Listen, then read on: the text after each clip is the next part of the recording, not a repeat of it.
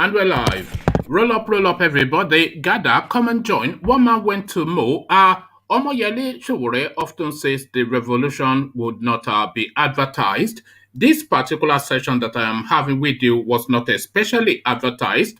So I'm not expecting too many people to come and join. But if you are available and you're here, then you might as well spend the time with me. I have had a full day and I did not really anticipate at all coming online today. But here I am, just a creature of habit. But how much of a creature of habit are you? We are used to interacting with this session every single day. So I have kept to my obligations. Where are you going to keep to yours? So gather, come and join your favorite or your laughing guy. One man went to Mo. The eagle has landed. Only water. Water, only water, where they see ma. Water,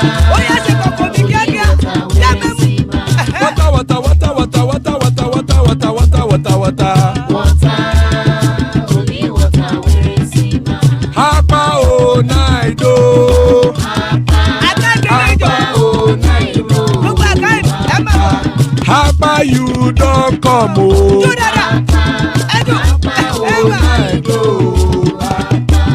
Hapa o naido.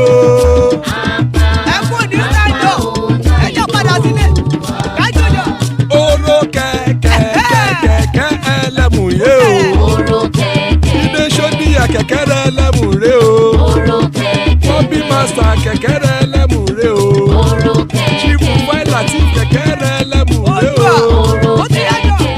Eruku lẹ̀lẹ̀ ẹlẹ́mù dé. Eruku lẹ̀lẹ̀ ẹgbẹ́ ẹlẹ́mù dòde ojàre o. Eruku lẹ̀lẹ̀ Ghana ti dé ẹgbẹ́ bọ́dì o. Ọmọ ẹlẹ́yẹ ẹ̀yẹ o ó dilé o. Odúyẹ̀lá ẹ̀yẹ o ó dilé o. Petrosoname ẹ̀yẹ o ó dilé o. Petrosodúnkẹ́ ẹ̀yẹ rẹ̀ ó dilé o. Ẹlẹ́kọ̀ ọ̀run mú ìní o.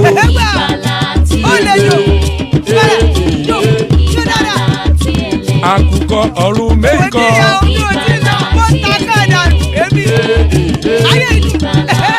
Ikú kò ní rí wà gbéṣe o.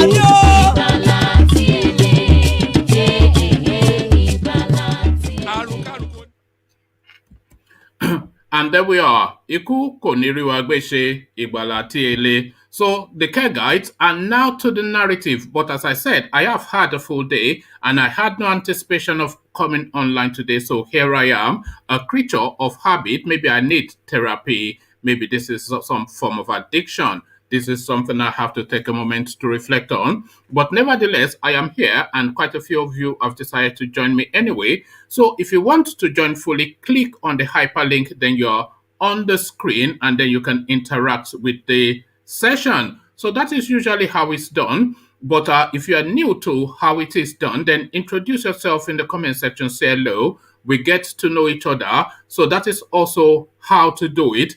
Click on the hyperlink to join online. Introduce yourself, but sit back, kick back first as I bring you the talking points. So to the talking points, Breaking Ngige speaks on Nnamdi Kanu's arrest, makes revelations. So Ngige, of course, Chris Ngige, a name that has been at the center of the goings on, the travails of Nnamdi Kanu since he was rendered to the Nigerian space. So now he now speaks both as a senior government functionary, an Igbo man, and as somebody who stands accused. So what he has to say, we will get to find out together.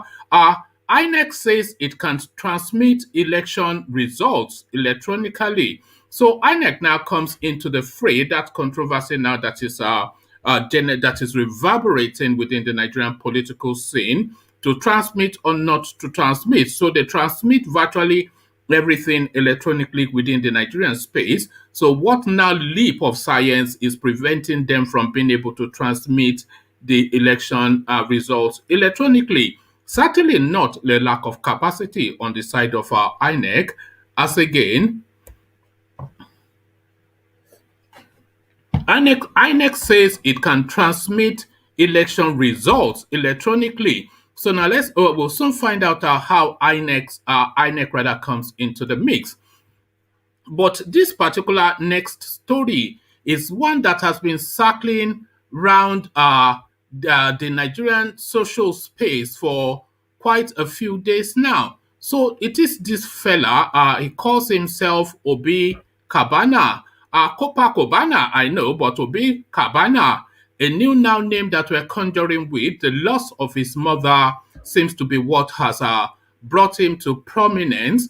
But then, of course, the stupendous display of wealth. But what is the foundation of this wealth? Voodoo money or not? So this is what we're going to explore now with this Copa Cubana guy, Obi Cabana. So to that Obi Cabana, voodoo money or not, as again, IPOB Igbos react as Abba Kyari seen at Obi Cabana's mother's burial. So a police officer, of course, called Abba Kyari, not the now late departed former chief of staff to Buhari.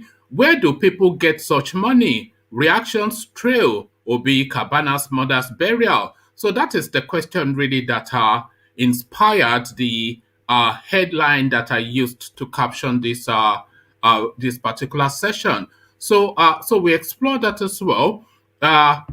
Let's have a look. So where do people get such money? Reactions trail Obi Kubana's mom's burial. So we explore that space. So Abba Kyari, the police officer, of course, attended, and that generated a lot of controversy within the Igbo space. So Abba Kyari now comes out to speak on why he attended. Abba Kyari, why I attended Obi Kubana's mother's burial. So to all of that, so all of that in play. So we come into the session then properly, of course, since the main thrust of this session is going to come from the eastern quarters. So let's enter the eastern quarters properly.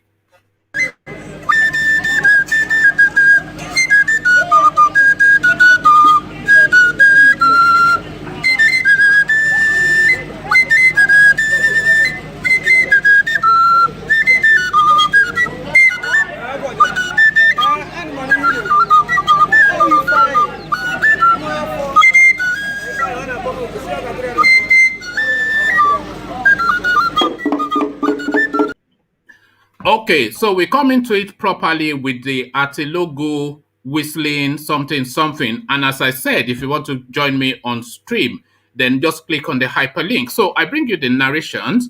Ngige speaks on Nnamdi Kanu's arrest, makes revelation. So what he has to say and what he has to reveal. Nigeria's Minister of Labour, Chris Ngige, has denied being involved in the arrest of Nnamdi Kanu, the leader of the indigenous people of Biafra, IPOB. In a statement issued on Saturday by his media office, Ngige described the secessionist group's attempt to link Ngige to the arrest as malicious, wicked, and callous. Ngige is occupied, involved, and engrossed with his duties as the Labour and Employment Minister, member of the Federal Cabinet Committee for Economic Recovery, a member of the Economic Sustainability Committee constituted by President Muhammadu Buhari, which is headed by the Vice President Jemi Osinbajo, with the mandate to tackle the challenges and fallouts of the C-19 pandemic and post-C-19 era. So he's written to his credentials to distance himself essentially from that situation, essentially, because this is what he's saying via his media office, that is preoccupied and engrossed with his duties as the labor guy, and is also sitting on some committees to do with economics headed by Yemi Osinbajo. So how that then prevents him from being culpable in the Nnamdi Kanu situation is something that has still not been brought to light, but it continues. So it continues and he continues. It is therefore unthinkable that somebody with gray matter in his brain, except he's hallucinating like the IPOB spokesman, could accuse a very busy minister like Senator Ngige of being part of a conspiracy for the arrest of Nnamdi Kanu, the statement said in part. So I'm not quite sure what revelation has been revealed here. Nothing new has come into the equation apart from the guy coming out to distance himself from the accusation. Recall that IPOB in a recent statement signed by its media chief Emma Powerful accused Ngige of being part of the plot to capture Kanu. So he speaks a lot without actually saying much. So he still stands accused as far as I can decipher, and more importantly, as far as the Eastern quarters would have it, because he has not said anything in that piece that adds anything to what is already on the ground. You are saying you are a minister. Well, we knew you were a minister before you stood accused. You are saying you're on several committees. Yes, we know that you are all on these AWOOF committees, but what has that got to do with the accusation that you facilitated the arrest of Nnamdi Kanu? So he remains accused, not by myself, because I find the totality of it a nonsense, but he has not said anything in that piece that counters the allegation or the accusation on the floor. Okay, so onwards we go. INEC says it can transmit election results electronically. So what is the force then if they can do it and people want them to do it? The Independent National Electoral Commission INEC has said it has the ability to transmit election results electronically from remote areas across Nigeria. Recall that the House of Representatives was thrown into confusion as members debated Section 52.2 of the Electoral Amendment Act bill, which deals with electronic transmission. The PDP representatives walked out of a session on Friday after Ahmed Wase, the presiding officer and deputy speaker, claimed that Section 552.2 had been carried. However, the executive commissioner of the Nigerian Communications Commission (NCC), Adeleke Adewolu, told lawmakers at the House of Representatives on Friday that only 50% of Nigeria has 3G coverage. Pardon me.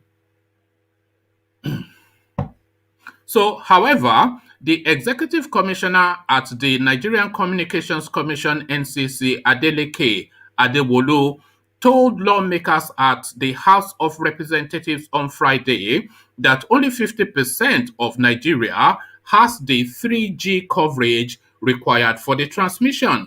INEC's national chairman and commissioner for information and voter education, Mr. Festus Okoye, who spoke on Channels Television Breakfast Show on Saturday, said said the commission's position was clear.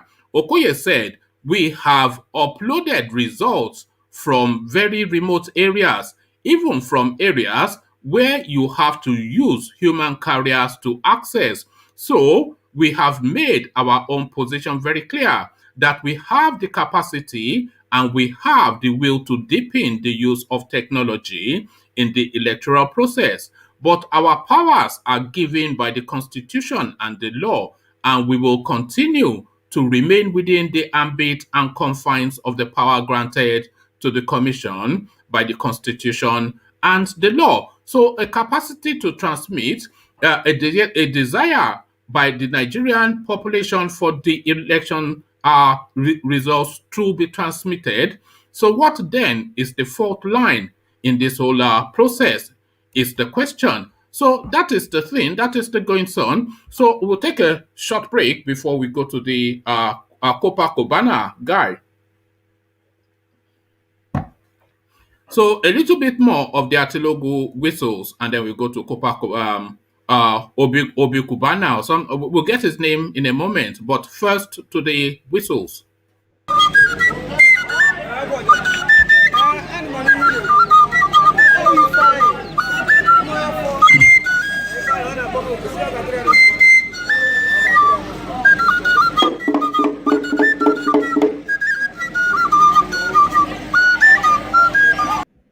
Okay, so a good way to usher in now this now next narrative.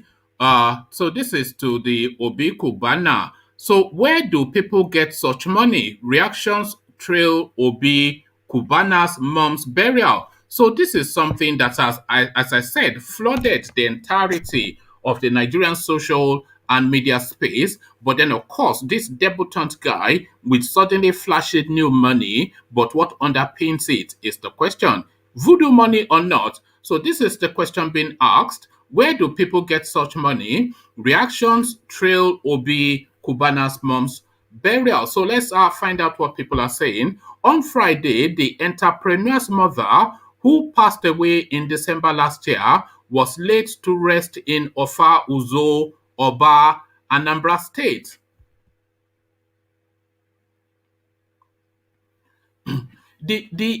Sorry, let's start that entirely all over again. Actually, on Friday, the entrepreneur's mother, who passed away in December last year, was laid to rest in Ofo, Uzo, Oba, Anambra State.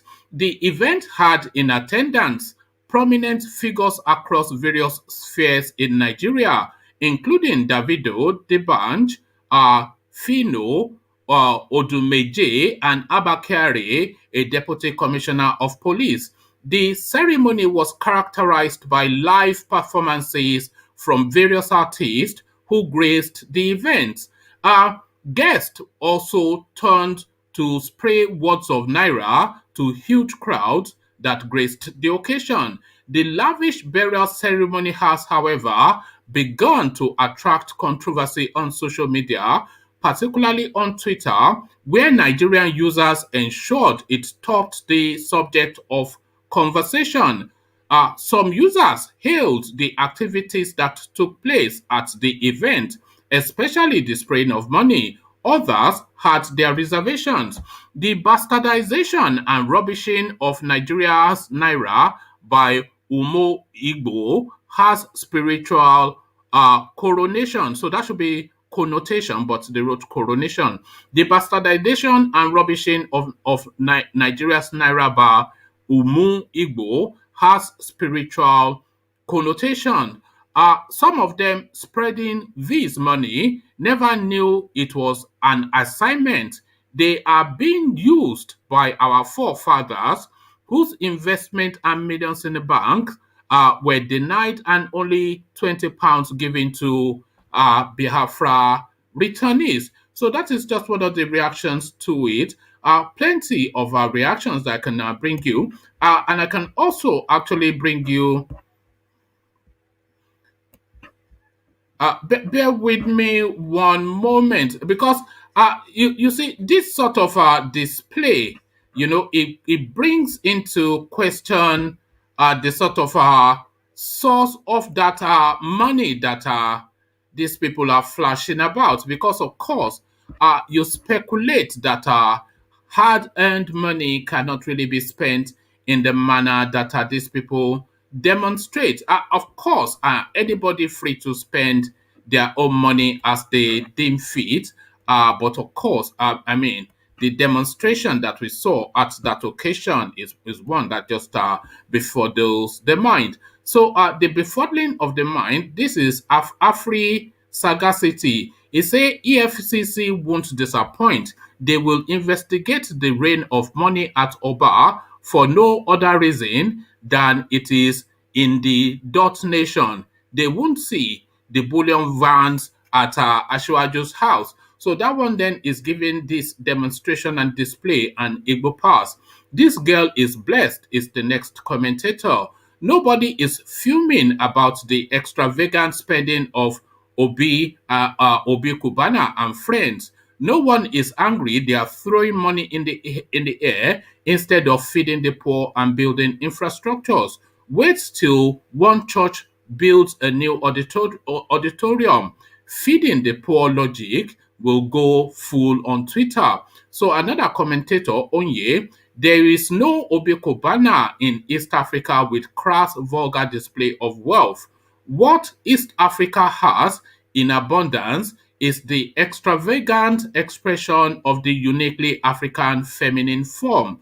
We must go there and leave Nigeria to wallow in its inauthentic, gaudy flamboyance. So that might well not be a Nigerian, although the name sounds Nigerian. So to all of that, let's just take a quick sounding from Vin Maxwell. So Vin, what are you making of all this? Yeah, my brother, one man. Good evening, and good evening to our, listeners and colleagues in the studio. I do not know if there is anyone around. No, it's just you and I didn't really advertise this, so people will probably come in the course of it. But to your thoughts first. I mean, what do you want to tackle first? This I see, Obi Kubana, do you know yeah. him? What is going on there? No, I read it on the social media. That was it yesterday and today, and the flurry of comments that I have witnessed in that issue. But come to think of it, one man, I think they call them dot in the circle. And how can a dot in the circle be so extravagant in a manner that even the whole world is shaken by the enormous spreading of I mean, wax. there is great wealth in Igbo land. That's beyond question. Only a fool. I mean, some of the wealthiest people, not even in Nigeria, but on the planet, You they see, are they are you from they are see, from you that see, space. what So one man I would like to just see. What I will tell you is that Igbos, most of you can see. I was brought up in that part of Nigeria. You can see a billionaire, and you see the man walking with slippers or palm sandals on the street. That is how they are, because what happened in the past taught them a great lesson. It in such a way that you bank your money in the bank, so much millions, and if something happens, they are always the target. Just imagine you fought a war in Nigeria, civil war for 3 years. All their resources and income that have been saved in the banks were seized, confiscated by Nigeria, and a 20 pounds was given to them to rehabilitate themselves. Even the 3 R's that was, agreed to, put them on the pedals of development were not, if it was just on paper, but it was not, implemented. But today, you see people from the same Senate that doesn't have people that doesn't have sympathy will vote Northern Development Commission, whereas the insurgency is ongoing in that country, in that part of the country. That is, it baffles me. It baffles me, my brother. But, See, but what I Vin, would like, what I would like. Hold on. Do you not find the demonstration of that sort of wealth questionable? No, yes, bro. You see, what I would like to say is this: whether voodoo money or legit money, I don't care, because the Bible taught me. I am a Christian, and I'm a devoted Christian. You see, what I believe that thou shalt not judge so that you will not be judged. It is only God that can judge anybody, whether you are doing legit business or bad business. So that is what I will even say about it. Because okay, I want you to watch this. Then you'll see why I am querying if it's voodoo money or legitimate money. Legitimate money, of course, you earn by some sort of effort, either some cranial functioning of the brain or some physical activity of your physicality. So, legitimate money or voodoo money. Look at this.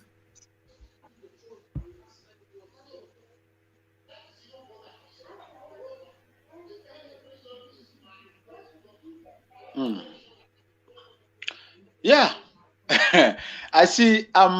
What I would like to say is this: Is that behavior? look, what Is, I would is like to that say, behavior? I'm coming. You see, Yeah. people, you see, I am not here to judge anybody, no matter what, because judgment is for God, not for me as a human being. You see, there are people that have spent their money in buying properties and jets, private jets worth millions, tens and tens of millions of dollars, some worth $60 million. I do not know whether these people spent up to $1 million or $2 million in that place. But people bought a jet of 60 something million dollars, Yes. even beating Ronaldo in Nigeria. People Yes. bought such. Yeah, okay. So I don't think that for this, if the man chooses to spread his wads of money to people, I don't care. Wherever It's he not gets his spreading. money. Is this behavior? I mean, you're a civilized man, Vin. Is this behavior what you're seeing on your screen? Yes, I don't think this. For me, I will not do such thing. But we everybody is you are made up of Is this legitimate? Is this legitimate money? I am not in the position to say that, my brother. No. Because Just on first impact, on first impression, is this legitimate money? I will not say what I don't. I speak on what I see or what In your I am aware of. estimation, in your estimation, would legitimate money be treated? I'm not even going to say be spent, because that's not spending money. That is actually treating money. Would legitimate money, in your estimation, a man that has been in service for what, a good 30 years at least, noble service, in your estimation, is legitimate money spent like that, by your own personal standards? For me, I earn my money, when I was working, serving in the army and all whatnot. And right now I am doing my own business. I cannot come out, to display this kind of, wealth, even if I have it more than Bill Gates. I wouldn't do that. But, Okay. you are different. I am different. Yeah, but it's voodoo that money, guy isn't is it? different. Let's not beat about the bush. It's voodoo money, isn't it? This can only be voodoo money. This is voodoo money. You see, I will not, the Bible said I should not speak on what I do not know. Because if an armed robber comes into my house and stole something from me, I don't need to accuse people. Because once I begin to accuse people, you might end up accusing an innocent person. In that case, you are committing a sin. This man is not an innocent man. This is voodoo money. Look, I'm coming. I am not saying that what he's doing is good. For me, I will not speak on this particular issue. Judgment is for God, not for me. All right. Okay, let's leave that one, because you don't want to be moved, and I'm not going to push you. But in Ngige, he comes now to address the accusation that has been leveled against him by Emma Powerful, that he was one of the funders of Nnamdi Kanu's rendition. But he is saying that the denial is not actually a denial, because he did not actually say anything that shows or proves that to the contrary. That is not to say that anybody is holding Emma Powerful's words as gospel, but he speaks to the space in Ngige without actually saying anything at all. Let me actually just bring you what he said again, just so we're clear what we're talking about. Yeah, I saw. I heard what he said. I listened to you. So I mean, he said a lot without actually saying a single thing. Look, you see, if a blind man tells you that I am going to stone you, it's either the blind man is holding the pebble in his hands, or the stone is under his feet. You understand? I do not know how the IPOB get their informations and how they do their intelligence, operation. And I give it to them, because there are so many things that have been exposed since the time I've been watching them. And you see those things coming out, playing out just like the way they have said it in the past. They have issued warnings to people, but people don't seem to take it, either because it's coming from them. But as they are talking about this issue, remember, Before IPOB was proscribed, it started from the governors. I hope you are aware of that. Yeah. They filed the first complaint. Good. Now, let me put it this way. All the elites, before the governors were able to do all these things they did, the political class, the elites that doesn't want them to at least put sansan, like say, don't allow him to pour sansan into our gario. Most of them were involved. They supported the proscription. If you don't do it, then our chances of getting the 2023 presidency slot will be, eluding us. So these were the most of the things. But for me, I will still tell you that I can speak on what I know about until they unleash those evidences that makes them to believe that these people, especially Gige. There are other people they mention about. They spoke of Emeka Offor. They spoke of Wike. They spoke of Obiano. In fact, when you look at the proscription of IPOB and Mazi Nnamdi Kanu as terrorist organization, it started from Obiano of Anambra State. So what you are saying essentially is that this Ngige's attempt at a denial is not actually a denial. Does it still stand accused? He is afraid. Look, with what is happening now, with the current situation of IPOB and the impact Biafra agitation and Oduduwa is making, most of them are on toes. They are all on toes because they do not know where to belong to as we speak. Based on what I am saying and based on the information that is coming from me, none of them, they are all jittery as we speak right now, because what they thought that the people they call miscreant, the people they call Facebook misguided elements. How can you Vin, how can you with any confidence say that they are jittery when the lead name for the Oduduwa Republic is on the run, hiding in the woods, Sunday Igboho, and the lead name for the Eastern Quarters is at DSS facility? So why would they be jittery when they have them both pinned down? You see, what I would like to tell you is that I was a conventional officer. There is no conventional army that fights an unjust war and win it. That's what I will tell you about it. Okay. I can't lock that place.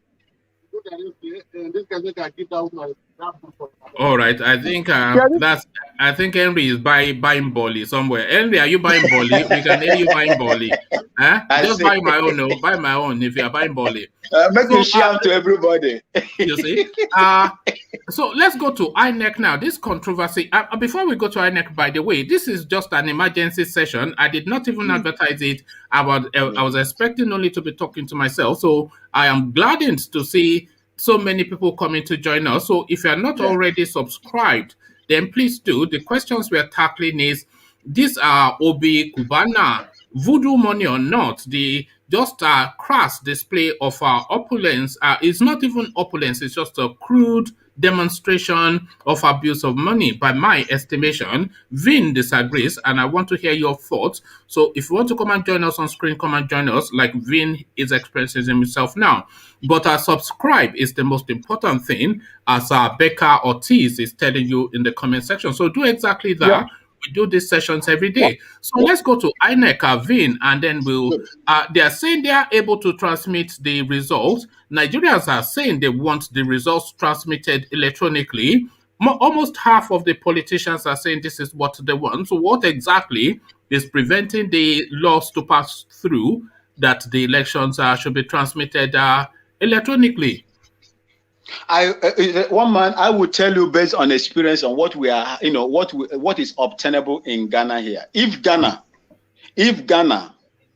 that is less than 40 million people will conduct election, very peaceful election, it's hardly to see one person, being shot. I think the past election that we had, that we encountered some, fatalities.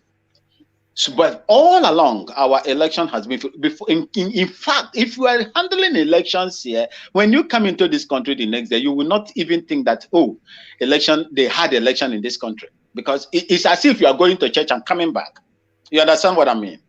Now, we transfer on 2012 election tribunal held in Ghana here. The judges could have annulled the election, but morality, speaks, for them, and they said we cannot annul or cancel the election where so much money has been voted.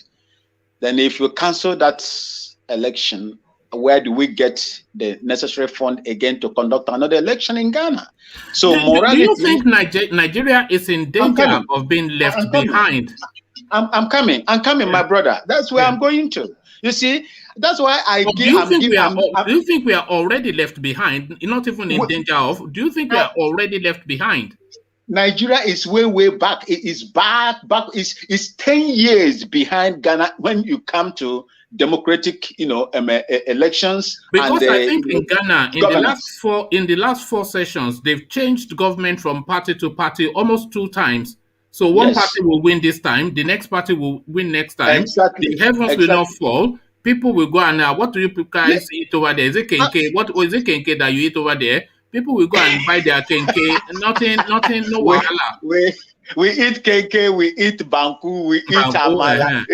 So we eat fufu and all that. No, don't eat amala in Ghana. That's a sacrilege. Don't eat amala in Ghana. Nobody must eat amala outside of Oyo. What is the meaning of that? Let me tell you. I want to tell you. Look, I want to tell you. I want to tell you something. Do you know? One man, you don't tire. Please allow him to eat amala anyway. Okay, yes, now to remember home. So if you are in Ghana, you can eat amala. Igor said, so that you can remember home. One man. Let me tell you. We have Gary here. We have Tuozafi. There are part of Ghana too that speaks eat northern food too. No, they are Hausa now. They have an Hausa population, don't they? Yes. We have 5th generation of the Hausa, in the these nationalities in Ghana here, and they were the ones that the British brought during the fight against the Ashanti Kingdom, about the 7,000 golden forces. They brought them from Sokoto, Kanu to fight the Ashanti Kingdom here. Now, see if you look at why I tell you that there is a tribe that owns Accra, that is the city. They call them the Ga Adangwes. If you look at their history, they migrated from Benin and the Ogun State. So whatever you do over there, the name you answer and what they answer here, your tradition and everything, just to digress a little bit, I have never been to Ghana, but how are we treated there? Because all we ever hear are Nigerians being attacked, but you are on the floor. What is just the day-to-day experience of a Nigerian living in Ghana? It is the same political issue. Here, the only problem we have here is what they call the GUTA, the Ghana Union Trade Association. You see, there is a law, there is a domestic law here that they passed that a foreigner cannot engage in retail trading, but retail trading is exclusively for the Ghanaian people. But in the ECOWAS treaty that was signed, is it 1970 something, domesticated 1978 or so, or thereabout, gave free access, to people. And I think it has been also brought into force 1990 something. But my problem they have conflicting laws. Yeah, they have conflict. Yeah, that's why I'm going to. They have conflicting. You have such. Are they targeting Nigeria though exclusively? Because that is the impression we are getting, that Nigerians have been targeted. Listen, it is yes. I would tell you yes and no. There is Nigerian traders like competition. They love competition, and here in Ghana we don't like competition. A Nigerian man will address you as a king when you enter his or her shop. they will make sure they treat you in such a way that no other person, you will not even like to go to another place. And their target is just for you to buy their goods and they get the money from you. But here in Ghana, that courtesy, that business courtesy, we don't have it in Ghana. And Nigeria would display it and take your customers from you, and the envy starts from there. So that is anywhere you go, you see the Ghanaian man will say, oh, go to that Alata man, go to the Nigerian man's shop, go to the Alata man's shop, go to the Alata man's shop. Then that thing begins to trigger some kind of hatred and envy among the populace. So, but it's not just that there is just a section of the people that doesn't want them to. Apart from that, there is nothing broadly, do you feel safe there? Broadly. I am partly Ghanaian and partly, southern look part at of that. Nigeria. Look at you typical, you full-blooded. So, partly what? You full-blood, full-blood. Are you even allowed to say? They can revoke you. They can banish you from the East for what you just said. You said, full-blooded woman, say you are part of Ghana. My mother comes from southeast of Nigeria, and my dad comes from Ghana, Upper East region. Oh, all right, okay. They call Binaba village. Yes, Binaba village. So I grew up in Nigeria under the watchful eyes of my mom. So that is why I speak both Igbo and Hausa. Having the opportunity to join the army too. So that is how I am. All right, stay with us, Vin, because we always enjoy your company, at least for as long as you're able to spare us the time. Let me just sound other voices so that everybody's in the conversation. Henry, I would like to speak on that the INEC issue. Yes. I have not touched that. You see, what is happening in Nigeria is that when a man that cuts people's head, a man that cuts people's head, whenever he sees another man coming to his neck with a razor blade, he will be jittery and angry. He will be asking you, why are you coming onto my neck with a razor blade? That is what is happening with the legislators that you have in Nigeria. The problem you have in Nigeria are your legislators. Look at the voting pattern. When Abaribe demanded that those people that voted should be made known so that they will know. There were 52, is it 56 or so? No, 52 that voted against. 28 were, voted, I think, 28 against, and absent. Is it absent or whatever? People that did not vote, but they were there. Abstained. Was 28 abstain, and the 0 absent. Take for instance, according to what I heard, 3 senators from Anambra did not even vote at all. Ojus Okalu did not vote at all. Why didn't they vote? Because their shortcut to winning election through fraudulent means is going to be, what do you think this electronic transmission means? What does it mean? It is going to eliminate the human factor in it. Look, let me tell you, judging from Ghana election, the judges told all the people that election is won at the polling station. If you cannot win, you are polling. If you sleep and allow your opponents to deceive you on that polling booth, don't come to my court to tell me to judge over it, because the constitution warrants you to post you are, what they call party agents. It's warrant. It's guarantees in the constitution. Because it is between that moment that they count the election and the time that they take it to the. That is where the rigging takes place in Nigeria. The problem in Nigeria is from polling. The problem happens. The falsification and changing of result happens from polling station to the collation center. That is where the problem that is going to be eliminated by this transmission. Once all the party representatives are there, an election is counted there. It will be transmitted. What is counted on the polling booth will be transmitted immediately to the what do people call it, to the server. Yeah, but the last time they told us they don't have a server, but hopefully this time they do. But they did it in Edo. Is it in Edo election? They use the Obaseki electronic. election. So why can't they replicate the same thing? There is something fishy in this thing that they want to do. Because in as much, why can't they replicate it? Because Nigeria, we don't need to be talking of analog this time. Using manual, counting this and using manual human. It's a no to me, my brother. It's a no to me. Nigeria has grown so big to even lead in terms of all these things. Whether you got your democracy in 1999 or not. A lot of things are hinging on this 2023 election.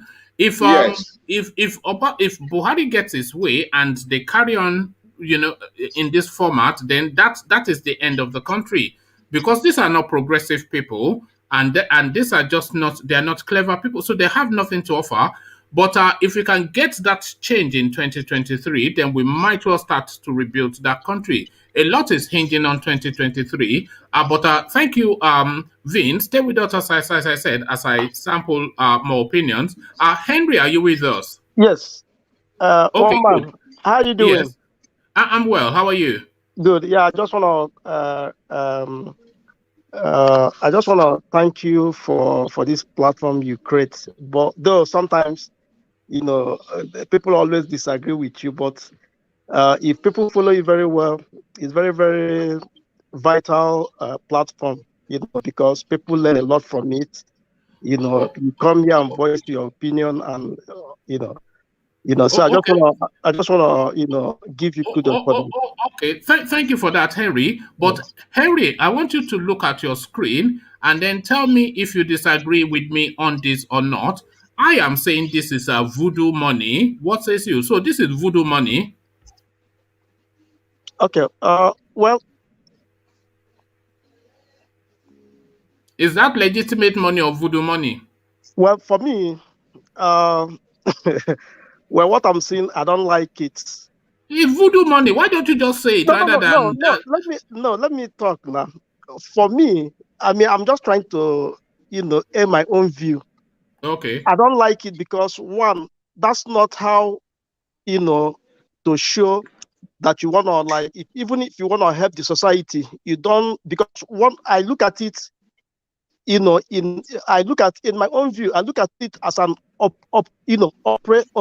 oppression, because you are oppressing because the way our politicians do, that's how the normal Nigerians do behave too.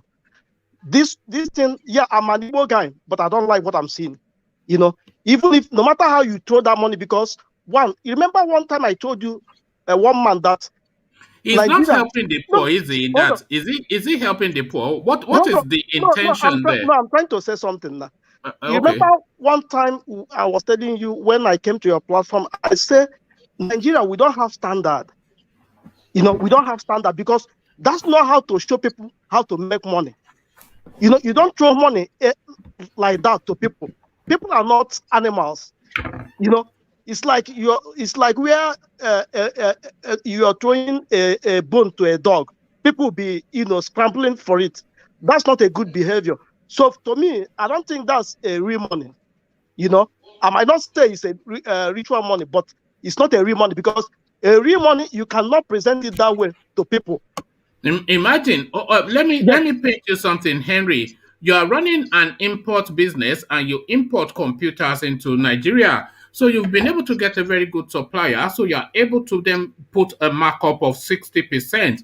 And you're importing in volume and making 60%. You go to the airport, to the seaport, you clear your computer, and then you sell it, and then you make your profit. So that is money. Or you're a lawyer, you get this brief, and then you read and sweat the case for 6-8 months, and then you win that case or not, but then you get your fees. An accountant, the same thing, an engineer, the same thing.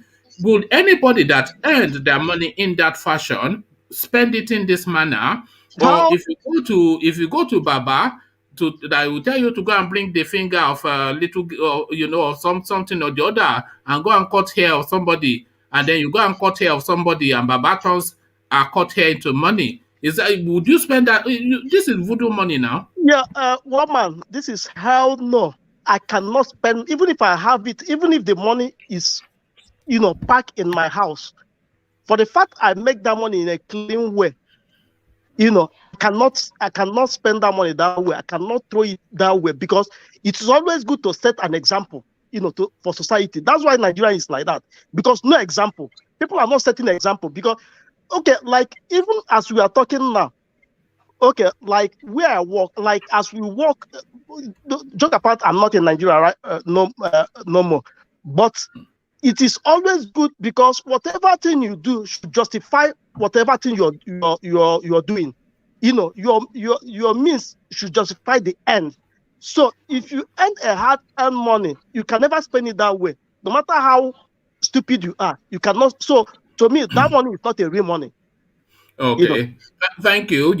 Okay? I'm not going to push you too much on that, because I think you've gone as far as you are willing to go. But I will push you though on Ngige, who comes. He stands accused. So we are in the realms of fantasy now, because it's difficult to believe narratives, but that is where we are, almost in fantasy land. So they've come out to say that Ngige, etc., are responsible for the capture and renditioning of Nnamdi Kanu. So Ngige now comes out with a denial, which I read out, but it wasn't actually anything. Did you hear me read it out, or do you want me to give it to you quickly again? Well, I just have one answer to that. Yeah. Because I just want to make it briefly so that other people can have chance to say something. You know, for Ngige, well, for me, I believe in Biafra. So for them, they think they can win. What, you know, 2 or 3 people cannot win the masses. And when masses cook for you, you cannot finish that food. Exactly. You know? So we are waiting for them. We are looking. Tomorrow is pregnant. That's all I will say in this platform. Tomorrow is pregnant. Let's just leave it that way. Is that the warning that was issued to Joe Igbokwe, that he is now not allowed to come to the Southeast anymore? This is what they said to him yesterday, that is forever banished from the Southeast, and he will spend the rest of his life being the sanitation inspector, the latrine. They called it a latrine inspector. His job is, but of course, a commissioner. But you know, is this what they are speaking to? That these people are banished now from the East? Well, let me just put it that I already said it. Tomorrow is pregnant, so let's just leave it that way. So let's skip on that. Okay. One might remember it wasn't the IPOB group that banished him. It was his kinsmen. It wasn't the IPOB, but it was his kinsmen. The Biafra National something. Yes, so that they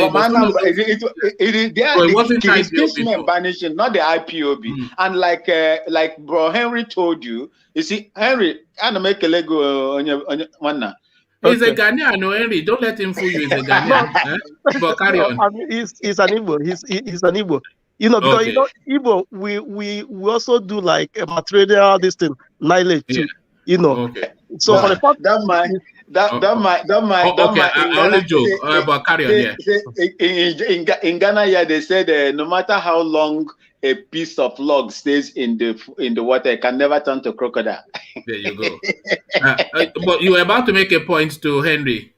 Yeah, what I would like to say is that, just like Henry was saying, you see, tomorrow is pregnant. Nobody knows what it is going to deliver. But I will assure you that in Biafra, you know, some of them guilty conscience for themselves. Those people that are sabotaging the coming or the agitation will have themselves to blame. You know what my worry is? The country is falling apart. If you read the Chinua Achebe's Things Fall Apart, things has fallen apart, and the center can no longer cannot hold. Sure. What my concern is, Vin, is that all these allegations that have just been sprayed all over the place, one day one of those allegations will hit somebody in a manner that person would not be able to recover from. Let me tell you one thing. When Mazen Nnamdi Kanu was shouting and telling them that the Fulanis are coming, they are coming to take over your land.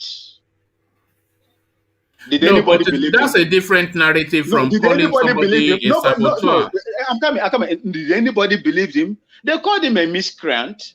And today they are in the forest in this old southern part of Nigeria, claiming ownership of those forests. Okay. And now look at what happened at Egangang. Look at what happened at Egangang. Who knows the people that wore those uniforms to go and murder those people, 4 people at Egangang? Okay. Let's take. No, we'll still come back, but let's take Henry's soundings on INEC. So, Henry, I'm presuming you are following the INEC narrative. To transmit or not to transmit, that is the question. The Nigerian masses, the Nigerian nation, the Nigerian population, they want a seamless and a civilized and a transparent way of electioneering. And to that area, they are requesting that election results be transmitted electronically from the polling units, from the polling booth, straight to a central server. So this is what the Nigerian population are requesting. The technology is there. It's not far-fetched. It's not new science. It's not anything. Vin just told us now that they've been doing it in Ghana for decades. So the technology is there. They are asking that they put this in law. There's resistance in the chambers, but INEC has now come out to say that they have more than sufficient capacity to facilitate for that. So what do you think the sticking point is with this transmit or not to transmit? Well, yeah, the transmission, I support in the transmission of that because I remember before I left Nigeria, I remember there's an election they have during that time, during that Ojozo time. Do you know what Ojozo did? After the election in my own local government, they went and print a double one. So the original one they're supposed to deliver at Umuahia, as they come, do you know that they use Mopo to drive those people away? Then Ojozo, they already printed their own. That's the one they used to judge. So I believe in that transmission. As soon as that thing finishes, they should just send it directly to them, you know. Because as Vin was saying, it is between that polling unit and the collation center that elections are won and lost. Yes. In Nigeria. So you win at the polling unit where the vote is cast, but by the time you get to the collation center, you've lost the election, and somebody that was even nowhere in the election is declared the winner. So this is to all of that, they want to transmit it directly from that polling, because you count it in front of everybody at the polling unit, don't you? And then you declare it, and then you send it in front of them electronically as people witness you do that. Yes. I support that because of that because of what happened during that Ojozo time, we lost one of our influential man who used all his resources to make sure that the qualified candidate succeed, but also they just destroyed everything. So for me, I support in doing it instantly. As soon as they finish the counting, they should just send it electronically. So that there's absolutely no reason why they should not, because in fact, it's not even sending any signal. The software is already embedded in their pad. So you just key in the result and it's reflecting immediately in the central database. And you check. There's no magic to. What is the magic that? They know what they are doing. They know what they are doing. They all know what they are doing. I support in the transmission, because at least to avoid all these mago, wayo, making things tough for people, going here cuts back and forth and all those things. So that one, I mean, I support in that transmission. And again, Brother Henry, let me take 1 minute out of your time. You see, let me tell you, the Nigerian politicians have succeeded in destroying the democracy in Nigeria and all electioneering processes in Nigeria. They have altered. They have demonically altered the system of politicking in Nigeria. Look, in Ghana, once the elections are announced, counted at the polling booths, there, all the party agents will endorse the result sheets. And there it will be transmitted straight to where it's supposed to be. And once it gets there, all the media houses, the television houses, everywhere is tabulating everything that is sent from the polling booths. But in Nigeria, it is not so. They would not. The elections are lost from polling stations and the coalition said that is where they do their magu-magu in Nigeria. And that is why these legislators could not allow it to go through. In a case where, in a situation where the INEC is telling them they have the capacity and the technical know-how to do it, they did it in Edo State. Why can't they do it in the national election, where all these things will be corrected to avoid all this human influence on the Nigerian election? It is appalling. It is a disgrace. Nigeria is a disgrace to the entire world that over 200 million people cannot do a credible election. Vin, you know what you are saying now. Everybody, you see this speech that you're about to make. Everybody always lands at that point on this platform. You are talking and you're talking, and the frustration gets to you so much, and you say this country is just. I'm bitter. Let's just burn it down and just forget it. But thank you. Just a couple more words from you, Henry, and then I'll go to Eagle. One man. I mean, it's always good. It's always good to do things in a right way and at the right time. So. This politician, they already, as they are printing the national one, they are printing their own. So as soon as that one comes, then they will just use their own to exchange. Then they will even use the military people to snatch the ballots, or they send people to snatch the ballots. So it is always good to do things in the right way at the right time, so that the country can progress. I mean, that's all I would say. All right, thank you. So to you, Igor, the talking point, this electronic transmission of results is something now that it continues to befuddle the mind. Nigerians are asking for it. INEC are saying they can facilitate for it, but then it continues to be a controversial subject in the chambers. So what is the controversy there? Good to see you, Igor. Igor? Oh, Ego. Oh, okay, we don't appear to have Ego for the moment. So let's go to Ajanle Koko then, whilst we're waiting for Ego. So Ajanle Koko, good to see you. You know what the talking points are? Actually, let me shuffle Ego to bring in a new voice. Ajanle Koko, good to see you. You know what the talking points are? Actually, let me start you from a different talk. Ajanle Koko, are you there though? Let me see if you are there first. Yeah, I'm here. How are you? Okay. Well, I'm well. Good to hear from you. But let me start you on this talk, and I don't want you to be your usual middle of the road politician on this one. Just speak to it as you see it. Watch this now. You know the question. So this is the evidence, and what is your verdict? Voodoo money. Ajale Koko, is this legitimate money that you're seeing being bastardized in this manner, or is this voodoo money? Is this the hair of somebody that has been scraped and taken to some baba? Is this somebody that has? Who are those? Who are those security? Are they Nigerian security officers? Oh no, it's just voodoo everything, isn't it? This is voodoo money, though, is it not? Hey, this cannot be anything other than voodoo money. Where did that happen? In Igbo land or no? There's a chap. I don't know if you've been following the trends, but there's a chap that suddenly just happened on the scene. Kopa Kobana or something like that. He calls himself Kopa Kobana. So his mother died. This Kopa Kobana fella, and then he called this funeral for his mother, and they were bringing cows. You know, some person bought him 46 cows because this guy is 46 years old. So one cow for every year of his life. The totality of the cows that were presented to him for that funeral was well in excess of 300. Bales and bales and bales of money just being pumped in.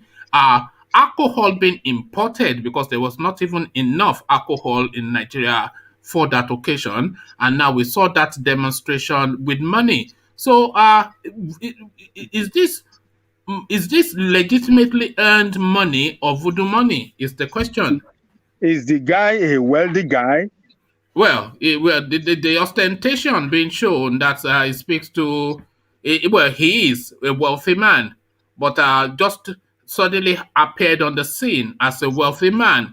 And this is the demonstration of that wealth. This is what they're doing with money. which they are claiming that they legitimately earned. Is this legitimately earned money? You are seeing your screen. Is that legitimately earned money? To me, I don't think that somebody that really work hard for his money can be throwing money on the air like that, giving people free money like that. Because when you work hard for your money, you will really have plan on how you want to spend money. And be disciplined too. Yeah, you will. If you want to really help people, there's a way you can help people. By giving scholarship or by helping people that are unhealthy. That's not even helping people, is it? Henry was just saying that was tantamount to give the dog a bone. It's like throwing bones to dogs. What he's doing there. Is this not throwing bones to dogs?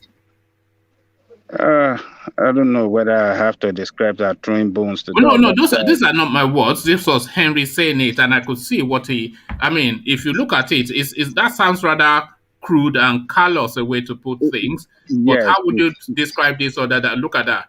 Is that not the right analogy? Is this legit? This is voodoo money? Voodoo money? It might be, because if somebody really work hard for his money. We're losing you a little bit, Ajale Coco. But are you there? Oh, we've almost lost you completely, and I wanted to hear from you regarding this. His network is bad. Are you there, Ajale Coco? Can you hear me now? Just in a distance. Just in a distance, you sound so far away. Can you hear me now? That's a lot better. So, leaving the voodoo money of this Kobana guy, I wanted to hear especially from you. INEC are saying that they have the capacity to transmit election results electronically. So, what is the sticking point exactly? Because this is something that we went into heavily yesterday, and we did not really evolve anything from that narrative. But INEC are saying they have the capacity.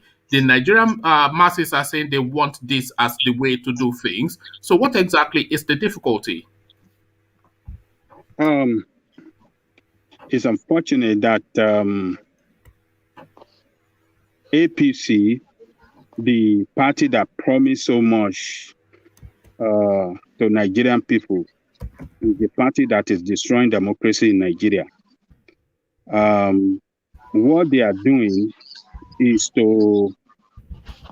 in preparation for them to rig 2023 election. INEC has practicalized the electronic transmission of results in the last two governorship elections. Where is the noise coming from? I don't know. Who's that? Is that you? Let me just see. Can everybody? Maybe that must be from Vin. Okay, yeah. Sorry, everybody's mute now. So carry on. Okay, so INEC have demonstrated in recent time the electronic transmission of election results, which were very successful in both Ondo State governorship election and Edo State governorship election. So the constitutional responsibility of INEC is to organize election in any manner that is deemed fit for them to for it to be free and fair and credible. That is the constitutional responsibility of INEC. And but for our Senate to now give a clause that they have to take permission from NCC, Nigerian Communication Commission, and the National Assembly before they can transmit election results is It's almost unheard of even. Why would the NCC have oversight over election? That power is beyond their remit, surely. That's above their pay grade, is it not? I mean, what National Assembly have done is illegal, because if they want to change the constitutional right of INEC, they have to change the constitution first. They did not change the constitution, but they want to change the right of INEC in the constitution. So they have violated the constitutional right of INEC right there. So is what the development is very, very bad for democracy. It means that INEC is no more independent. They are under the National Assembly, and they can be controlled by National Assembly to their own advantage. Particularly, any party in government can maneuver INEC to their own advantage against the opposition party. So what they are done now is to put certain things in place so that APC can successfully rig the election in 2023. So PDP have a responsibility to challenge that.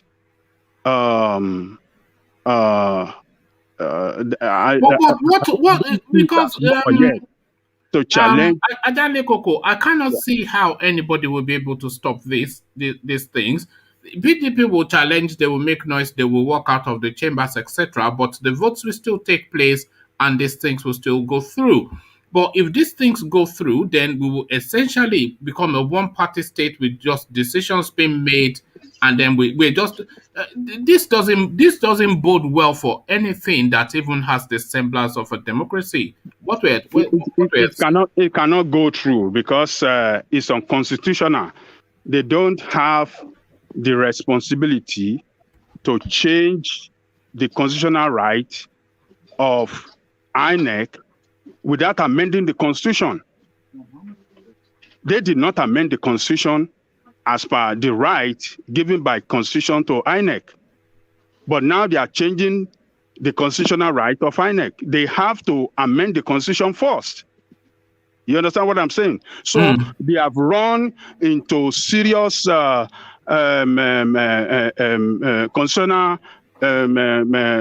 contradiction right there, and there's no way that they can. Okay, so how will the Constitution be upheld? You are saying the Constitution has been flouted. So how will the Constitution be upheld? Who will uphold the Constitution in Nigeria?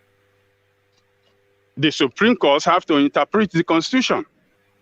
So the opposition party, the PDP. So Tanko Mohammed. Huh? Tanko Mohammed. Oh, well, let us get there first. Then but do you see what I'm saying, though? Do you see what I'm saying? Yeah, I understand what you're saying, but I still want to believe to some extent that judiciary will like to be independent and, do their job right. Because okay. That's constitutional. You can hold that belief. We are hoping against realism because, of course, you are probably the cleverest. You are probably the smartest person on this platform, and you're the most savvy. So you know what is going on. They remove Walter Onnoghen to put Tanko Mohammed there. Is that to uphold the Constitution when they removed? We're a sitting duck, is what I'm saying to you, and you know it. that is the only option we have left. Let us see how we can let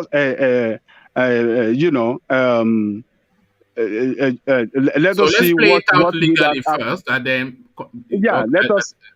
let us see what will come out of it. Let us go to the court first and see how court is going to interpret it. But it is evidently clear that National Assembly have flouted the constitution. And has this thing actually been passed now? Is it still being debated? Has it been passed in the form that works against the people? Because I've not been 100% on it today. I've had events to attend to. So has it been passed? I think they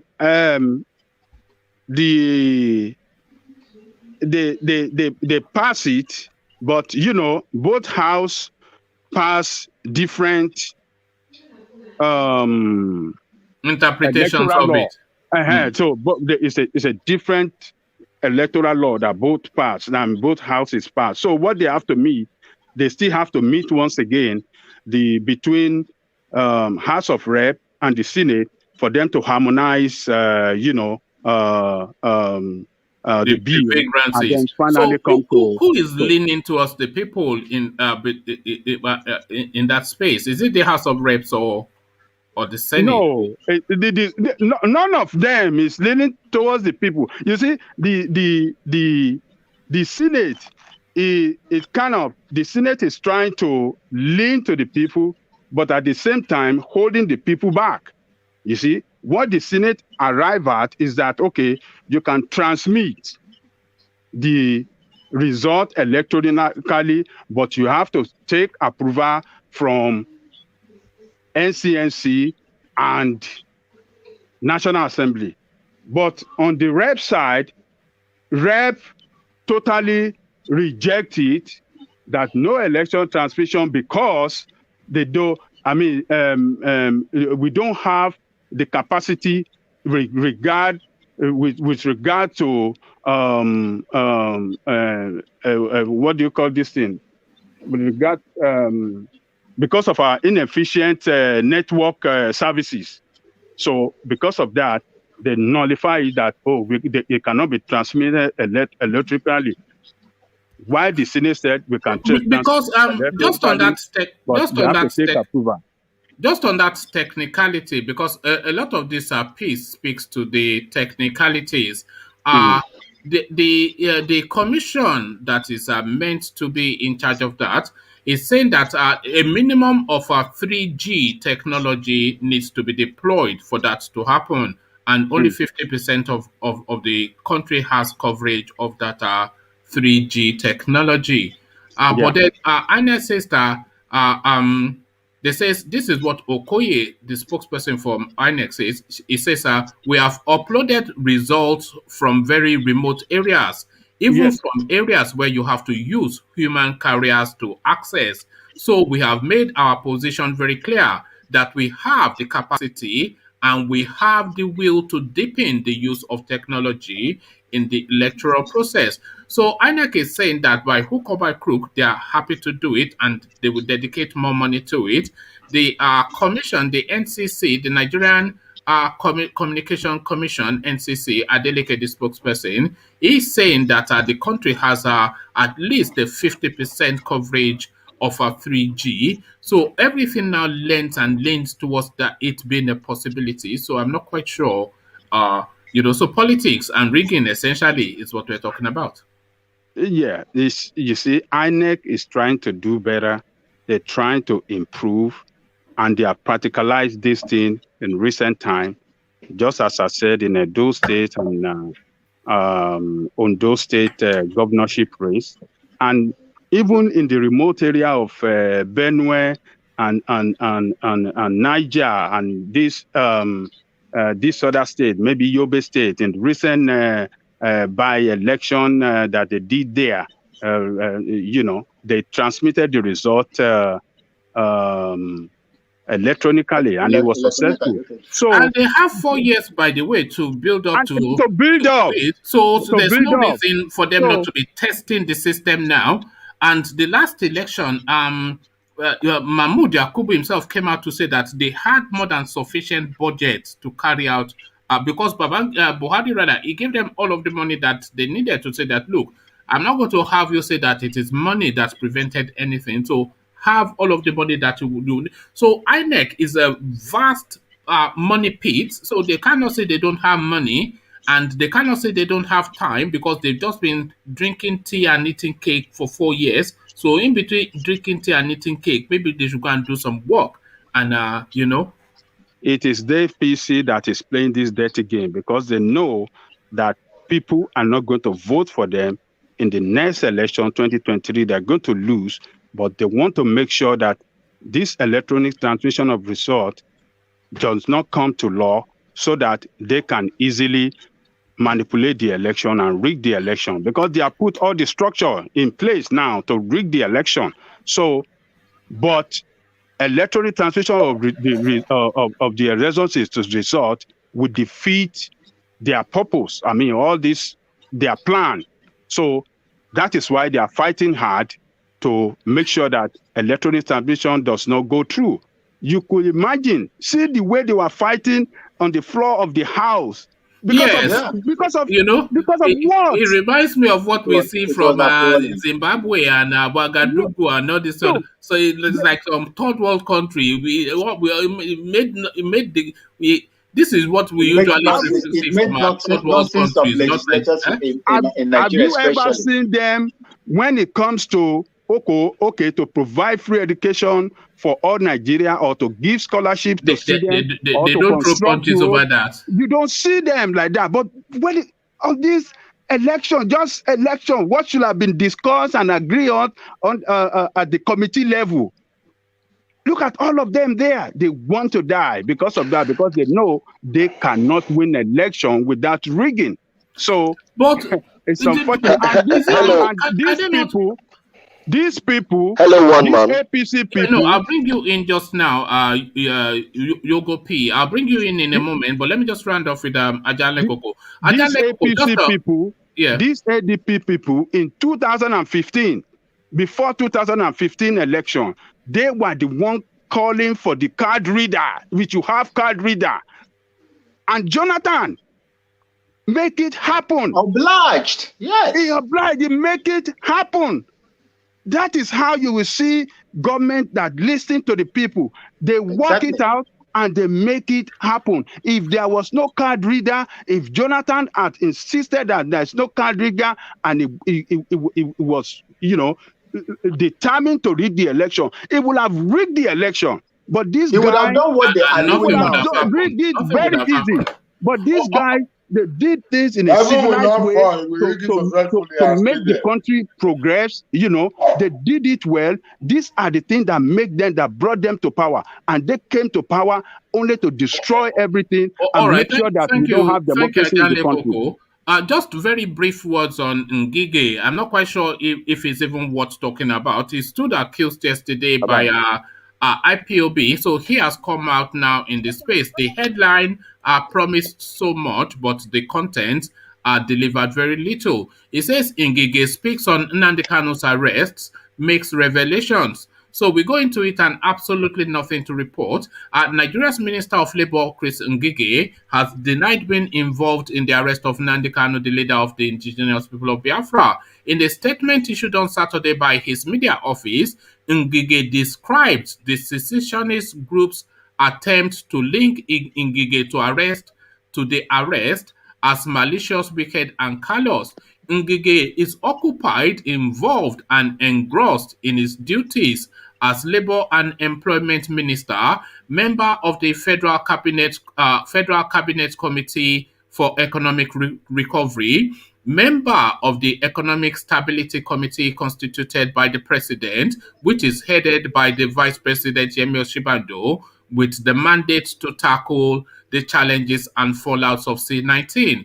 It is therefore unthinkable that somebody with grey matter in his head, except if he's hallucinating like the IPOB spokesman, could accuse a very busy minister like Senator Ngige of being part of a conspiracy for Nnamdi Kanu's arrest. So that is the revelation and the report that he's saying. He's saying that he's a busy man and an important man, and that is his answer to that. So I'm not quite sure if that answers anything, or even you. Just a brief comment on that, and then I'll just I want to take this new voice, Yogi P, who is also keen to speak. But do you want to comment on that just a little bit, Ajale Koko? Hey, Ngige has done the right thing to debunk that accusation. Every person that have been accused of being behind the kidnapping and rendition of this guy need to come out and tell their people that they are not involved, because silence means acceptance in law. So Ngige is a smart man to have came out and said, I'm not involved. I think he's a politician and he understood the people right. Know that, okay, on the ground in Igbo land, the IPOB, they are popular among the people. And if he want to, he need to let the people know that, oh, it is not true. I'm not involved. This is what I'm busy with. Look at the job I'm doing. I don't even have time for that. So, and some people, what he said now will resonate with some people. Some people will believe him. But okay. On my own ground, I don't believe what those IPOB guys No, are it's saying. a nonsense. I think but it's just a propaganda. Yeah. They just want to tear some politician into pieces and then, set the people on the ground against them. So that is what, because they play that propaganda, even when Kanu was there. You see, Ajale He's the Koko, commander of propaganda. So I don't hate him, and I don't hate the cause that he's pursuing, but, too much propaganda sometimes is not good. Ajale Koko, you see, what I usually do is I just go with the headlines when I'm putting together the talking points, just so that when I'm reading it, it's fresh to me, and then we can react to it together. So when I saw that Ngige speaks on Nnamdi Kanu's arrest, makes revelation, so I thought, of course, this was going to be a big talking point, but then, of course, when we went to it, just a bit of a nonsense. But thank you, Ajale Koko. Stay with us for as long as you can. Let's go to this chap, Yogo P. You tell me how you want that pronounced, Yogo. So unmute yourself, Yogo. Are you there? I'm here. Thank you. Okay, thank you. So before you come in, I want you to watch and address this. So voodoo money or legitimate money, this is this guy called Kopa Kobana in the East, who is burying his mother. So this is Kopa Kobana in the East, buried his mother, and this is philanthropy. Or what is going on here? Is this legitimately earned money or voodoo money? So to that, and then to the talking points. Voodoo money by Kopa Kobana. Yeah, I would agree because, but even more worrying is I don't think it's even civilized for any individual. It's not even legal, the CBN. Yeah, you can't. Whether you stole the money or you got the money through diabolical means to be throwing money like that. It's so uncivilized, and I just. Yeah, I mean, I don't know who this Kopa Kobana guy is. I'm not sure how you know him is pronounced, but he's just emerged from nowhere over the last couple of days, and it's just everywhere on social media the stories about the guy. We don't really know who he is. I mean, we don't know his background. We know who Dangote is. We know how he made his money. We know Alakija. We know how she made her money. Yeah, we know $10. We know how they made their money. We know Korocha. We know how he made his money. Yeah. Or some guy would just turn up, throwing money on the street, saying it's Kopa Kobana. Exactly, emerges from somewhere, and he has all these wealthy friends who are buying cows for him. I don't understand, to be honest. Well, I'm new to the story, and I'm sure as I continue to find out about the guy, I'll probably want to retract myself. But just on first impact, that didn't strike me as anybody. That didn't strike me as the result of hard labor. But let's take that space and to more important matters. The electoral bill that is that they are passing through or not passing through. Lots of controversy for something that should just be a simple legislative process. Yagapu. How do you pronounce that? Yogopu, Yagapu, how do you want it? Yogo, but you can just call me Yogo for short. Yogo. You can just call me Yogo. Okay, Yogo. So yeah, your comment, Yogo.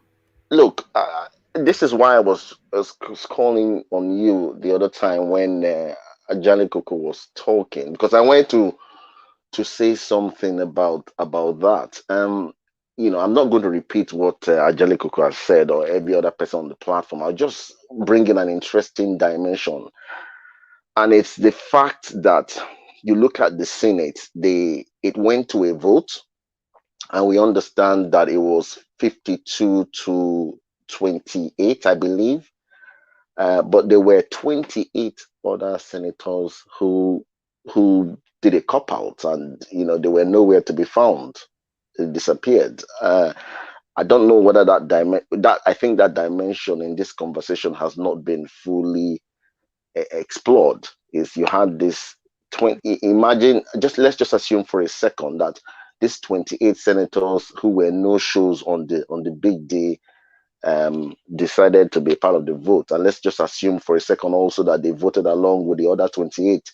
You can see that would have been 56 to 52, and probably that would have been that it'd been a victory for the people, and the bill would have probably passed. But they did the no show.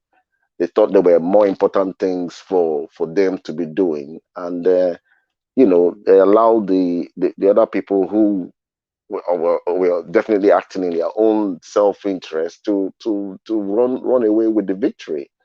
Then you come to the House of Rep, and I think this is a really very interesting one. I've been reflecting on it because I follow the proceedings closely. Maybe somebody can probably explain to me why Femi Gbajamia. Gbajamila. Yeah, Gbaja. Somebody just explained to me why Gbaja refuses to share the occasion. I mean, what was that really all about? He claimed in the broadcast I watched that he was trying to be neutral. I don't understand that. It's gesture politics, isn't it? It's politics. Gesture politics. It's showman politics, yeah.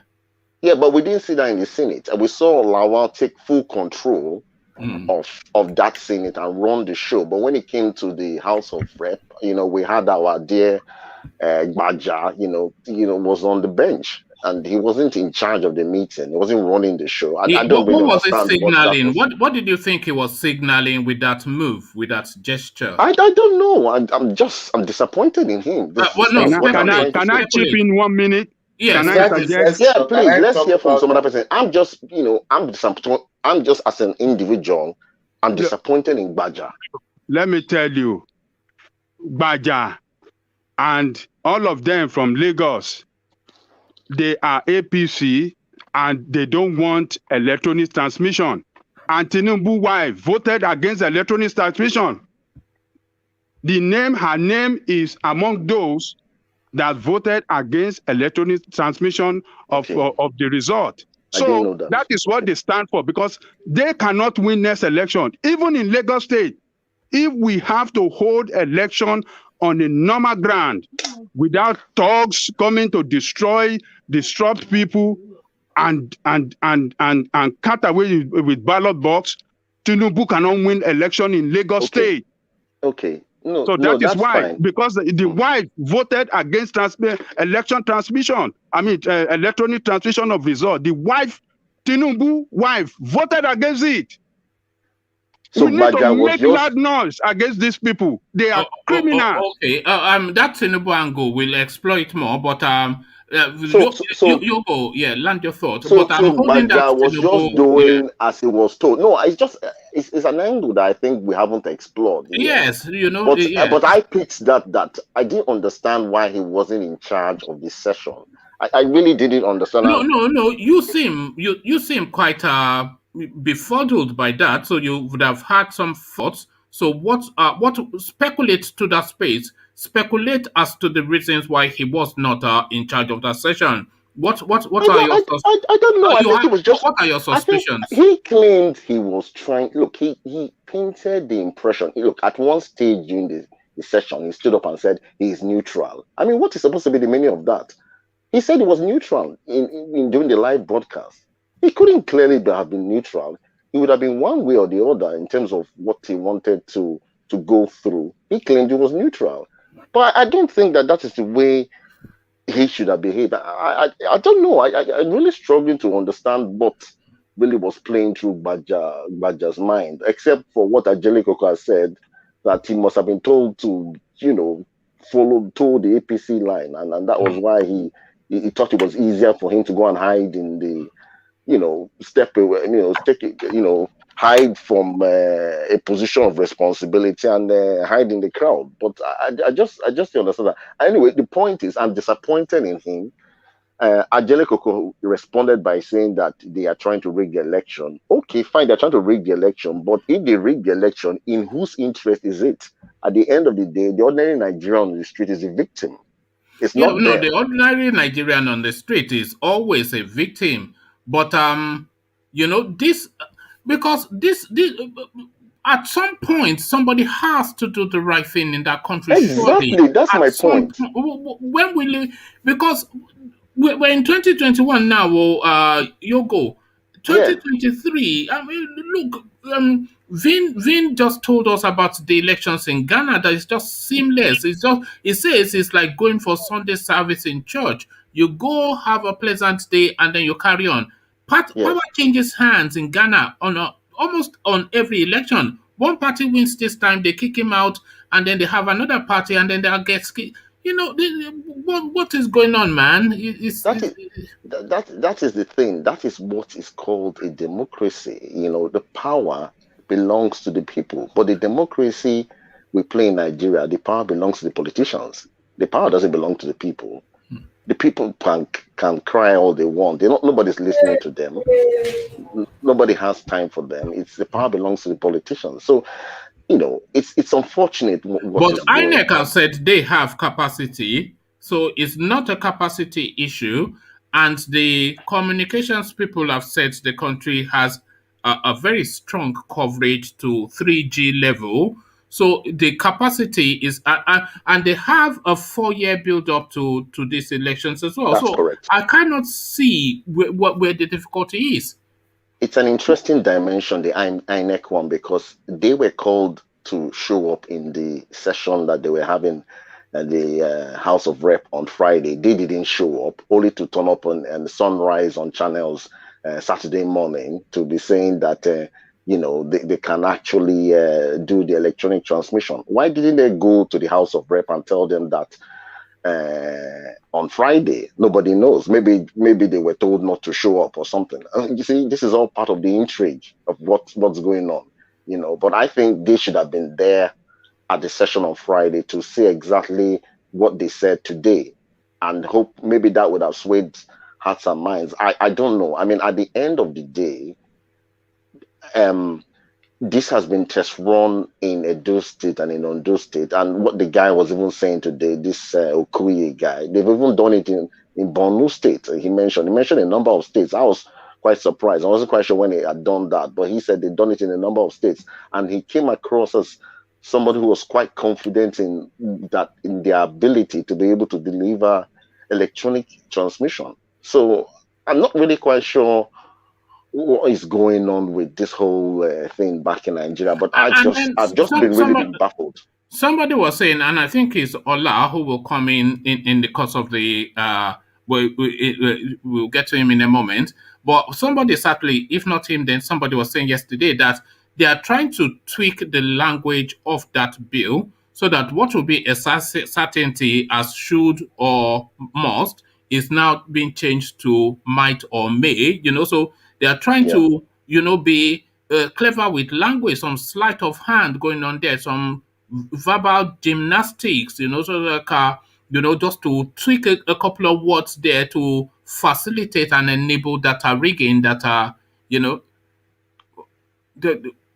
anyway, yeah. No, I understand. I just want to say something about that. I mean, go on. I mean, it's changed a bit. I'm not quite sure what was originally in the text, but by the time they started looking at it, it changed to may transfer, may have it transferred where possible, transmitted where possible. And I think that's fair enough. If it's where possible, I mean, it's left for the INEC officer to decide if it's possible. If it is may and where possible, and that makes a total nonsense of the whole exercise, because it gives them the clause to say that they cannot and they are not able to when it is expedient for them to want to rig an election. But if it says that they must, then they must then by law oblige that facilitation. So there's absolutely no point saying it and then saying may. May has no meaning in law or in administration or in policies. What does that? What does may mean? You can do it if you want to. That is what may means. But you must do it. It means you must do it. So if they tell them that they must do it, and they give them an open check, which is essentially what INEC has always had, and the technology is there aplenty in the global space, there is Yeah. nothing that prevents it. Yeah, I mean, one thing is it's supposed to be dual validation, which means you also still have the manual thing going on, but then you have the electronic version, which is validating the manual results. So both of them have to be in sync. I don't think they were going to jettison the manual transmission. They were also going to have that as well, but it's supposed to be the two of them kind of working hand in hand. Look, it's a sad outcome so far, and I really don't know how long it's going to drag for. We must unravel this though, because the entirety of the upcoming election, even with this electronic transmission, they'll still rig, but then it pushes that difficulty on that space even more. That if they are going to rig, they are going to have to sweat hard to rig. But if it's just an open look at the system that they run now, they'll do some manual counting in some remote area and then give it to some relay person to take the baton to run to collation center. And between where they've counted and the collation center, what was a 10,000 poll is now 100,000 poll, That's and right. the winner is the loser. You know, Yeah, so and what I also find more baffling is also the fact that these people have to travel from their states. I mean, you know, you can imagine. I mean, the results would have changed maybe like 20 times. I mean, it would have changed from polling station you to know the that ward, it will be from the dollar ward to vans the that will state. be I mean, you know that it will be dollar vans that will be chasing that person that is carrying those results. of So course, he's traveling from Lagos to Ibadan with the results. When he gets to Guru Maharaji, APC will intercept him with with 500,000 with $500,000. So he then changes the result for APC at Guru Maharaji. By the time he gets to toll gate, PDP will intercept him at toll gate. They will give him $1 million. Then he changes the. You did this. You know, it's a relay. But I say that in jest, but I won't be surprised if it doesn't actually happen that way. That in between the person that is taking the results to the collation center, in between leaving the polling booth and the collation center, he'll be intercepted with a bribery several times and change the results, especially in the north where they don't even understand anything about anything. definitely, I would agree with you there. I mean, the longer, I mean, those results are coming after a day or two. Just forget it. Those are just not the results. I mean, the longer it takes for the results to get to Abuja, I mean, the less confidence we should all have in those results. That is for sure. So you know, the moment I gave up on Nigerian elections was when they told us that Omoyele Sowore scored less than 40,000 votes in Nigeria. I am no fan. If anybody that follows this platform knows that I am no fan of Omoyele Sowore. But if there was ever an electioneering campaign that has ever taken place in Nigeria, that guy conducted it. It touched every single local government area. It was backed heavily by the young people and the students. And if you say students and young people are lethargic and whatnot, it was online, it was on foot, it was everywhere. The totality of that cannot be 40,000 votes or less than that. It's impossible. Even his friends alone, personally, friend, that gives. So that just tells me that it's just they are just writing figures. It's got to be electronic transmission for us to have any level of confidence in the results that are being issued. So yeah, we need it, and you know, Nigeria has to move forward. And you know, I've listened to several analysts and what they've said, and this thing will come back and, you know, bite a lot of these people who are just towing the line. They themselves will become victims inevitably of some of these policies. A lot can change Because between now and if they 2023. set it in law, it becomes very cumbersome and difficult to reverse, because you don't just remove a law by fiat, because then you have to go through another legislative process then to even amend, never mind just remove. So if they set it in law, then it just becomes like just some heavyweight thing that has been legislated into the space for rigging.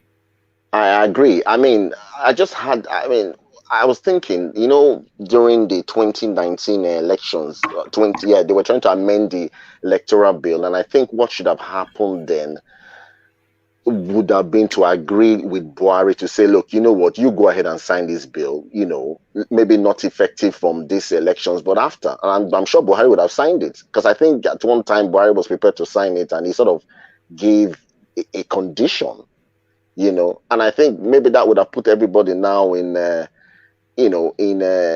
better position. But as the time has gone by, he hasn't done well. That is the honest truth. And now the people in his party are looking at how they can continue to a lot of these things in power.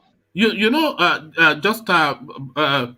we move on to another topic. But a lot of these things is fear and self-preservation, because a lot of these people, they've committed so much atrocity, they've looted so much from the Nigerian space, that their fear is, even if power changes hands within their own circles, somebody might come in that will ask questions at the level of what went on under this Buhari administration. So they have to keep it in-house. It's just, a lot of it is self-preservation, just the level of looting.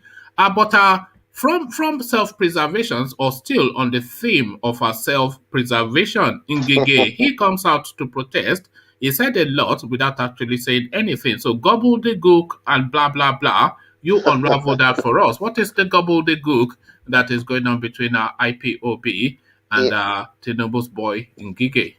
I had got no time for Ngige. I haven't got even his 5 minutes. I think he's just to follow the line of thought, I think he is trying to preserve himself. He's probably fearful for his life, because he knows eventually, when all is said and done, he has to return back to the southeast, and he's probably concerned that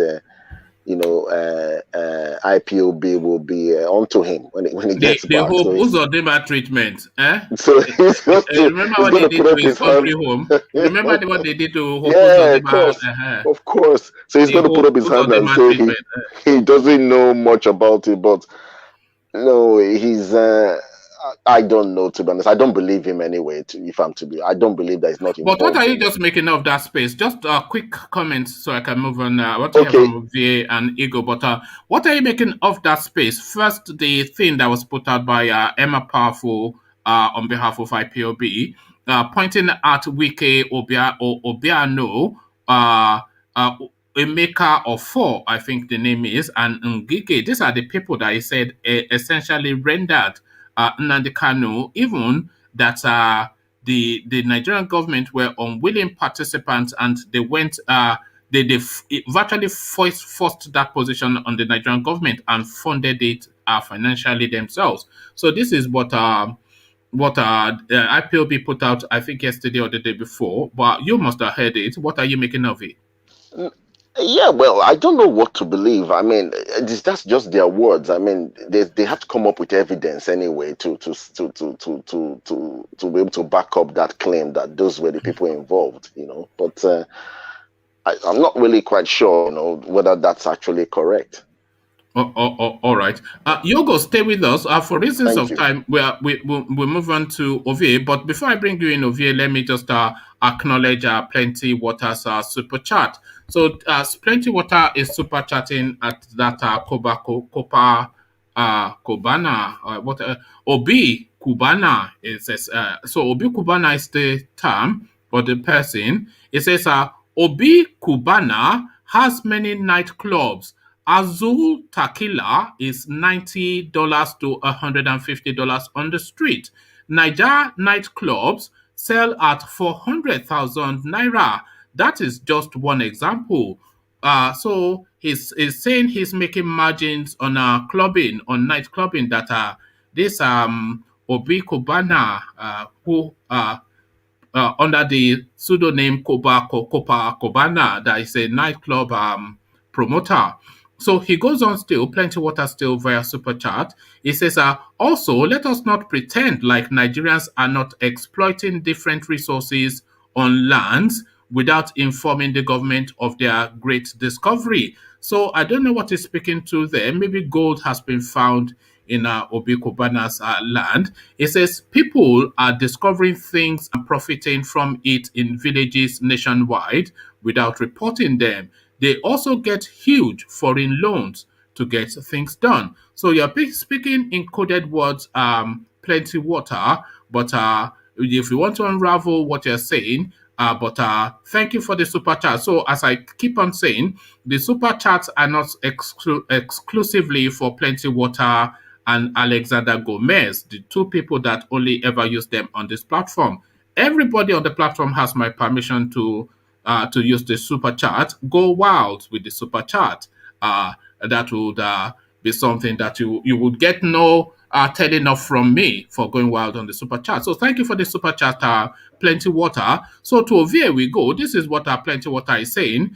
Ovie, unmute yourself. But this is the space that Plenty Water is speaking to. This Obi Kubana or Kopa Kubana, as you call him. I'm saying that this is voodoo money because this cannot be earned money.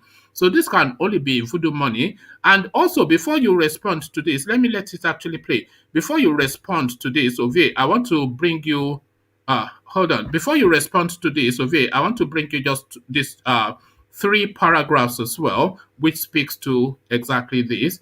It says, Naira abusers risk 6 months jail. It is the Central Bank of Nigeria that is saying this. The Central Bank of Nigeria, CBN, has cautioned the public against abuse of the country's currency, describing Naira as pride of the nation. Speaking at the CBN fair in Dora, Okuniyi Women Development Center, Akwa, Anambra State, yesterday, the principal manager, Currency Operations Department, Mrs. Dorothy Onyene, cautioned traders, farmers, and other Nigerians to stop rough handling the Naira note in circulation.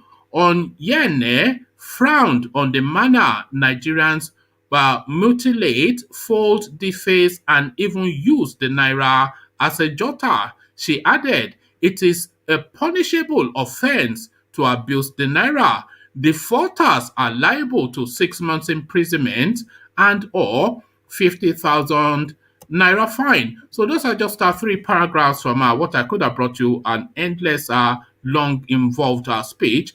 But this element now, Kopa Kobana, 6 months jail this guy should spend for just this thing that he's doing, because this speaks essentially to what the CBN was cautioning against. Voodoo money, Ovie, good to see you. Same here. What is voodoo money? About that demonstration you just saw there, voodoo money. When they go and do some babalawo something, go and cut somebody's hair and whatnot, fingernails and toenails, all these things that you hear all the time. Voodoo money. That sounds like it takes a lot of effort. But it's still voodoo. It's still occultism. It's still, human. I don't want to say, words that YouTube will send me letters, but this is voodoo money. So what is not voodoo money? Money that you earn is not voodoo money. They didn't earn it. I mean, with all you describe, going to all this babalawo, you might. No, it is not legitimate money, is it? What is legitimate though? Well, legitimate money is the dollar that you have in your pocket, I hope, and certainly the pounds that I have in my pocket, I know. But certainly not this. This is voodoo money. Yeah, somebody died. Voodoo money. Somebody died somewhere for you to earn that money. You know that? Nobody died anywhere for me to earn anything. This is what I'm talking about. This is voodoo money. Just admit it, Ovie. This is voodoo money. I don't know what voodoo money is. If you don't know, then this is it. This is voodoo money. Because voodoo from money. what you describe, it doesn't. It's not a different. And this is a criminal act as well. 6 months imprisonment. Well, if that's a law, there you go. But voodoo money and criminal act. But to more important matters, with all yeah, I this, mean, and Plenty no, Water is but trying to let's justify it stay as on though that. Let's he stay earns on the that money. guy. Huh? Let's stay on that guy. I Oh, the mean, voodoo money. yeah, you keep saying voodoo money. Let's keep throwing Somebody money. that's just come out from in the middle of nowhere, throwing money in the air like confetti. Nobody earns, no legitimately earned money is treated like that. Don't say That that. You and don't. not No, no, even no, no, no, no. illegitimately earned money is treated like that. The only sort of money that is treated like that, do you know what it is? Voodoo money. Yeah, Is voodoo money. One man. Speak for yourself. Say Yeah, you. Say you will not do that. Don't You say. would Don't not speak do for that. everybody. Ovie, I speak for you as well. You No, would no, not no, no, do no, no, this. no. See, that's where No, you would not do I this. will carry harm against you. No, That's where no, I you will would not actually do. get into physical violence. Aha! Don't speak for I me. even missed it. Look at. It even has spiritual something. If you look here, That all this one you just did, they speculate. If it doesn't matter, leave the young man. How he get his do money? you see? Do you see now? How he choose to spend his He, money he is has his spirits, prerogative. spirits and voodoo. I don't be Spirits, spirit. I don't know masquerade now. masquerade, masquerade. Do you know That what? guy. Do you know what? Do you know the meaning of this? Is ritualist. This is ritualist. Who? The guy that was dancing, that one that dress. The whole setup is ritualistic. This is How do you fetish. know? Mama saying which they This know is win. fetishism. This is ritualism. This is voodoo money. Yeah, One man. it's voodoo money. Just give it up, man. One man, Voodoo money. they always tackle people to provide facts. What are your facts? That Well, you say is right? the fact is he's spraying money in the air whilst some Is he the first spiritual person to spray whilst money? He's no not the like first person, confetti. he's not going to be the last It's person not to even spray spraying money. it. He's throwing it up in the air like That's his the prerogative, man. Why you did? That's how he choose to is spend his money. is He's not a throwing it in public the air officer. We did not donate money to him. whilst some spiritual figure is doing a voodoo dance around. You One see, man, where are you your see spiritual facts? figure Where are and your voodoo dance, facts? Where are and your you see facts? this is voodoo money. Where These are are your facts? voodoo people. One man. Voodoo. I mean, sensitize your show by giving us facts. But I'm On giving this you. Are you one. not looking at your screen? Because he's spraying money. He's not the first person to It's spray not money. He spraying won't be the money. last. This What are you saying? this is ritualism. This is How? voodoo. Why do you say that? This is And naira. How because much you are we can talking see, about here? Sir? Maybe now $1 million. Sir. $1 million what? About this is 500. sacrifice. Look at No. now. Ovie, come off it, man. Let's move on Okay. from there What is because the you clearly difference between? you are Okay, let looking me at ask your you. screen and you are talking against what you're saying as far. I am Look at not. that I am figure in the seeing. background. I Is that see not a clearly. is that not a spiritual figure? Is that not Okay. a spirit figure? Okay. Is that not a spirit figure? Is this not spiritualism? I see noble men, This is voodoo. uniform men, and a masquerade and people. What is the running around picking up masquerade? money. What So, are you trying to? what is Which one voodoo? is masquerade? This is look at that. Come, I grew Look up for at village, that. so I know this kind of lifestyle. So no, there's no how you. That's why you are not giving me facts. Okay, look at your screen. So I'm here seeing you this guy. This one is a masquerade now. What if Here he's a you masquerade? have I a can decide to go on that kind of figure. hospital. Here you have a figure that is within all of the cultures in Nigeria acknowledged to be That from what? this. Well, if you want to hear, then you hear. This is a figure that within all of the cultures in Nigeria is acknowledged to be from the spiritual realms. This figure that you're seeing on your screen right now is acknowledged in your culture, in my culture, and certainly in this Kobanas culture is acknowledged to be from the spiritual realms. This demonstration is demonstration of occultism because it is acknowledged that this is occultic behavior, and these people picking up the money, they are victims of his continuing spiritual blessing. So he has even brought in an element from the spiritual realms, whilst he's essentially using these people as sacrifices for things that is beyond their capacity or understanding. Voodoo money. Please, now, can you allow me talk, please? Don't interrupt me because I didn't interrupt you. I did that for a reason, please. Spiritual realm. Yes, spiritual realm. So is the man and on the pulpit in the church, speaking in talk, performing all his own kind of rituals. Those are also spiritual realm. So What when about I say- him? What about No, that? it's not about what it be. See, we don't go there again. Well, you are doing what about? Don't do what I said, about. I'm not okay now. Let's take it back to close to your own house. When the Yorubas are performing wedding naming ceremony, people are spraying money. What is that? That is a celebration of an occasion. That is gift. What are you talking about? Owambe is a Nigerian culture, not essentially a Yoruba This culture. man is celebrating his mother's burial. It's also a culture in Nigeria. You also do it. They spray money while doing it in Okowa and all the rest. They do the same thing. If K1 they perform, people money they flow everywhere. What is that, one man? But this is not. It's the same thing. No, It's it the same is thing. not. Culture, different Okay, culture. Allow that. forget Man. it. He is not a public officer. You don't give him money. He earn his money privately and he decide to spray the way he want. Why you go hate on that? That's his life. This hating on this. We are You're all actually guilty saying of that. people are hating. As a Nigerian, we are all guilty of what this man is doing. Would you describe as hating on this or being alarmed? At This this is point, hating. you are hating because the same thing they happen for hating on every it. nooks and cranny of Nigeria. You know they complain. Okay. This guy Ovie, I want to ask you a yes or no question. Yes or no? Is this behavior?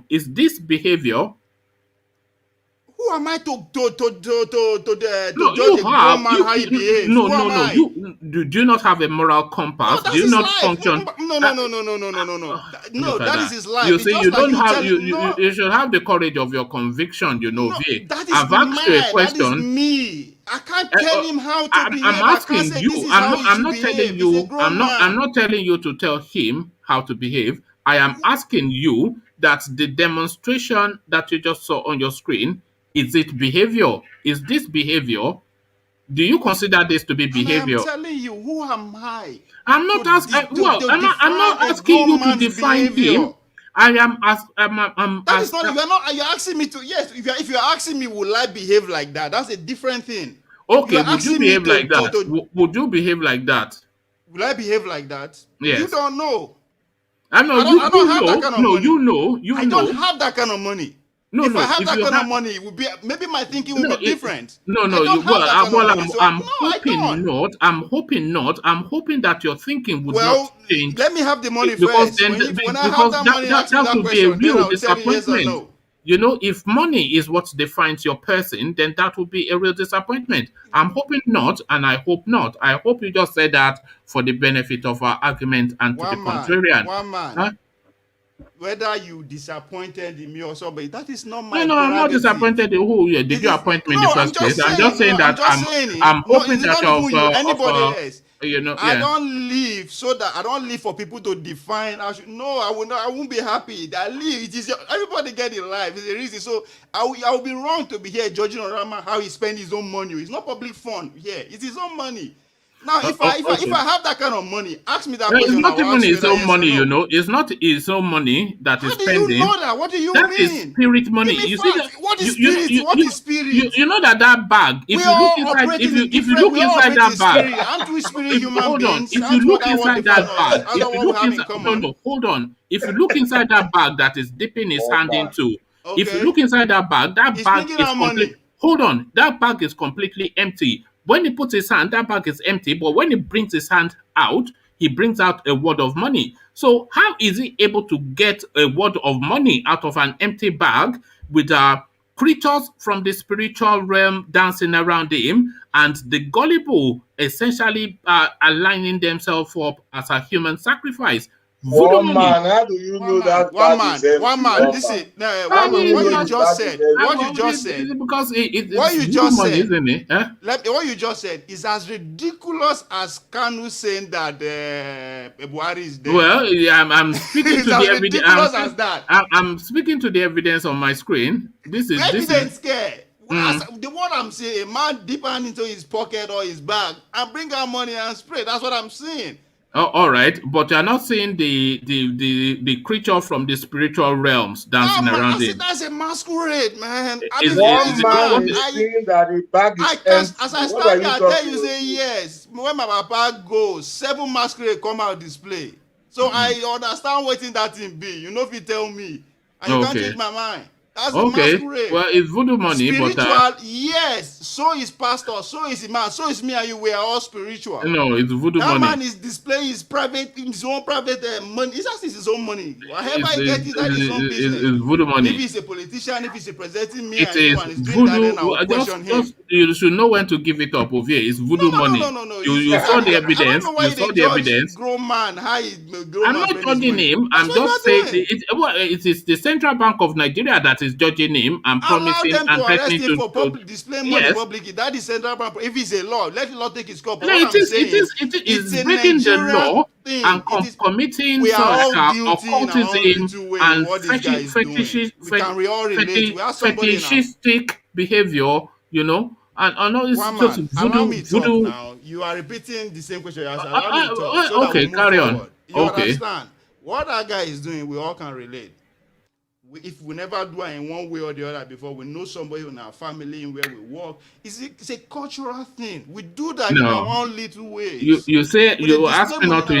interject, and you say it's not a cultural thing. I don't know that culture, It's a and you don't know that you are a culture. Yoruba man, for God's sake. Yes, it's not Yoruba money. It's voodoo money. It's not Yoruba money. It's not Yoruba anyway, even culture. though you find them for moon, if you find 2 Yoruba people in the moon, just arrive there alone, they go do one, they go spray money. It is No, they don't. They tell No, me. no. What do you mean they spray? They don't bad spray thing or a money. good thing? They That don't is not spray for me to money. say. When have you ever seen a Yoruba man spray money?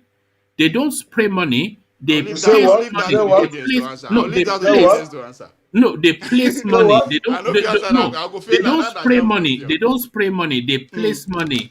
You know, they place it. They dress it. They confer it. They paste it. That's But why they I don't won't answer spray that it. question because I would have They failed don't it spray it. woefully. What do you mean spray? Do you know? Okay, I yeah. mean, Yoruba people know they spray money. they, That's a no, different they, one. I no, agree no, with you. It's no, true. no, no. They regale it. They it's like a regalia. They paste it. True, You yeah, know, they you're don't right, spray it.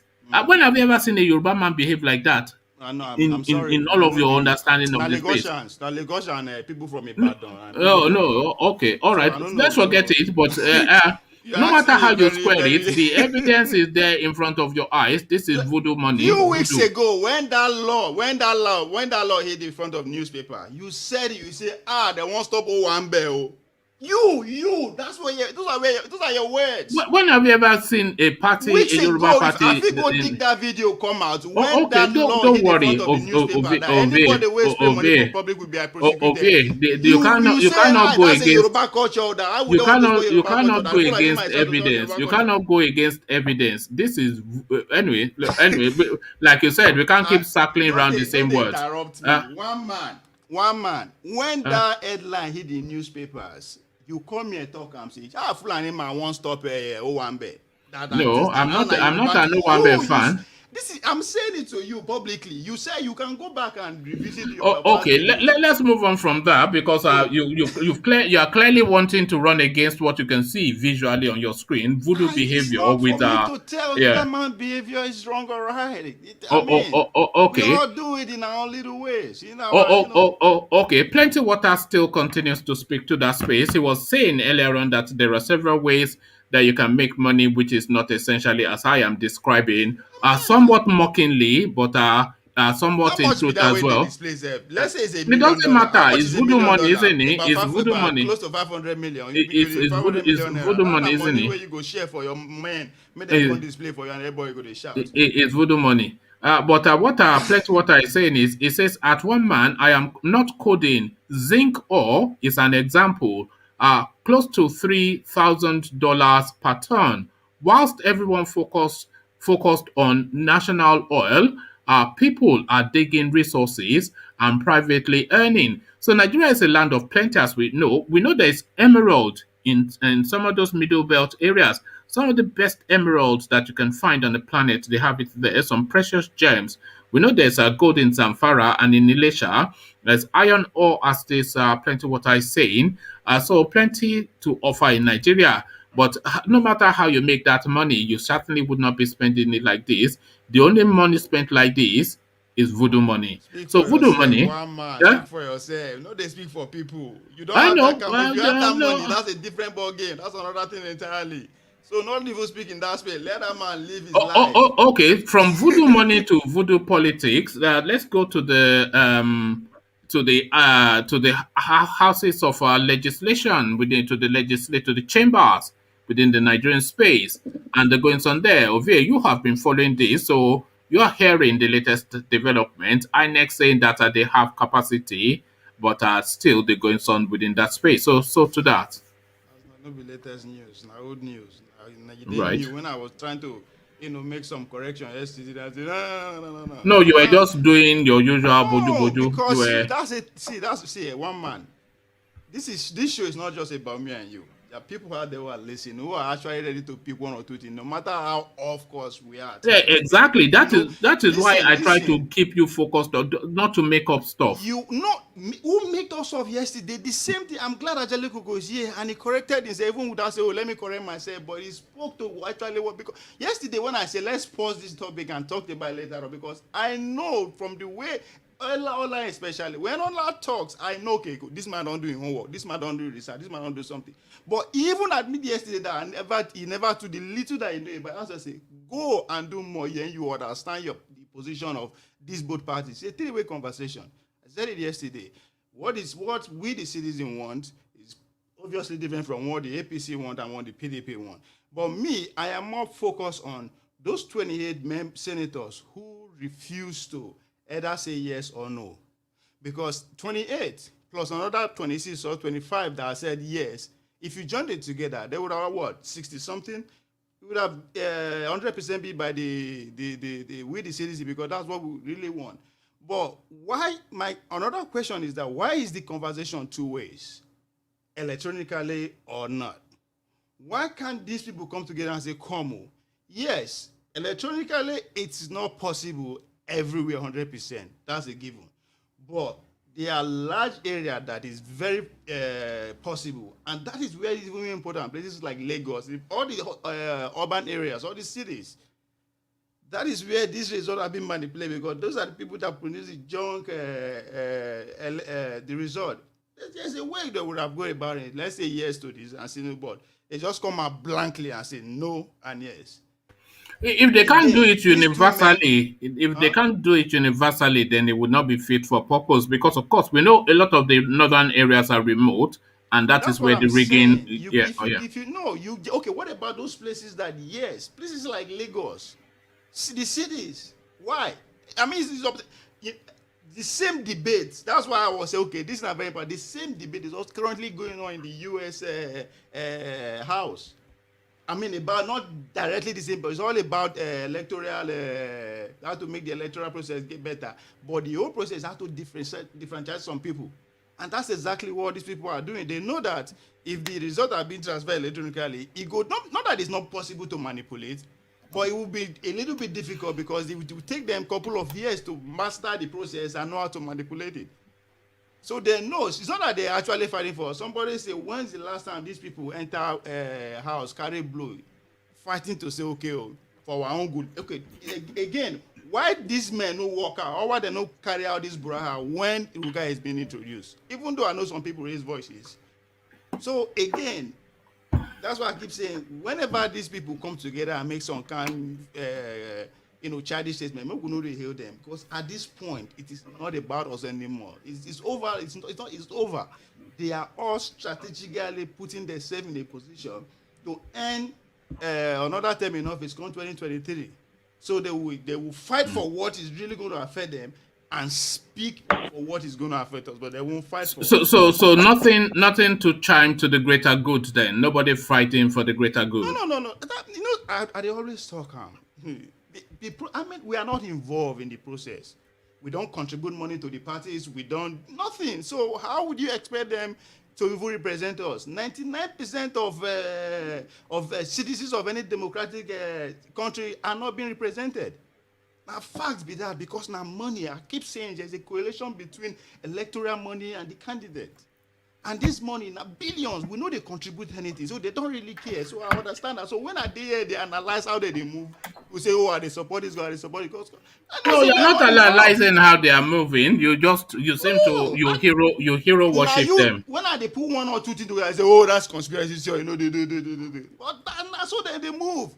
And it's they see clearly now that these people don't. That's why when I popularly put it yesterday that the three Yorubas from Oyo go against it to see how una go react.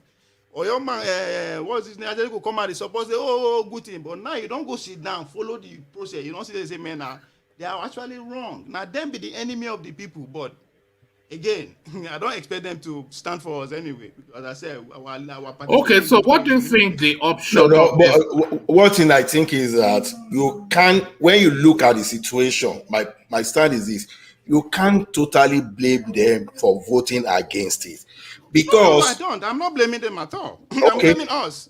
because those people that created, the person that created that bill said when he saw the improved version, they've manipulated it in such a way that they created bias, some kind of lacuna that we made these people take decision on their own.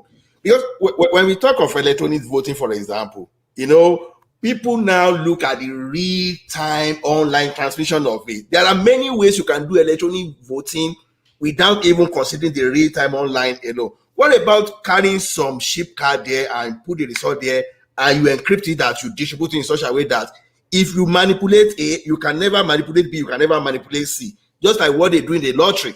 So there are many ways to do these things. That's why I said the conversation shouldn't be like yes or no. It should be a middle ground. Okay, let's explore this. Let's match all these options, because that's what's happening in America. Even though it caused almost caused a civil war in America when they are getting a mail-in by vote, blah blah blah, and all that. The Republicans were against it, the Democrats. It's still the same thing. And they are not fighting for us necessarily, but how they go take advantage of the whole process. This electronic voting, whatever, it will pass in the future by the time they don't go study and figure out to manipulate them to their own favor. So what we are saying, that's why this Buhari administration, if there's one thing we should take off, it don't expose how politics work, how all these processes work. That's No, the it's one not thing we should take exposed off. how politics works. It's exposed the fault lines in the Nigerian system. So this is not how politics works. This is how Life, a see, corrupt system our life is guided by festers, politics. Now, politicians, they run our life. right? So, what are you, what you going to talk? He exposed how the politicians make their moves. No, That's the basic way it is to not put it. really. It is not exposed to anything. It didn't expose anything. All this thing has exposed is the fault line within the Nigerian system. There's a fault line. The And thing. that fourth line is being guided by politicians. No, And nobody. the game is called Look. politics. Hey, Everybody. you No, just we are not. define No, English to grammatize no, and no, put it no, the way no, it no. is. But you are being too Yeah, simplistic so in your that my view. listen, I will be too simple, because how many of that's the problem we have in Nigeria. No. Our constitution is too sophisticated with some grammar that a majority of our people don't understand, even when you are trying to analyze it. So let's put it in a very simple way so that the ordinary man on the street who actually vote, because me and you know they vote, will understand how it works. Forget grammar. My people know they understand that kind of grammar. When they speak so. Ovie, before Buhari, and indeed since the beginning of time, everybody has always understood of the understanding Before that Goodluck come power, we know say they thief oh, money. okay. We know say they thief money, but Goodluck But we're talking about expose it to a wider spectrum okay. that even the ordinary illiterate in the village, when I mean illiterate, The who don't understand your kind of grammar, understand the constitution, or knows that So they the thief money. literate did not know that they were stealing money before They Goodluck know, came but in. not to the volume and that extent that the Goodluck administration Right. exposed. So they did know. Same thing with this one. So too. they did know. Look, the point that I'm looking to make to you, Ovie, is everybody has always, before Buhari and since the beginning of time, everybody have always been of the understanding that a politician is a slimy Not character. everybody. Can you listen, my man? Okay, just speak and then let me. No, not everybody. I'm just trying to correct you, because they correct people now when they Oh, make a very vexing. because Not everybody. Okay, but universally, it is well known that politicians are slimy characters who will manipulate their ways into any situation that they can manipulate their way into. So Buhari has not shown anything. What Buhari has shown are the fault lines within the Nigerian system. Those fault lines that has not put in place robust check and balances is what this administration has exposed. That is the only thing that it has exposed. So And the other thing that it has exposed is the extent of the Fulani trajectory. So those two So things waiting I are. talk. No, you are saying that he has exposed how politicians work and etc. That this, that, Is and it the not other. the same thing? Your fourth No, line. no, but he has not Listen now, exposed listen. politicians. He has exposed Look, the system. It's see, the you system that he has exposed. one man. You Yeah. have your target, you have your demography that you target, that you speak to, that understand your way of communication. The same thing, me too. I am not disagreeing with your fourth line, whatever. Now, when you say fourth line, trust me, how many percentage of Nigeria understand what fourth line means? Well, Even everybody me. here does. No, I Everybody don't here know. does because Seriously, I don't know. Now, break it down for me. What is fourth line? okay. This is no, Let me tell you something, Ovie, and just in generality.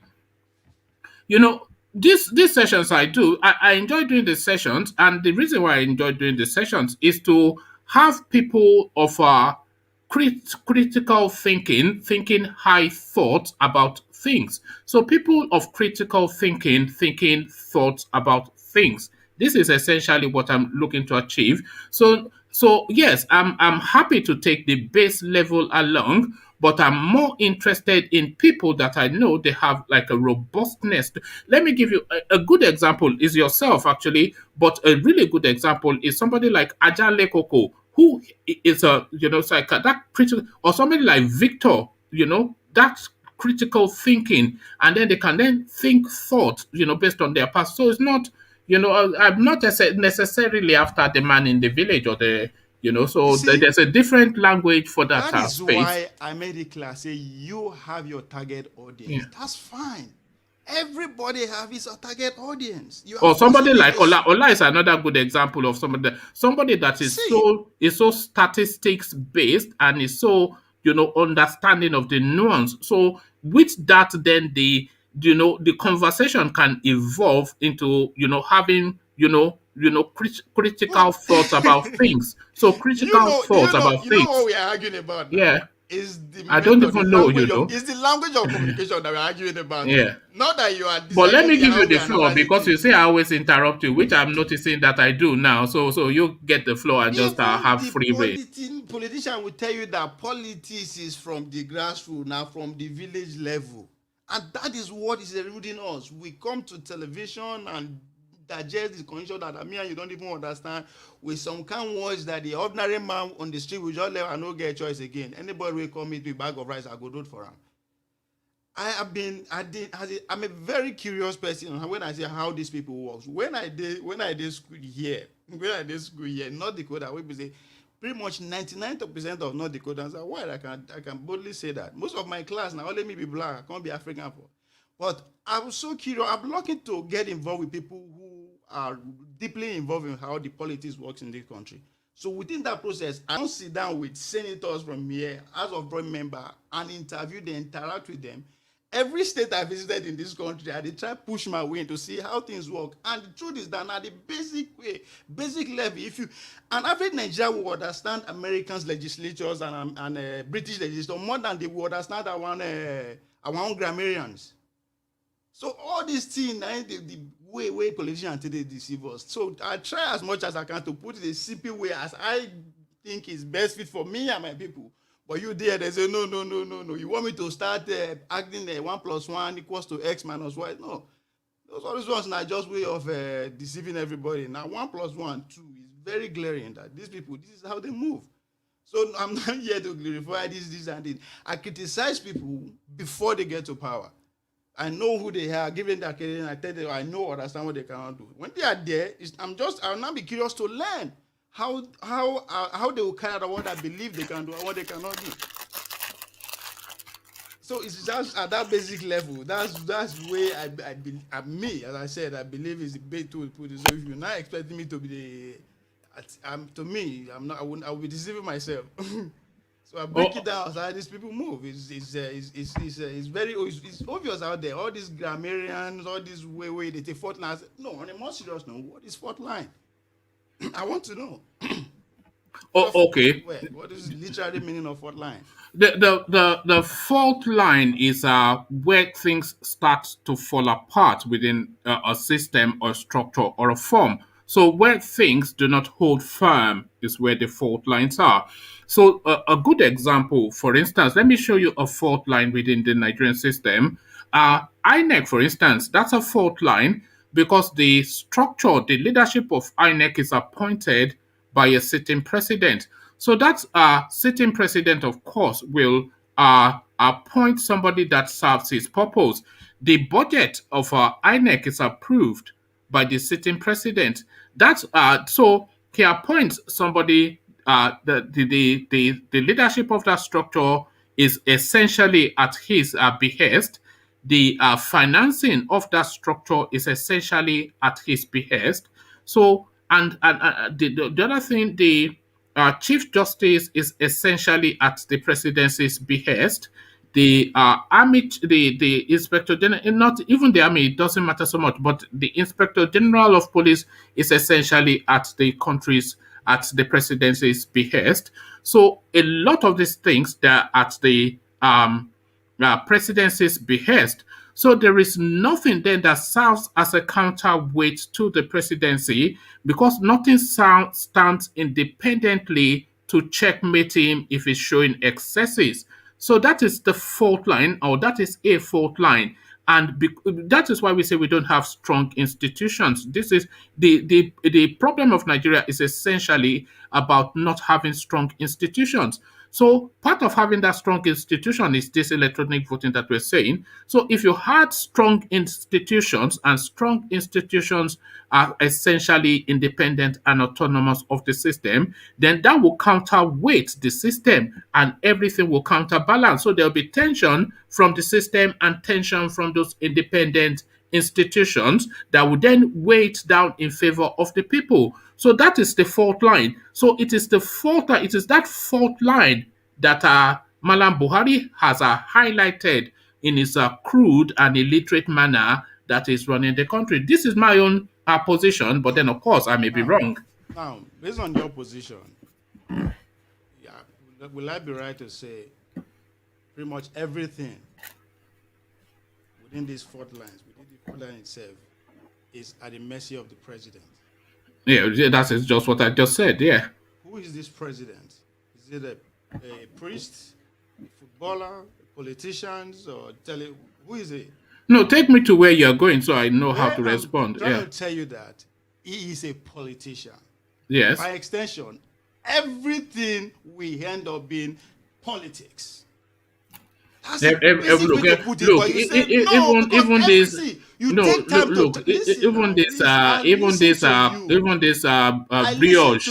this brioche is politics. If you want to go down that route, to you explain what you, and I'm trying to, I agree. You agree that I understand what you mean by your fault lines.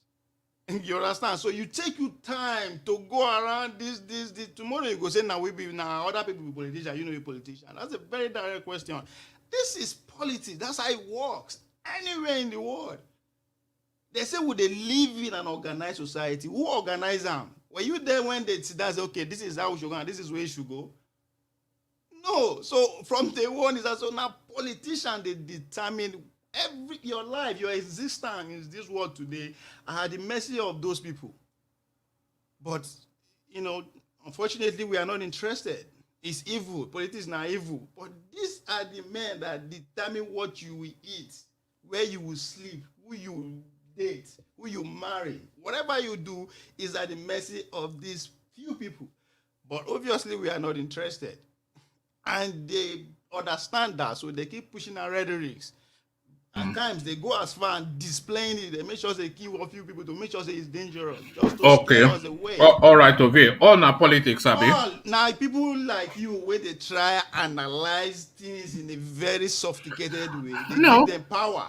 No. Say what do you mean? The language speaks to the space. What do you mean? The language. And every Nigeria respect and fear the pastor who is there to take advantage of his foolishness, than a man, a politician who actually has the power to his existence. Okay. You know, those the problem. All right. Let So me. why they not go to carry shoulder for us? So now Oh, your oh, way of approach be the problem. Let's start talking to our people. okay. Majority of our people are not that sophisticated the way you are saying. Would you No, respect the no, people? no. You know, I agree with you. Okay. because the Let people when me. they really they vote, because there are two ways to it. Those who put out their money to sponsor these politicians and those who vote for them. Me and you no get money to sponsor these people. And we know they vote. So the least we can do, those where they vote, let's speak to their language. That's why if you go, that's why when they say Aboki man are illiterate, I was like, huh? They might understand how you go take become senator if they go president. No, that's fine. Yes. Okay, let me hear from CBD just so I would have sounded everybody's. Again. Like clarifying, you said the way you use that word at the point where the what is his name? Obi Kubana, the way the place is not civilized. And how come they say what is it again? When did I say not civilized? No, not with me, with the previous guy before me. That's not the civilized way of dating. I never used the word civilized. I didn't know You know, who defines civilized? I think you hear me in anticipation. You know, hear me in anticipation. You are already anticipating what I'm going to say. So whether I say it or not, you hear it. You hear me in anticipation. You preempt me even before I say things, and even if I don't say it, you still attribute it to me anyway. No, seriously. So when you here, you say no. You tomorrow and again. There's always an and even again. The way they try discredit the way I present my own part of the story. How do you mean? Listen, when they try so hard to push me to be a conspiracy theorist. But as the day goes by, everything while they talk, they come true. No, there's nothing that you have. Look, Ovie, let me say something. Can I say something? Go ahead.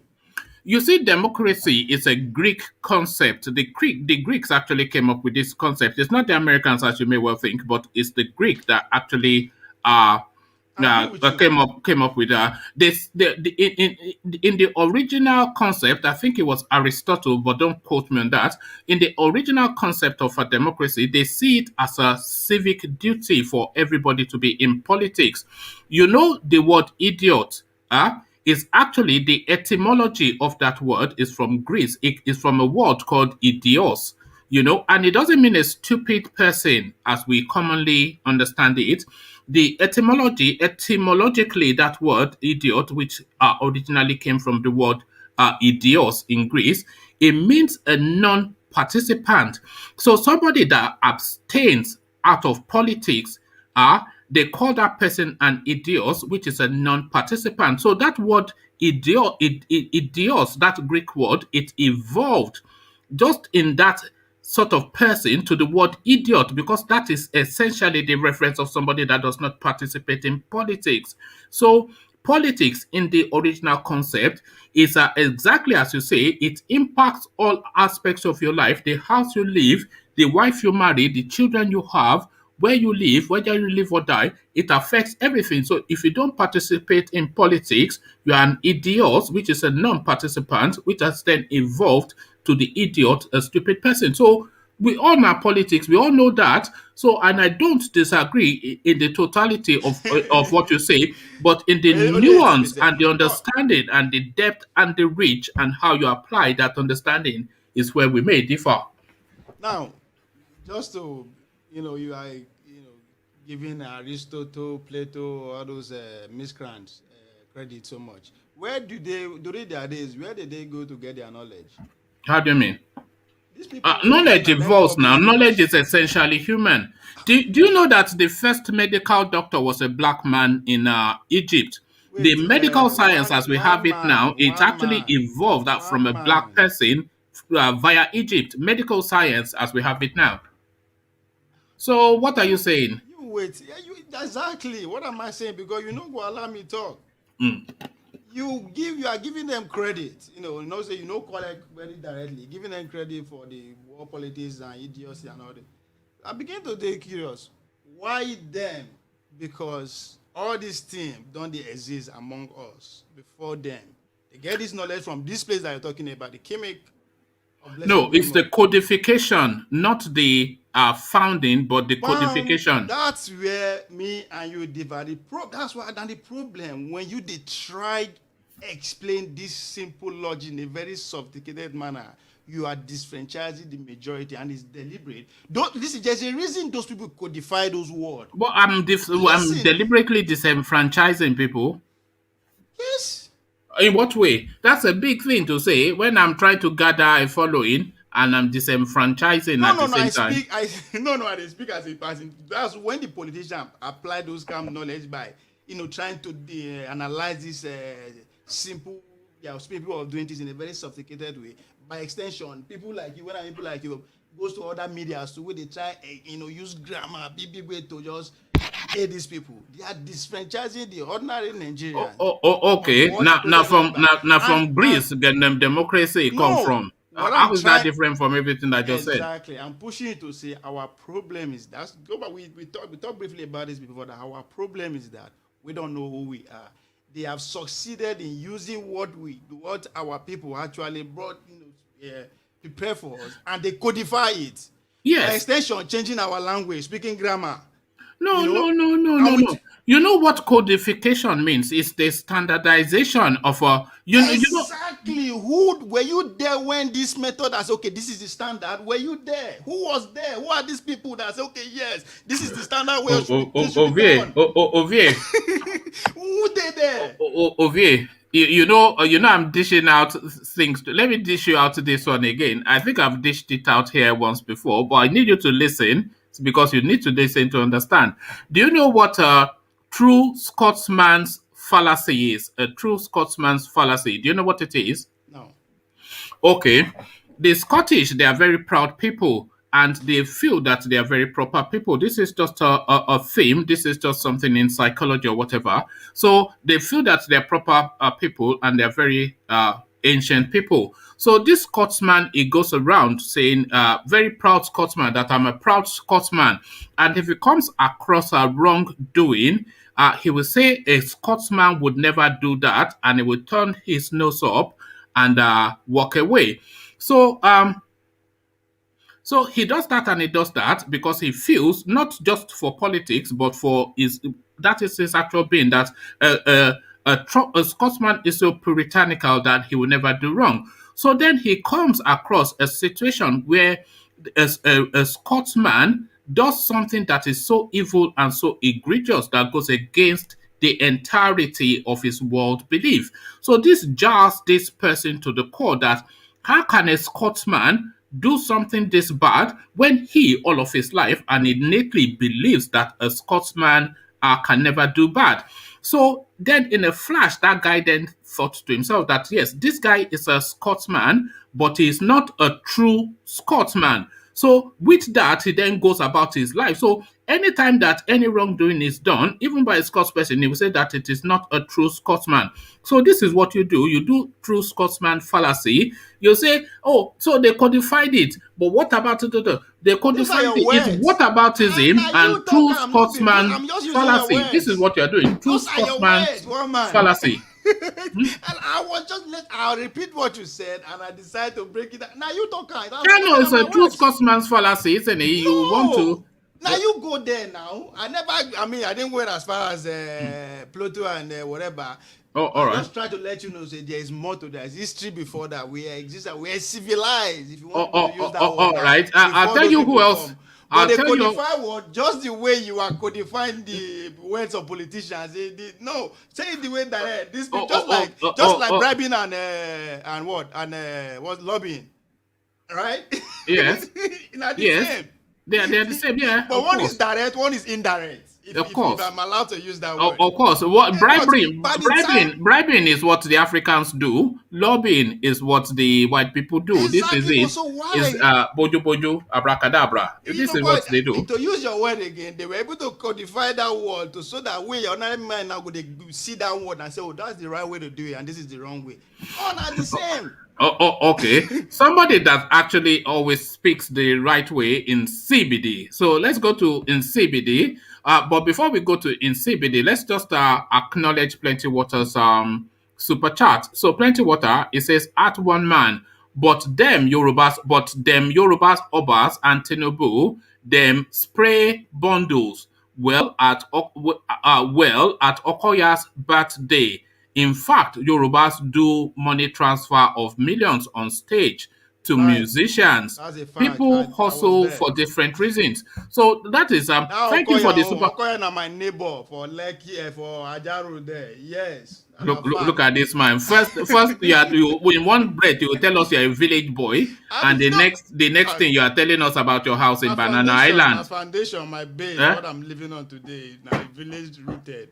And look at So that. just because I Eh? live in Lagos, you live in From- London from- now. from- from but you are village- proud to say from- I be Omo Oyo. from village boy- But from- you live in UK.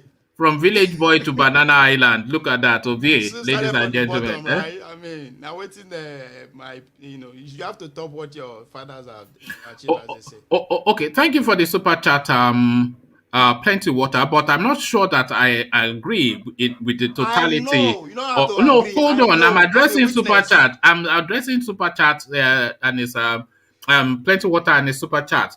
So he is saying that the Yoruba Obas and Tinubus, they spray in bundles. Yes, they spray in bundles, but this is what we saw is totally different from a party spraying. So this is just inelegant behavior, ritualistic behavior, voodoo money. You are just like It says, the well, Scottish man you describe. You are just like that example. it When says, did you- in fact, Yorubas do money transfer. So how is money transfer relating to what this vulgarity?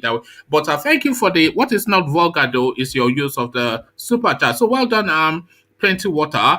And as I keep saying, it's not the exclusive preserve of Plenty Water and Alexander Gomez. But what I would want to know now are the exclusive thoughts of CBD. So CBD to you, this seems to be what is generating the most controversy.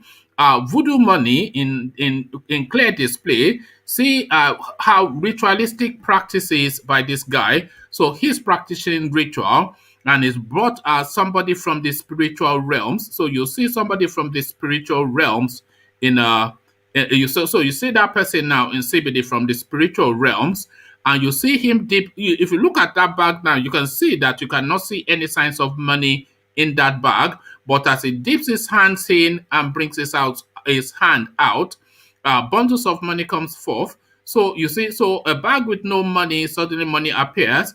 A creature from the spiritual realms and people, the gullible, being essentially used as a sacrifice to his continuing fortune. So voodoo money in CBD, and then of course, the INEC space say that they have capacity for transfer of election results, and Ngigi coming out to say a lot without actually saying much in CBD. Good to see you. Yeah, thank you. Oh, you can hear me? Yes, perfectly. Yeah. So, for the Cubana, Obi Cubana, that's Obi Cubana. The guy is, I don't see anything wrong with that. He's not, for us Igbos, I think it's just a Nigerian thing. People do that all the time. People spray money. And it also depends on how you come up. Some of us or some of the people, these are not, I see someone putting a super chat of saying Tinubu and all, those are politicians. But when you see someone that came up with maybe from that level, they understand what the people they understand how to show off their wealth to the people, and that's how they do it mostly in that way. You see, they just go. So you don't see that as voodoo money? No. In fact, I remember I used to have those discussions with my friend that when I have money, I will just use an helicopter. I will drive around the community. I will just be throwing money to everyone. So we used to have. Oga, you be economist and helicopter money. That's helicopter money is a common slogan. Yeah. So we used to have those discussions when I was growing up that I would spray money from helicopter. So it's a normal thing, and you can't compare them with these politicians doing transfer or whatever. Okay, between the people that they are transferring the money to and the ordinary people who should get the money. So I think it's actually giving back. Like I said in the chat, He's actually giving back to the society. He's doing it in a non-conventional way, but that is giving back to the people that need money. Okay. Well, I'm hoping that you are saying that in jest, but ACBD na politician. ACBD is a politician. Exhibit is a politician. Yes. With you, exhibit, you're right. But he's giving back to the because he's not throwing the money on the he's not burning the money. You know, if somebody brings that money now and start burning maybe with petrol, then you can say this guy is just misbehaving. But as long as You know they can jail him for that. Just Can go strip club, go to the spray on top of he's not even spraying that's a judicious that's a good way to spend. He's not spraying it to strippers. He's giving poor people in the village. Are you a member? I feel like he's actually No. I'm a married man. I don't have that behavior. I'm a church goer. I'm a Sunday school teacher in my church. None of that behavior. Oh, Sunday school teacher, we give my younger sister Belena here. You see now, Deborah academic, you say. But yeah. So so that was just a little bit of a light-hearted one. And by the way, I'm only joking about the voodoo money before people start going too wild. But you know this thing of voodoo money. One man, you stay in the Western. You know one or two things about it. You also believe in voodoo. I thought by now you've been westernized. And no, I'm a your man. I'm from the. Well, you know. If you don't go hunting, you don't eat. Where I come from, you have to go. So I don't believe. Okay, I know there's those voodoo money. I don't see it as just ritual, alone. Voodoo money is someone that got the money. Their blood money can be even someone that got money from by misuse, by exploiting other people. There are so many people you call legit businessmen, and they are recognized. But would you say but would you say this person is a legit is there any legitimacy to this guy in terms of his earning? Would you say this was legitimately earned money? Who defines legitimacy? That's what I'm telling you. One man, legitimacy is just something. It just depends on the way you interpret it. Legitimacy, you can interpret someone. I don't want to mention is drug dealer money legitimate money? No, but we're not talking of drug dealer money right now. That man has nothing to do with drug dealing money. No, I'm not saying it does, but because we are trying to say it's like some ambiguous term, like illegitimate. You all know what it means. It's legitimate money now. Those that put their money in weed no be drugs. They make legally. Are they not making billions out of it? I know, but but this is heroin and cocaine money, isn't it? Sorry to interrupt you. They put weed above all those drugs. If you go check them, weed is at the top. Now it be the most dangerous drug, according to them. But weed is legal. Weed is legal. But it's still drugs. Has it stopped being drugs? Yeah, it's legal. That's legitimate. So it's legitimate. So who defines legitimacy? The law determines legitimacy. The law. We have to be civilized, huh? That's what you were telling me, one man. Legitimacy. Some of these people the society regard as legitimate businessmen, like maybe I don't want to mention their names. Those are strong people. But some of these people you see that you can, if you check on their background on how they got where they are, it's just the same thing. Some of them is just the same thing you call blood money. Maybe they did not go to one Baba in the bush that will do sacrifice, but the way they got their money on the heads of people, people died. They had to. So that's something that you also need to consider, and that's why I don't look at this. Money mostly is not innocent. Even the Bible told us about unrighteous mammon. So that's just the same thing. The money is unrighteous. Don't there's no a better or a worse blood money than the other. Okay. Okay. Well put. For I just feel like the man is giving back to the society. As long as all those people that with somebody from the spirit realms, with the spiritual, yeah. What So is the difference one man, between one this man, and Bola the Tinubu people, Bolivar? One man. Hold on. what? Yeah, carry on in CBD. Yeah, one man, the people you refer to as that maybe people can refer to as legitimate people. They are the ones that are in charge of the system that everybody is crying and dying over every day in Nigeria. Sorry, in So CBD. how Sorry, in come CBD. if One man, if what their is the difference money is between this and Bola Tinubu Bolivar? Well, so Bola Tinubu's bullion van, I don't know the content of it, but Okay, it doesn't contain a creature from the spirit realms, One as man, you can see. you know why I like coming on your show? Is this is I this like not the a way you creature? make No. excuses. What is for a some masquerade? people. Is a masquerade not from the spiritual realms in all of the cultures of Nigeria? We are So, spiritual beings. so let me aha. ask you So one what are you man. saying?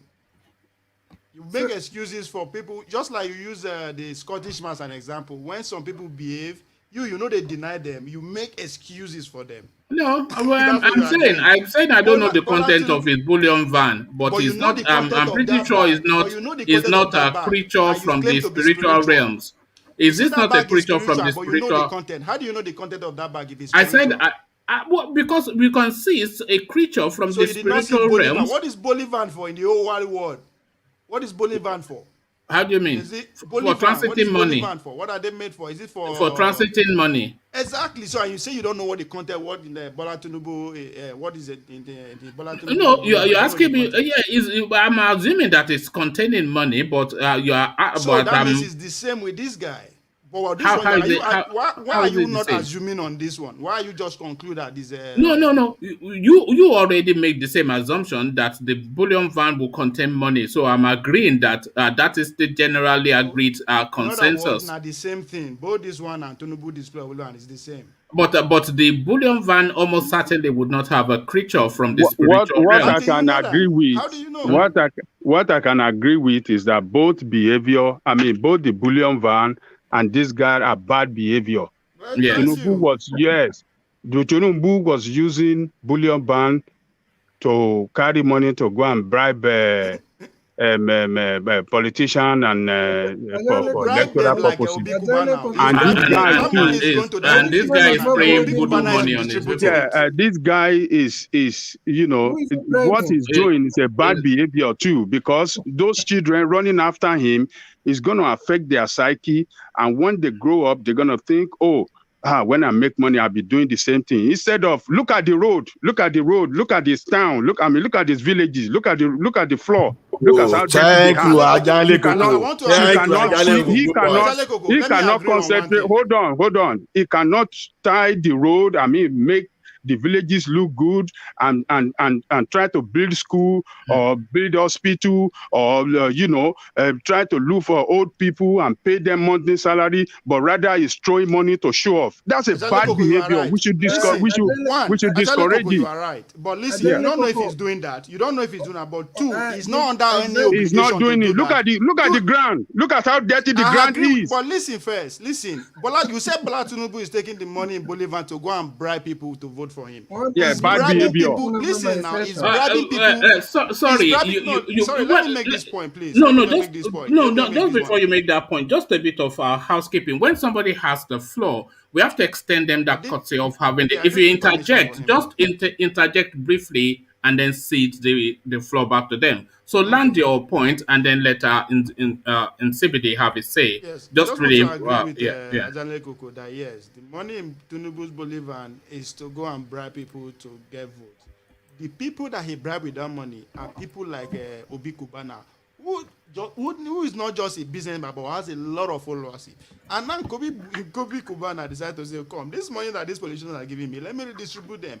Fine, you can choose the way he's doing that. That's okay. And the case of that road, fine, the road is not on time, but is he under any obligation to do that? That is debatable. It is necessary, but it's not compulsory. So how a grown man chooses to spend his hard-earned money, I don't think it's for us to, scrutinize. That's his So own you're saying what is your This is his okay. community. He lives there. I'm clearly they love him. Okay, what you are saying now that is okay with you, what he's doing.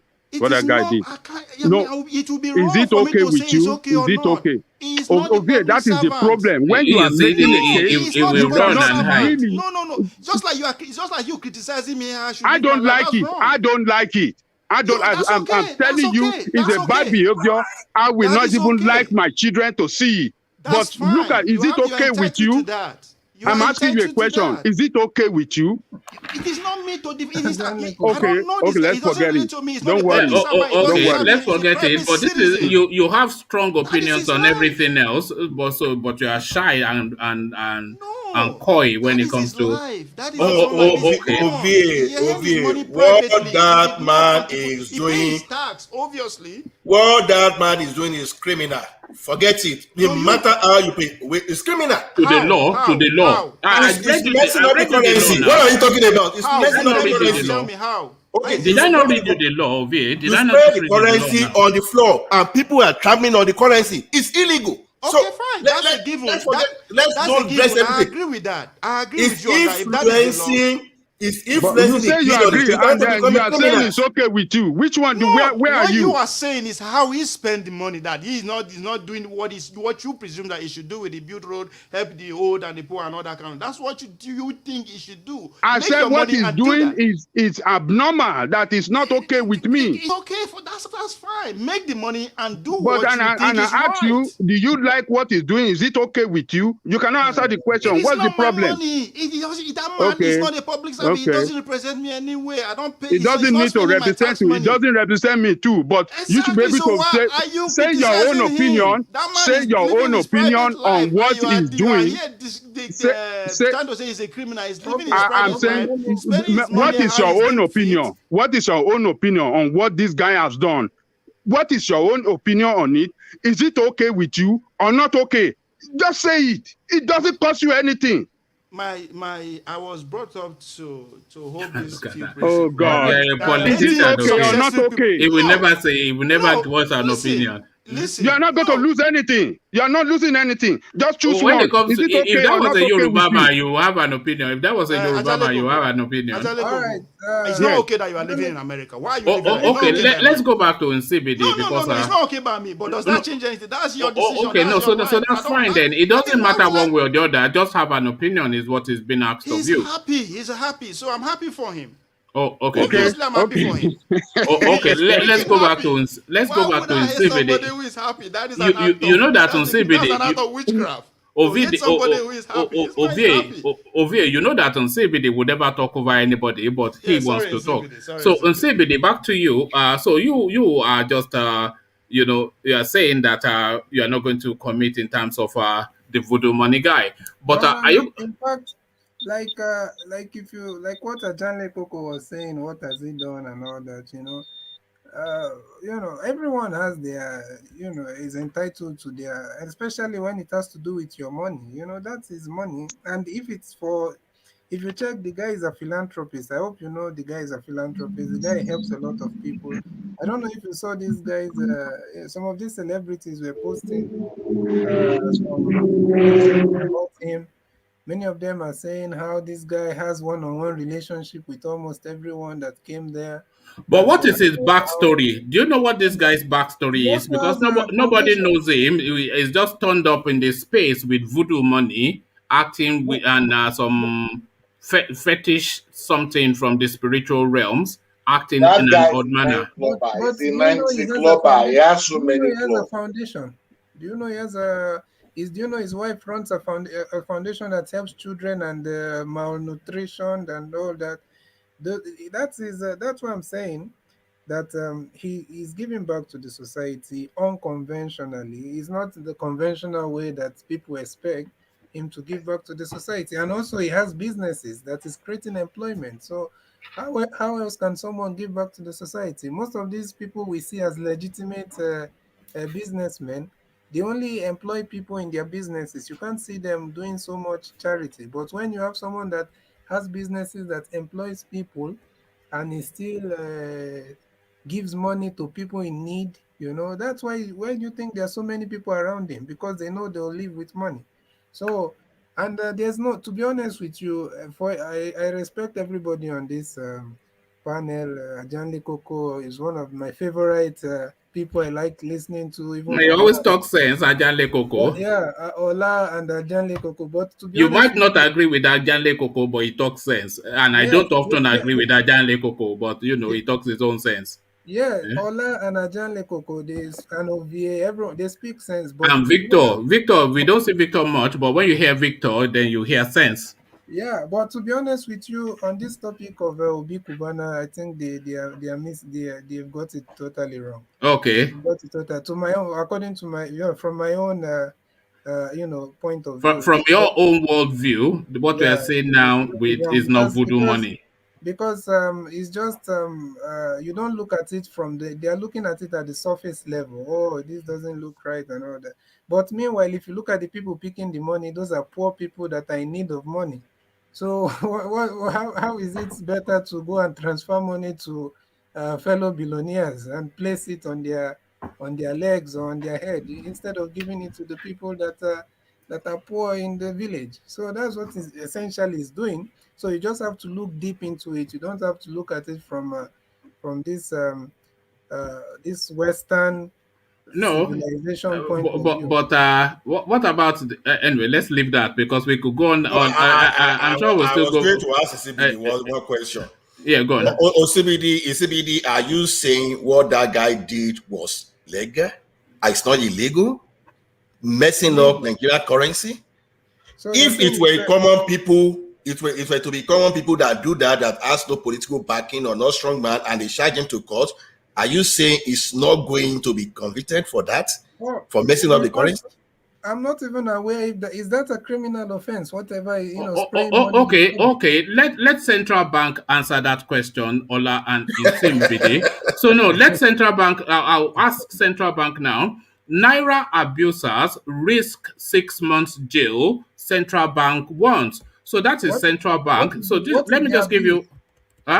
It says yes. This is what they're saying. The Central Bank of Nigeria has cautioned the public against abuse of the country's currency, describing Naira as pride of the nation. Speaking at the CBN fair at Dora Akuniyi Women Development Center, Akwa, Anambra State yesterday, the principal manager, Currency Operations Department, Mrs. Dorothy Onyene, cautioned traders, farmers, and other Nigerians to stop rough handling the Naira notes in circulation. So this is what she's frowning at. She frowned on the manner Nigerians mutilate, fold, deface, and even use the Naira as a jotter. She added, it is a punishable offense to abuse the Naira. Defaulters are liable to 6 months imprisonment and or 50,000 Naira fine. So what you're witnessing essentially is a criminal act. These are voodoo money demonstration. Those people should be ashamed of themselves, honestly. They are not able to help people that are suffering every day, that don't have food to eat, and the only thing they are concerned about is who is rough handling the money.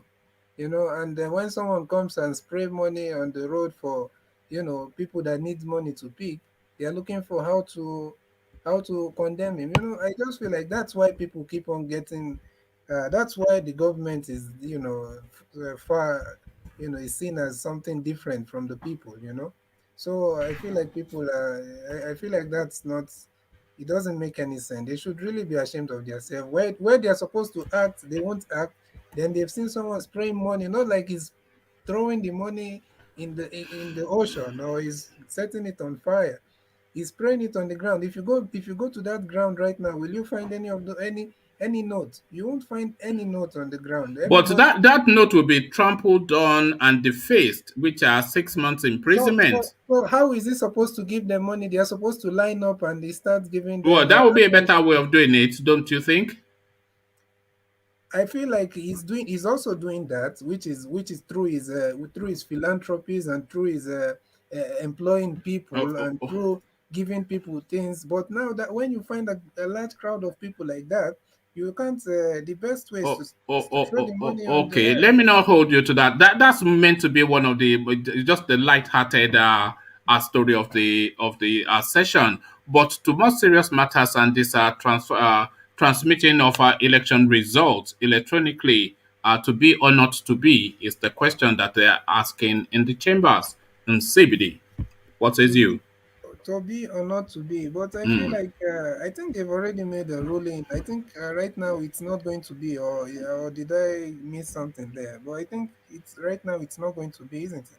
Yeah, that's what it's looking like. But then, they are walking through the small prints. So the wordings, they are going through words like must or may or should or would, so they are just the nuance and Yeah, the detail of the wordings. This is what they're doing. yeah. The thing I don't understand, is those three senators from the southwest that I've tried to under what exactly is happening among the Yoruba politicians, because it seems like when it seems like there's always some kind of group that is being manipulated by the north there, as much as majority are are awake. Because how does it make any, like, what's the logic of them not voting in favor of that? What do you think is the logic, one man? I know it's me that No, I'm trying to I just think the whole thing is just people are trying to show off and trying to act as though they are for or against the people, but essentially it's just a black or white thing. They transmit the election results electronically and just set that in law. This is just all that is required. So I'm confused a little bit by the goings on in that chambers. Somebody was coming to tell us now that Wadabe Abila refused to sit in chair of some meeting as his own protestation. So the whole thing just a bit of a nonsense.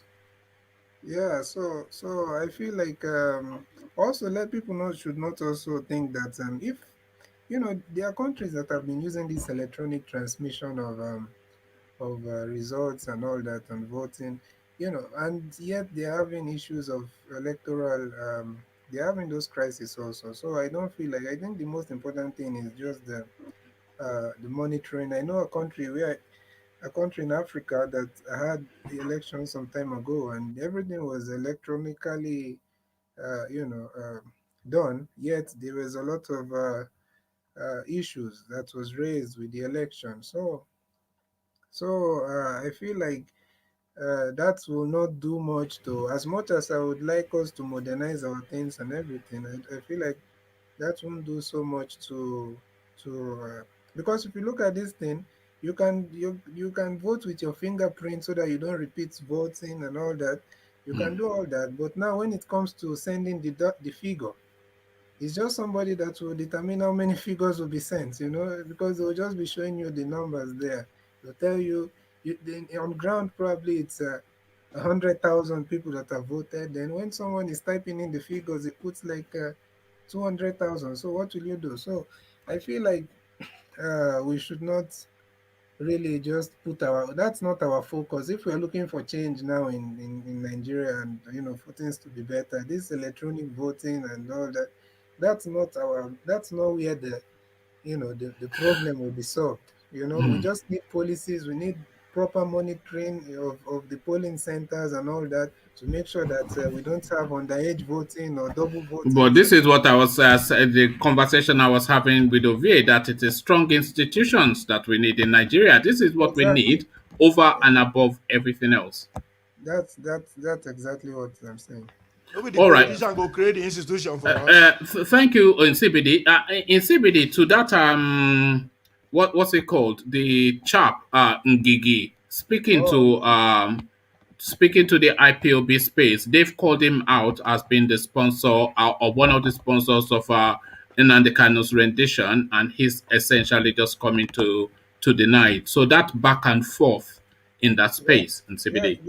the thing is that we are not going to, nobody should think that these people are so much in love with Nnamdi Kanu and IPOB, because, you should not forget that they are also working for the federal government, and as much as they are Igbos and all that, they have to. So I'm not saying that someone like Ngige is is capable of that, but the truth of the matter is that the one thing I believe, why I usually look at those things, the whole from what Nnamdi Kanu used to say, he's saying that he usually cross, borders, usually go from country to country. That if those people want to catch him, they would have caught him. He actually said that in one of his broadcasts that I happened to listen to. So he virtually set himself up, No, even. no, no, what I'm trying to say is, he said if that they see him crossing, but he was referring then to the European countries and the America, Japan and all that. But I think he got to a point, because what actually happened, to be honest with you, the process at which the whole rendition and all that was done, he never expected that the government would go that far. You understand? It's just like you're saying that no, this cannot happen. This is illegal. So if it happens, you know what it means. So I feel like it's not like he was underrating the capacity of the government, but he feels like they will not be able to break that international procedure. Law. Yeah. Yeah, so he never just accepted that they will be able to do that. And but in Africa, they show that Africa is just the same, but in the Europe and America and all that, obviously they won't be. Able to do such. So I feel like I won't be looking at the Ngige and all those people they're mentioning. They could have anything is possible. They can provide information. They can do anything, but the information can only work if the government makes the move. So I wouldn't look at them so much like that. And Ngige also knows he has to clear his. Don't forget that these people, they have homes in the east. They won't go on exile. So once they finish there, they will have to come back and settle down. Exactly. So they know that they have to clarify some things, because you never know. Even if you're saying that the whole Igbos are not IPOB, but probably you're in the midst of 5 Igbo people. You don't know you don't want to find out when it's too late that the person is IPOB. You don't know. when it's daggering you in the back. You don't know if among those 5 one of them is IPOB. So you just need to make sure that that's why someone like Joey Bokwe that is saying those things, he also needs to understand the man is okay. I know that's a different topic, but I listened to his interview and some of the things he said. It's just you take him serious at the beginning, then later when he started talking deeper into politics, I said, this man is just another politician. Another as of here we say. politician. So I feel like it's I won't know for sure, to be honest, because in this world anything is possible, and we are all just trying to make sense from the little we know. So, but anything is possible. I wouldn't say Ngige is involved or is not involved, but I feel like it's also good that he's able to, we go by what he's claiming, what he's saying. All right. Thank you, Nsibidi. Before we go on to Ola, let's acknowledge Plenty Water's latest super chat. And he is speaking because I think Ajanle Koko, just before he left, he was speculating that why couldn't that guy use his money to do good rather than just use it to spray on spiritual beings and masquerades and whatnot. So this is what Plenty Water is saying to that space via super chat. He says you can't touch public roads because you have money. You can't build hospitals without a license. Money alone cannot do it, not even to open a pharmacy. So what he's saying essentially is that that do-gooding space that Ajan Lekoko was proposing, that there's so many bureaucracy behind it that it's not really worth the effort. So that is what he said. Thank you for the super chat, Plenty Water. So, with your permission, in CBD, I'll shuffle you to bring in Rational Mind so that I would have had everybody on the screen so that everybody would have had a chat. Well, if I still want to hear more from you in CBD, so let's go to Ola first, though. Ola, you know what the talking points are? This now thing that is passing through the Senate or the houses of parliament within the Nigerian structure, the transmission of electoral results. So that's still a hot burning topic of discussion. Ngigi's clap back at the IPOB movement regarding his involvement with Kanu. That's a bit of a lighter story because when we got into it, he didn't actually say much. And then the voodoo money, which is more of a comical thing, but nevertheless, you can still comment on it. Ola, good to have you. Thank you. On that voodoo money, like I said, I've made my position known about it. Yeah, can you do whatever you like with your money? Yeah, you have your money, whether you made it legitimately or not. You do whatever you like with your money. Good one. But what you cannot do is you can't break the law. No matter whatever you see, you cannot just break the law and just because you want to spend your money the way you want to spend it. Because what that guy is doing is against the monitoring law of that country. So nothing. Now, when someone now is breaking the law, especially among those people that may not even know what is right from the wrong, you are passing some kind of influence that you may not even know how long that influence can live on the mind of those people you are instilling that kind of influence on. So that is where I want us to be very careful in whatever we support. I'm not saying you should not spend your money. I'm not even asking you to build road. I'm not even asking you to do this, but don't break the law. Any way you spend your money is your money. I don't care about it. If you like, use the money to buy the whole Nigeria dam, but don't deface, don't destroy the currency. That's the only thing I have to say there. So then moving to these clowns that call themselves Arab. You know, the problem now is that when you have when you have some clusters, you know, the cluster of the low people now trying to manage a very complex situation. This is the kind of thing we see there now. See the type of drama they've created around this electronic transmission, you know. What these people are simply saying is that electronic transmission can be either offline or online. Now, these people now, they carefully push this thing to the world of real-time online only.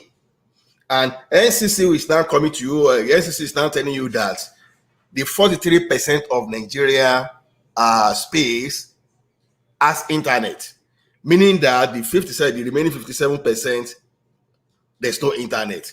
So you've already created room for kind of opposition, the kind of drama, the kind of fight to finish. Now, someone prepared that bill and put a clause. All of a sudden, the person woke up to see that that bill has been modified. You now started reading some clause. This is may, do, all those stuff. So when they now say this thing, when they look at that clause now, the first thing as a Nigerian politician is that you start suspecting your competitor. What is this guy exactly trying to do? Is this guy trying to send me out of this my political business? You want to do everything to sustain yourself. That is where the problem is. Now, when you now see the voting pattern now, you will now see some kind of funny thing in that type of voting pattern. Now, when I say voting now, look at the side where Remi Tinubu belong and where Ali Ndume belong.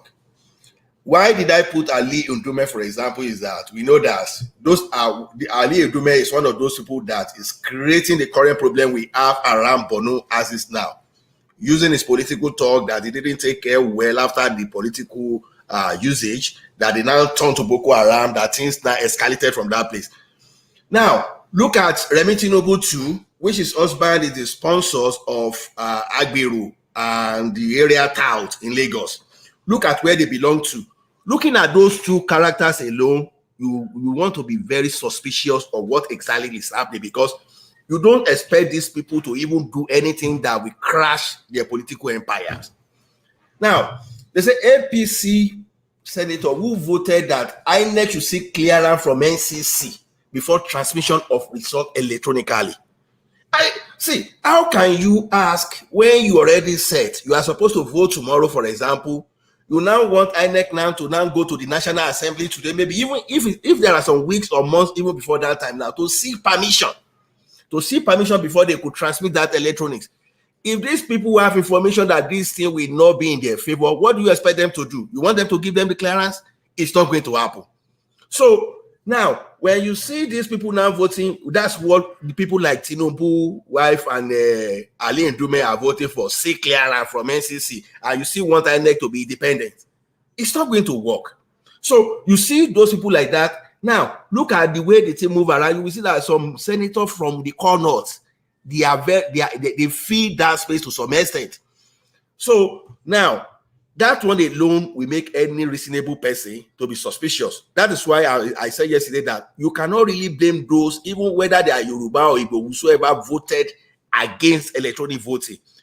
You have to understand why they voted. Yeah, it is because of their political interest. Right. I said sometimes that politicians, sometimes they fight for their selfish interest, and the escalation, the extended effect can be beneficial to the masses. So that's the way I see the situation on ground now. Now, look at the senator. So those senators that voted for these guys to be transmitted, to seek permission from the National Assembly before they can transmit. Now, 52 senators, you find them there already. So that's like out of 108. They are moving towards majority already. So what do you expect? I know some cunning one, they carefully didn't attend. They decided to be absent from that thing so that they will never be here nor there, but we can't say they don't know what they were doing. So like those senators now that we have seen, they were 28. They carefully ran away. That's like 70. So now the remaining people that voted against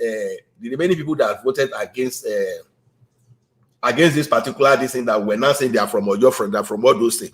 You look at that situation.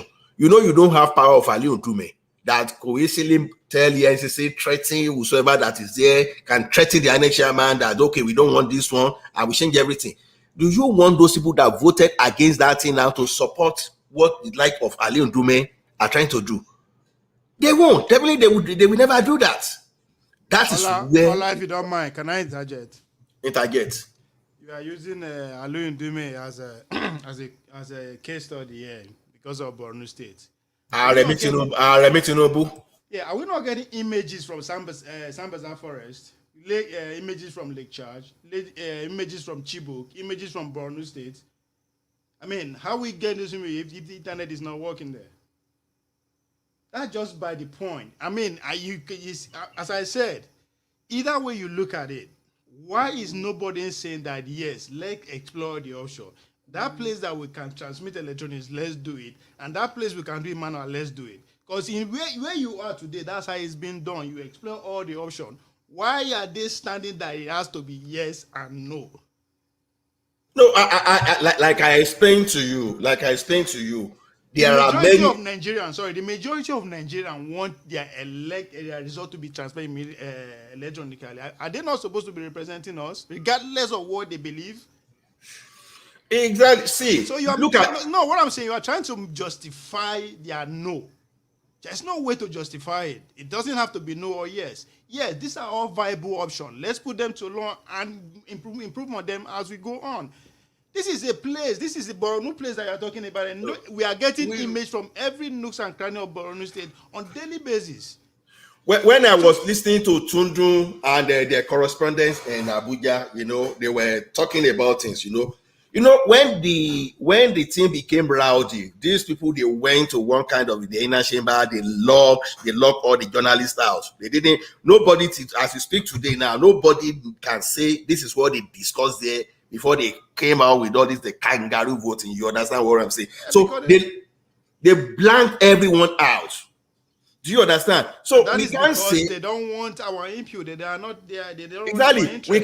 We can't be too sure that these senators didn't discuss that options right there. Like I told you. Just look it from your own point of view. What is the right thing to do? I mean, it's obvious. Forget about what PDP will speak different, APC will speak different. You, as a citizen who understand the situation of the country, Yes, the right there are thing, places who they are not internet. the, That's a given. the, I ri- know. the right But thing will I you want not say us because to of do. one person is bad, then you now say every other person is bad? Just like they say in the democracy that we practice, minority will always have their say, but majority will have their way. In this case, the The Nigerian right thing to do is electronic voting. That's what I support. so you are trying to make now wait, electronic wait, transmission of voting.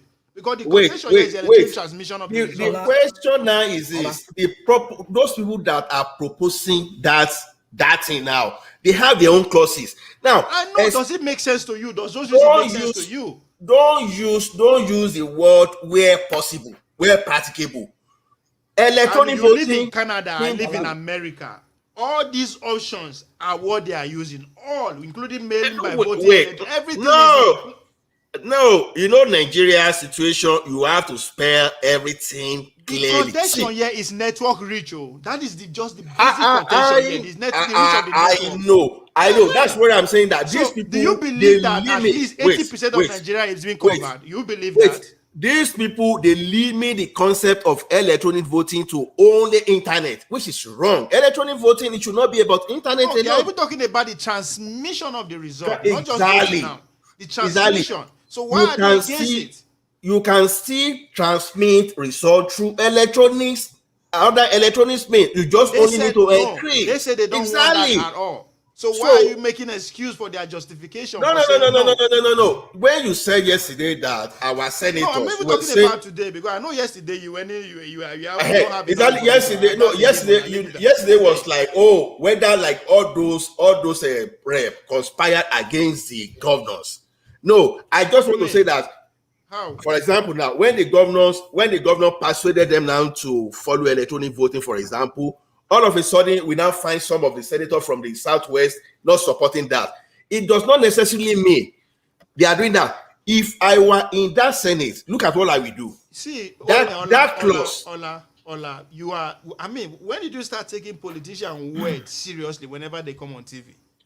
Just because the governor say, go ahead, and that doesn't mean that is actually what they are agreeing on. What is the difference? Are they not going through the same process? The governor, the senator, they're going through the same process now. The question here is that they don't want the result to be transmitted electronically. They still want it to be done the way it's been done, which by carrying the ballot boy as counting them. And that is where the whole thing is being screwed up. Between that ballot the collation center, that is where the mago is being done. That is where electronic will reduce it. It will stop it. It will reduce it. I'm not saying the clause. I'm not saying the clause you see there now.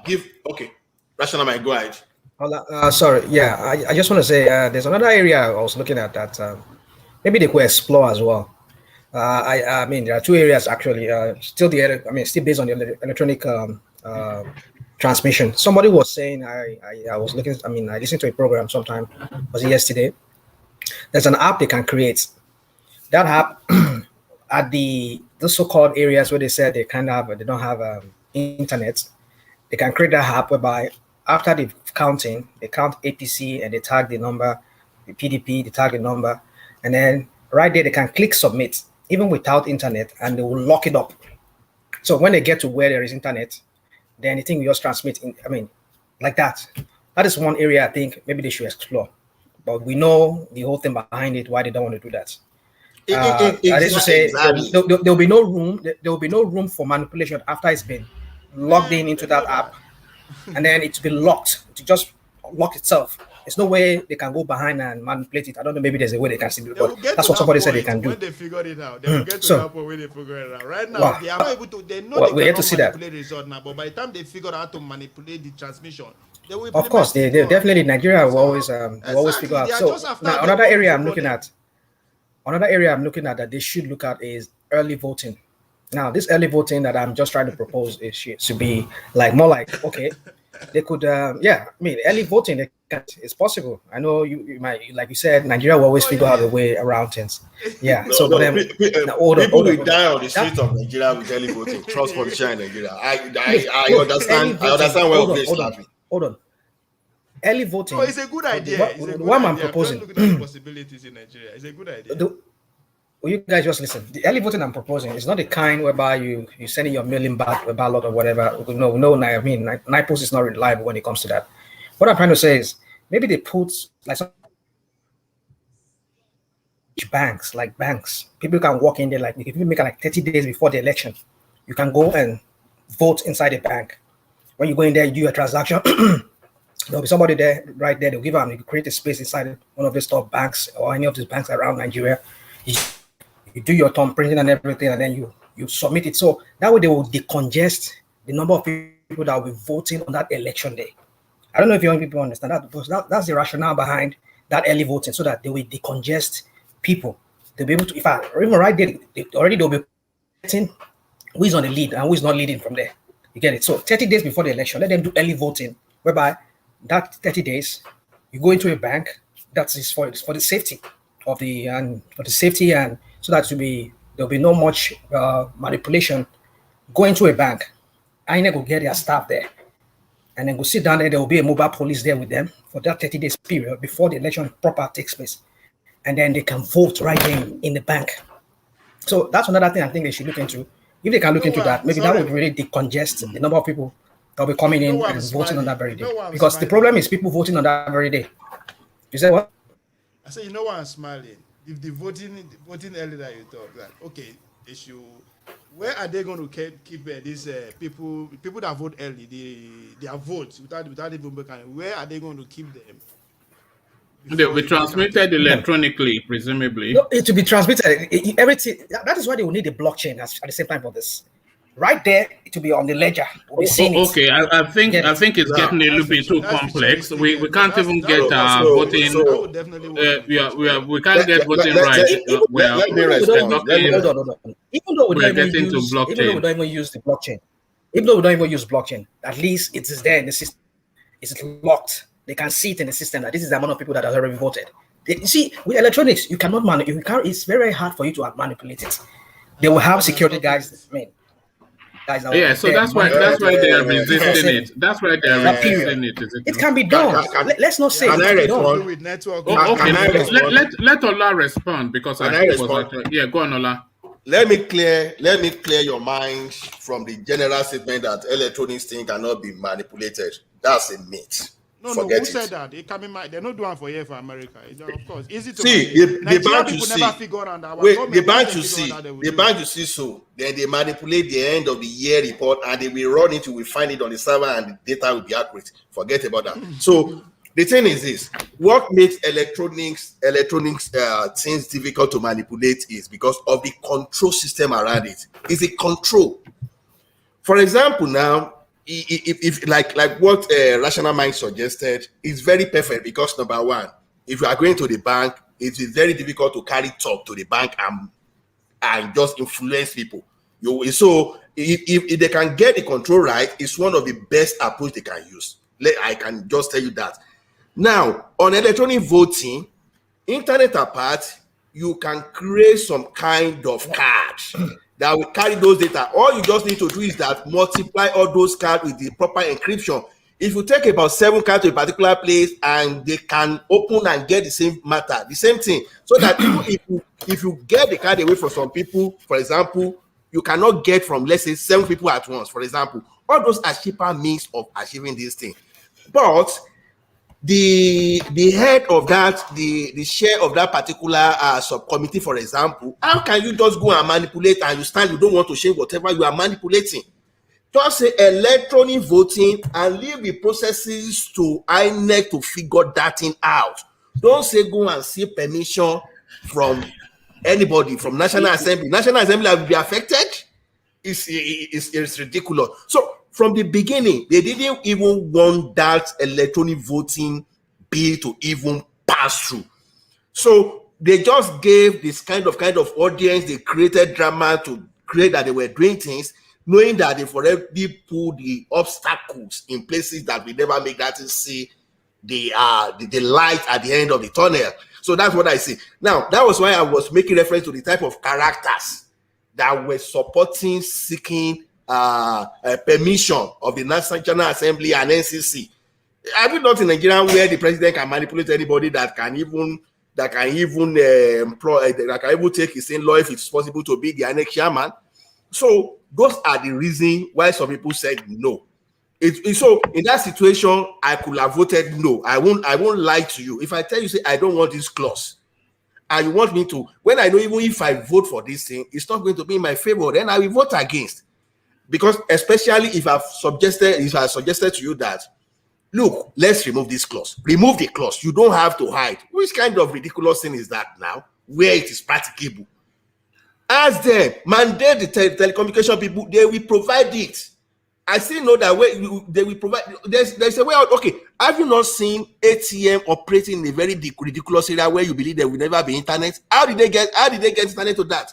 You can deploy mobile VSATs for the purpose of that thing, and you take it away from that thing. You give the contract to some people to do that, and they will provide internet for the purpose of this thing. But these guys, they are jokers. They are not ready to do anything. That is why they did everything to defeat that bill. That's the only thing I see there. So that's on that INEC matter. Are we saying it's a done deal now? Is it a done deal that they won't revisit it again? That's why they walk out. No, I don't think it's a done deal just yet. It's not a done deal. It's not a done deal. Good, the president should mention that. You know, it's a one funny thing now. You know, they can even pass the bill and Buhari. Sorry, let Ajanle Koko interject, because I think he came back specific. Hold on. Yeah. Let Ajanle This Koko. administration will not do anything in by election. They will pass it on to the next one. Let Ajanle Koko interject, because I think he came specifically because there was something that he heard that did not chime with him. So Ajanle Koko, yeah, you wanted to take somebody up on something. Yeah, can hear. I heard Rational Man suggesting early voting. Early voting is not possible in Nigeria right now because we don't have our database in perfect condition. So if they do early voting, there's going to be multiple voting. Yeah, early voting equals double voting because they vote early and come back and vote again. So what That database are 40 they using million then? plan, we talk to 18 million. Ajale Koko. What Everything goes database do they have then? Nigeria don't get database. You can eliminate. Wait. Okay, don't let it go confused. You can eliminate double voting if you want to eliminate. Very simple, It's very possible, easy. One of the yeah. easiest We things don't to know do. our numbers. possible. No, hold on. Let's hear what Ola. Let's Ola land that point. How is that done? Look, see, when you hear big data these days, when you have machine learning, when you have classification, all those things are not joke. They are simple things you can do. See, okay, you have your biometric. You should be you turn print. Abba, you are taking it to the center where you are going to count all those things. It's going to benchmark. See, Nigeria, you What- talking about? Don't be London. I be America. What I'm saying is No, that Nigeria or not, possible. technology is technology. Now, thumb print is thumb Exactly. print. No be Thumb person print dey is a control the unique technology. identity. Why would they talk say the same way is absolute? No be person they control the technology. Yeah, but the thumb data, no print- people dey impute am. Thumb print. Look, of it. What Let's Ola not- is saying? Hold on, now, rational mind. What Ola is saying is that it's very difficult to. It's very easy to eliminate double voting if people thumb print and that is centrally locked in a database. So you cannot thumb print and come back and thumb print again because I that's understand thumb. that. Yeah, I so understand that. Is it possible to manipulate? But the I results or understand- not? no, it But could I be. understand- But what So Ola why is we not saying, saying, and no, Nigeria is not that don't look, sophisticated no, yet? don't I'm not saying always it's not reduce. possible. No, Okay. don't always Ajale Koko reduce is everything using- to Ajale base. Koko says something. Nigeria we are talking about here. We are not saying it's not possible. Yes, But we are putting a- even Nigeria or not, there are certain technologies that just stands. There's nothing that is foolproof. But if Ola rightly just said now that if you thumb print and that is centrally locked in a database, you cannot double vote with that same thumb. So that's one thing we can say. Exactly. Yeah, what I'm we saying- don't know We our keep saying number. we keep saying it's When not I say we don't possible. know Now, our my question number, is this. that man is Ovie, claiming 40 Ovie. million. No, that you are bringing a different No, angle let there. me arrange it. No, you are bringing a different angle though. So, but what he I am is telling you how it can be manipulated. No, we know how it can be manipulated, but specifically to what Ola is saying about double voting, Yes. that is one point that he wanted to make, and I think But that then- point has been made. Let me. Yeah, but then that can be eliminated. But let me say this. Let me say this. OVA, sorry to interrupt you. Sorry, Rational The Mind, thing make is your this. point and let the engineer come in because he's been quiet. Yeah. Go on, Rational Mind, make your point and then engineer can come in. So what I'm trying to say is this. Now, you people are saying database. They will manipulate it. But then the question is, what database does INEC have that based on that they are doing this election? If we assume they don't have database, it means anybody can just vote and they can manipulate the whole thing. So No, they have a INEC voters has registration. So that is the database. And of Yes. course, I remember when I was doing my thumb printing back then in Nigeria, that during the 2011 or whatever, I did thumb printing. I mean, I've never voted, but what I'm saying is they captured my thumb prints and everything. So that was they you can do that. registering, It's all not about voting, sequencing. They can do that. It's all about they will just from the system, it can check out for those people who have double voted, voted twice or many times. It can, Yes. the system can do that, but they won't do it because we know they want to manipulate the whole thing. Yeah, That's hold on, Rational Mind. That is a different thing. So it can be done. What was the point that Ola? Because we have to start establishing some baselines. Not just say, is it not Nigeria? So let's just establish some baselines that there is a sufficient enough technology in there to ensure that a double voting does not take place. Will that be manipulated, or can that be manipulated? Yes, but not if it's observed in adherence to its principles. So that we have to just to have some baselines, and not just say, oh, even be in Nigeria. North too. Even in North too, they will be at a disadvantage if this electronic voting is implemented, because it's going to capture a lot of their shenanigans over there, because when they say, okay, they have about 3 million people voting in an area, and maybe it's just about 500,000 people voting. I mean, that electronic will be able to capture it very well and tell them how many people actually voted, and they have the database of the fingerprint of all these people. They know all these things. All right, thank you. Yeah. Sorry, Ovie, let engineer come in because he's been waiting to come in. So engineer, come in. Good evening, everyone, and good morning. Hello, engineer. Yeah, thank you for having me. My first question is, do Nigeria have a database? We do. Well, they tell us that they don't, because in the last election, in the last election, they told, I did almost 50 videos on that database in that election period, that they were telling us that they don't have a central server and they don't have a database, but of course they if you do. don't mind, can I take 1 minute from your time? No problem. No. America have database. Right. America have thumbprint. Guess what? Last election, they see allegation that dead people voted, illegal immigrant voted. The same problem that we're having in the National Assembly in Nigeria today is also going on in America. But that's a different set of problems. No. Why are they insisting that you must have a card, like the ID, to vote when there's fingerprint? Why? Because we know there are a lot of millions of people who are here who don't have ID. The same thing, why I'm saying that the Fulani that are saying 40 million now, how many you want capture? Who you want over and Nigeria people they come capture as Nigerian? That's where the problem is about that thumb printing. Here that they have database, they have the finest technology. Still, illegal people see the vote, dead people see the vote. How? They don't get their thumb print? But the number are so minute, it doesn't affect anything. It's just some kind of affect anything, small... and it's a big. They are debating on it on the National Assembly. Yeah, they are debating it for reasons of politics, not for reasons just of politics. So that is the Republican narrative they play. The best way is see the old-fashioned. OVA, there people voted. How? The one they send to a particular place for people to vote and send back, or the one they go to polling center and vote. So separate the issue. They send something to someone, so feed from and return is different from you go to a polling center and the dead person vote at the polling center. Two different things. Now, but the issue is that everybody our has to have a database fingerprint already. Engineer, sorry, but the issue is that our database is not perfected yet. We need to perfect it before we can embark on any voting. If we don't perfect our database, I bet multiple voting go swell a lot like crazy. America, that is where my we can problem. say that their database is close to perfect.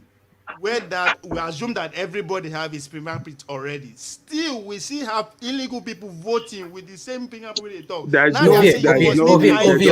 Ovie. there's Don't no use that. illegal Don't use that. people voting You see, here. one thing about That is Republican narrative I am not the when one they saying lost it. Though. election. Those are not my especially words. Trump. I am not the one When saying it. Republican win election, they don't play that narrative. But when Why they lose is the the bill election, they will not say being illegal people passed? vote. What is the contention of the bill right now, today, as we speak? What will be the It is argument? politics. They They don't may need explain that. ID. They just Why Okay, do you you don't need want to ID? speak Hopefully, No, no, the let, system will work. if we can, sorry, if we can just stay within the Nigerian space, because our problems are big enough without taking on the American fingerprint is so problem. secure, they won't be asking for ID. That's what I'm saying. If it's so Okay, secure, they won't be It's asking the you to present Republican ID. narrative. Okay, They're I think just trying to engineer wants discredit the to. election. I think engineer wants to. Legit narrative they are It's not making legit. there. It's All not right, legit. thank you, Why they thank talk you, about- thank why they you, talk about Ovie that? and Rational Mind. I think engineer wants to conclude this thought. So, engineer, sorry, yeah, to you. Yeah, secondly, let me bring everybody's mind back to what happened to Nigeria when they were banned visa to America. I believe all of you guys are aware, and if you're not aware, there was a communication between America and Nigeria to provide their database, so they know people that they're coming from Nigeria to America. But what happened then? Have they provided it? No. So that's why I asked that question at the beginning. Do Nigeria have a database? Because to be honest, you see, when it comes to things like this, the politics or the politician, they're trying to find a scapegoat to grab. We can do fingerprint, we can do everything, but how long will that last in Nigerian, Nigerian database? Because if you come to look at it, some time ago they said they want to do a national identity card, and I don't know if that is up to date. Apart from your passport, they said they want to do Nigerian identity card. Has that been imposed, or has that been continued? Which I doubt. So now they're coming out again to say they want to do this, they want to do that. To the stage that last 2 or 3 days, someone said, I think one of the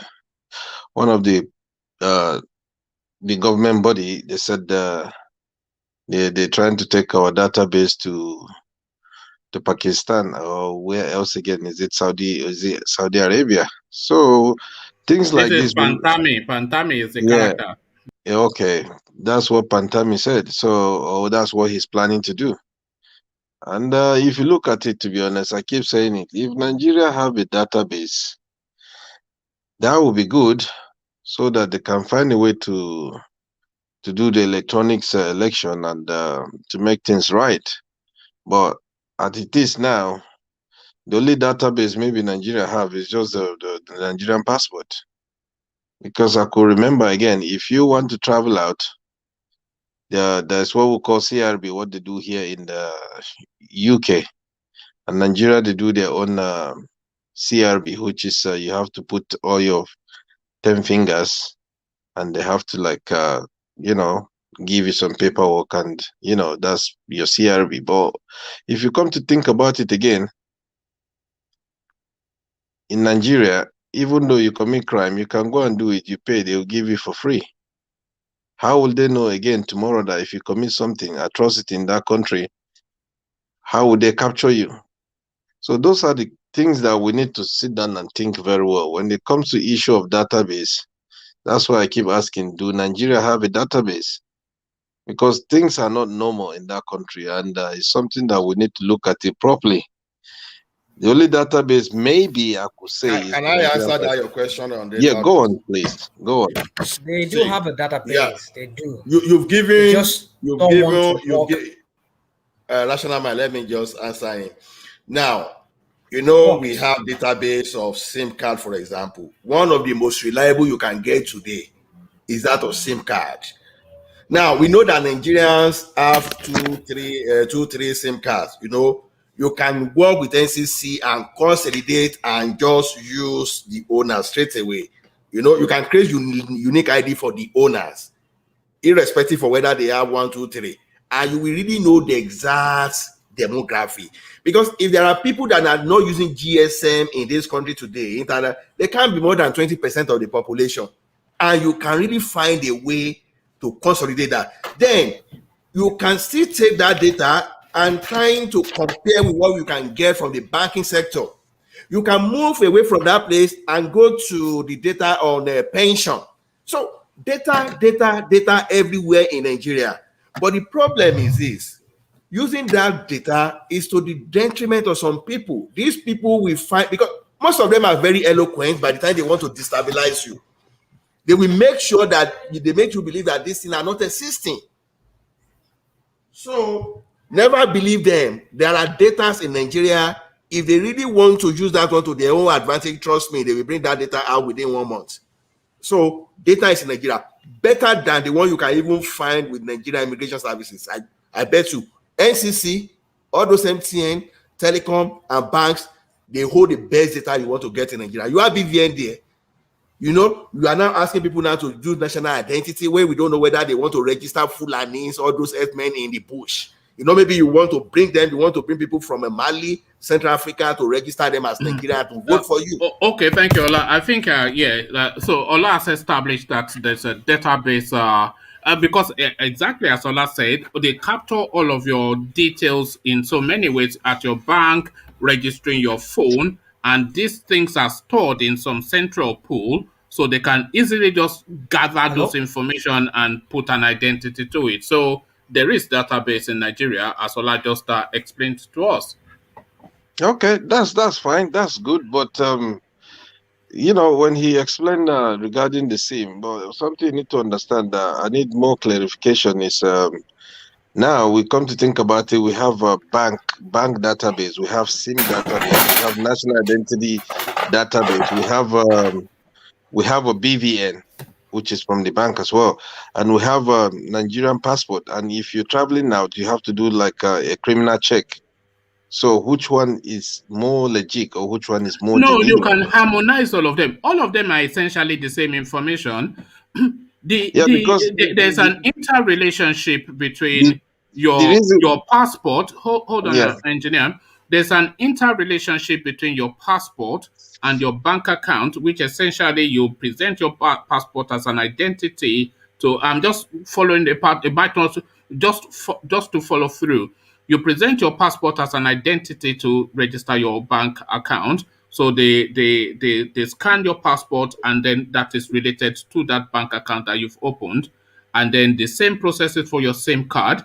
So all of the services that you use, they interlink the information that you have to legitimize the authenticity of it. So all of those informations, even though so many people capture it, it is essentially the same core information, which I think, I'm not speaking for Ola, but I suspect that is the point that Ola is making.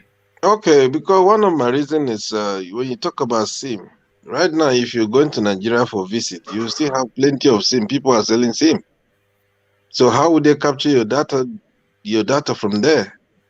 No, they won't capture everything, but some people will always be outside of the system. I mean, this is just a fair global. enough. Yeah. That's fine. I'm okay. I'm okay with that. Okay. Let me quickly acknowledge Rational Plenty Water's super chat, actually, which is he sent the super chat essentially to agree and to complement our Rational Minds position that was detailing earlier on.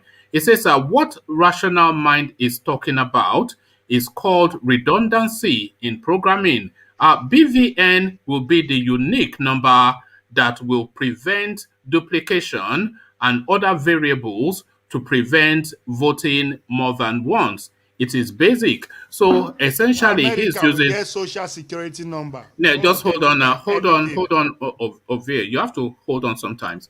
It was just essentially agreeing with what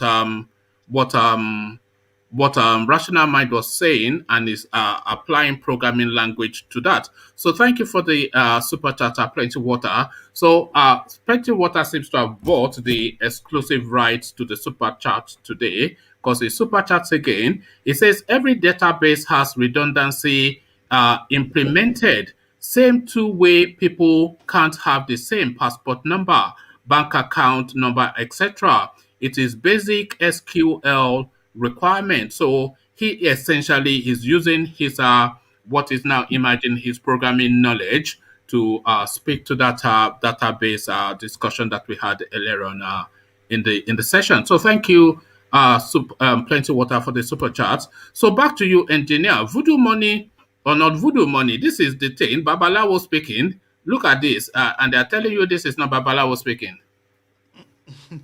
Is it voodoo money or not, engineer?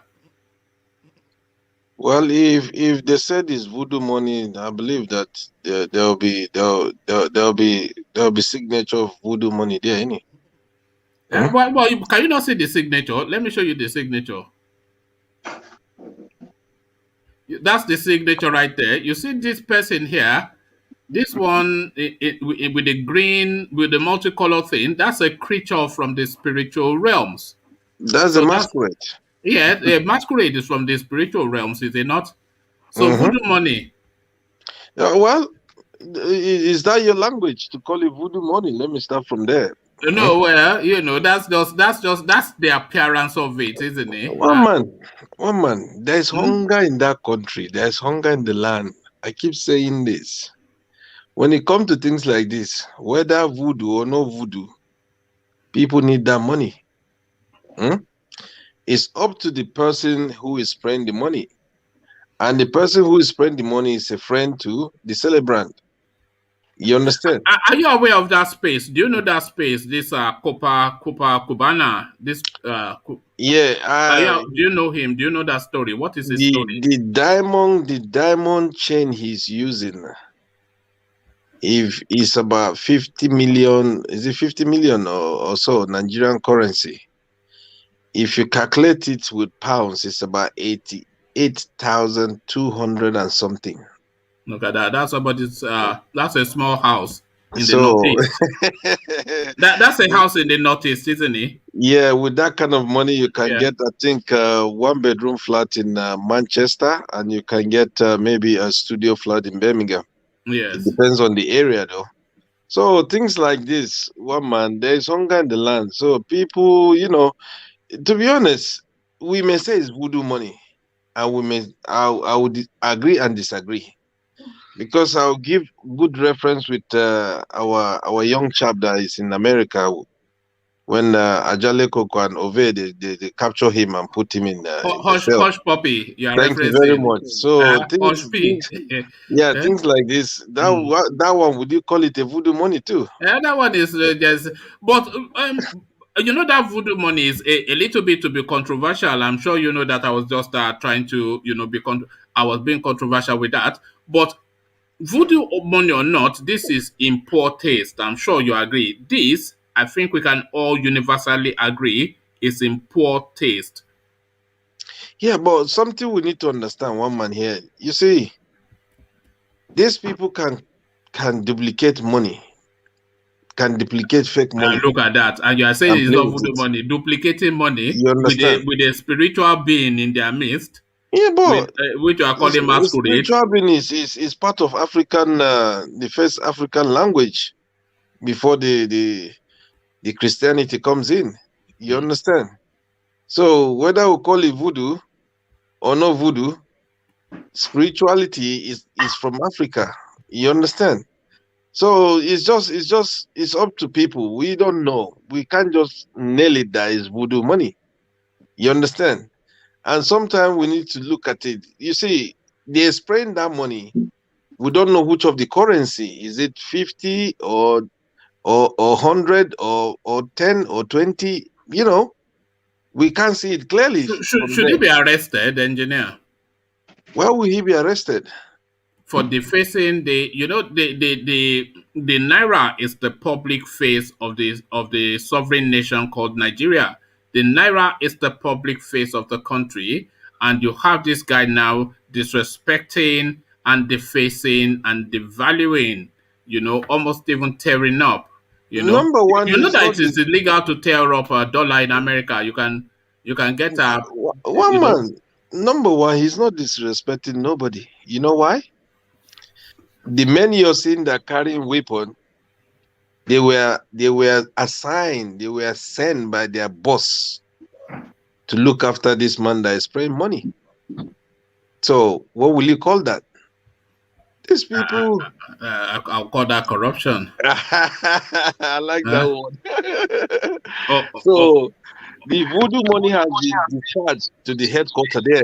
That's just the fact. There's nothing we can do. You see, when you come to things like this, Nigeria, Nigeria, there's money. There's money. I keep saying this. There's money.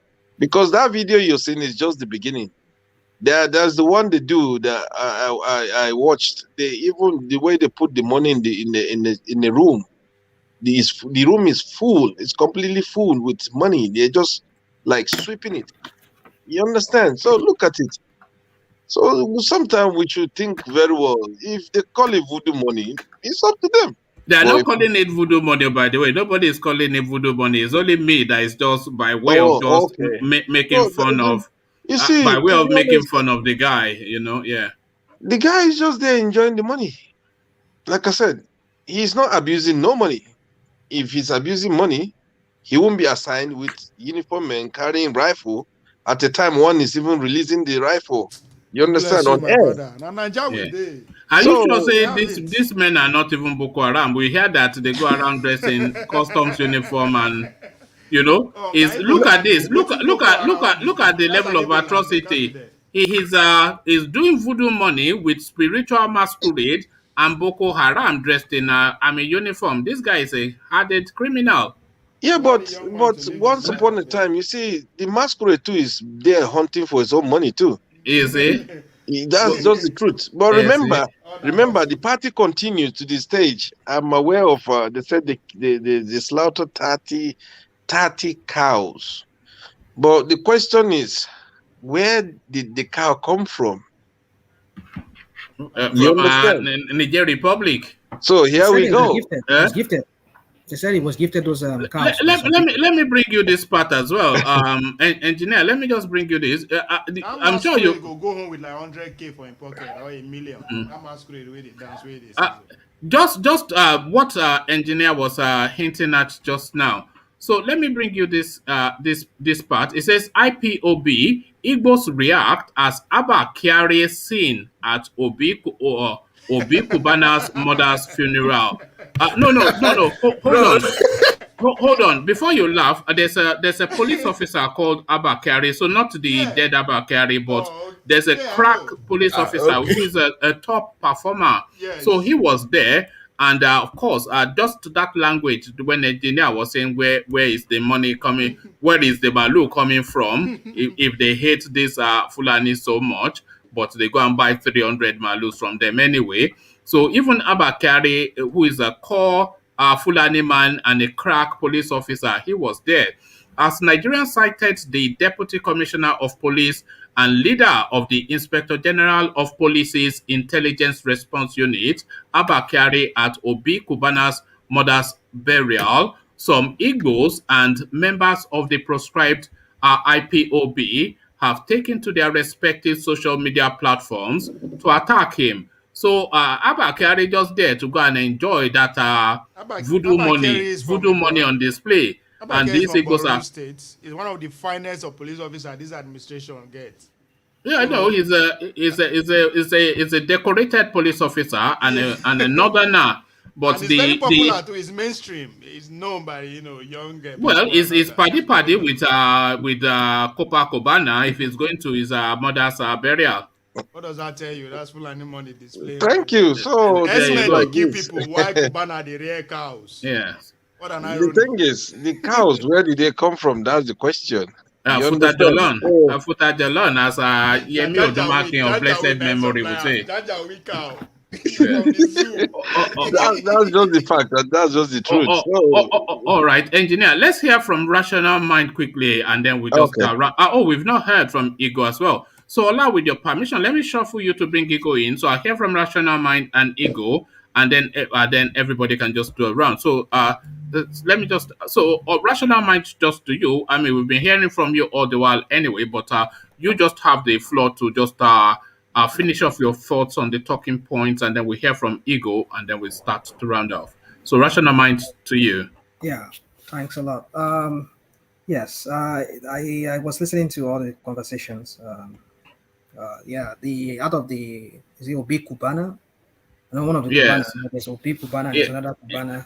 I think there are two of them. Are they brothers? I don't even know if they are brothers. Are they There's related? also Copacabana, which is of course a place in Brazil, but then I So which of don't them know is what. which of them is celebrating? I don't even know which is which. Well, the mother died of one or somebody anyway, and they're Oh, just displaying this vulgarity yeah, just to embarrass themselves. well, regardless of how we made this money, I just feel sometimes you need to show some respect to a country's um, uh, Of currency. currency, yes. In fact, It should be locked up. Nigeria. Well, I'm not saying it should be locked up. Well, You are it the should one be. saying that. He's breaking the National law. man, He's have you breaking been the law. to have you been to Atlanta National Well, man? you and I know that it will never happen. Is it not Malami and the other people? National They man, were also have you been saying, to Atlanta? yeah, I've been to Atlanta. Yeah. Have you been to any of the street clubs or Vegas? I know it's not of that kind. No, but not everybody is like you, Ovie. This your fast and I want loose. to know where the This way your they fast treat and money loose there. lifestyle. In Vegas. Have you been to Vegas? You see the way that they treat dollars there? So it's well. the same thing. One are indoor, one are Yeah, outdoor. I know what you're saying. I know what you're talking about. But the thing is, we're talking about Nigeria. Nigeria has a law. I mean, the law is the money is legal tender, and then you should not in any way deface it or in any way just show no kind of regard for it by the whole way it's spelled out in their law. But then anyway, what I'm trying to just say is that sometimes you need to just show respect. People were talking here, maybe, oh yeah, it's just trying to help the poor. Well, there are many ways you can help the poor. You can just take out the money and then give it to them, give it to them like that. But you just throwing it in the air and people just, that could cause a stampede, and then if you stampede and then people get injured because of they just looking for some money, that's you need to put that into consideration too. Not because you just want to be showy and you just want everybody to know you that you have. That's just part of the hazards of hustling. Can I chip in something, Rational No. Mind? Let's not say that. Let's say how it is. Rational Mind? I say everyone get hazardous, get a dangerous situation. Even in your office, you can get hurt. These guys are not working. You were giving people money, you're trying to help people. Let me just say something, please. I will love you to go and watch all the videos. You know why? You will see some part of the ceremony where they brought the money in bunch, and I saw those videos. I saw those videos. So when you're talking about But that show money is small respect, money now. I don't think that money is over $1 million. You just when you're saying show respect, let me be honest to you. right.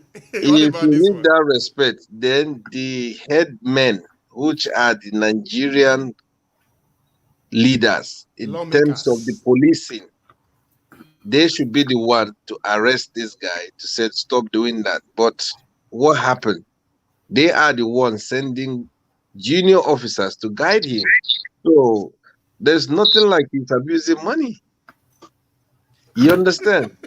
He's not abusing no money. Look at how they slap the money on air. That's the program. They hustle for her now. Exactly. So it's their money. And you are saying people should not be jailed for this.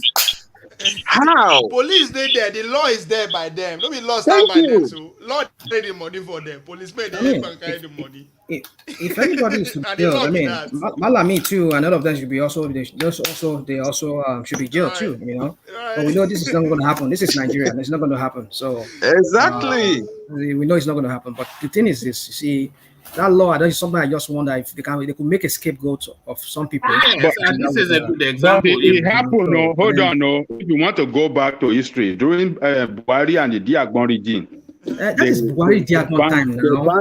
They banned the spraying of money in the public or at the patio, and everybody I support the law. Everybody comply with it because nobody wants to go to jail. Because that government didn't mess. Doesn't take any chance. Once they make their decree, you mess with it, they will deal with you big time. Once you step on toes, if you step on the wrong toes, they will actually use that as a scapegoat. Yeah. So for me, what I just think is, it's not right. If you want to help people, you can help people by just giving them, handing out the money to them, by just throwing it in the air and flinging it. But you don't think it's voodoo money?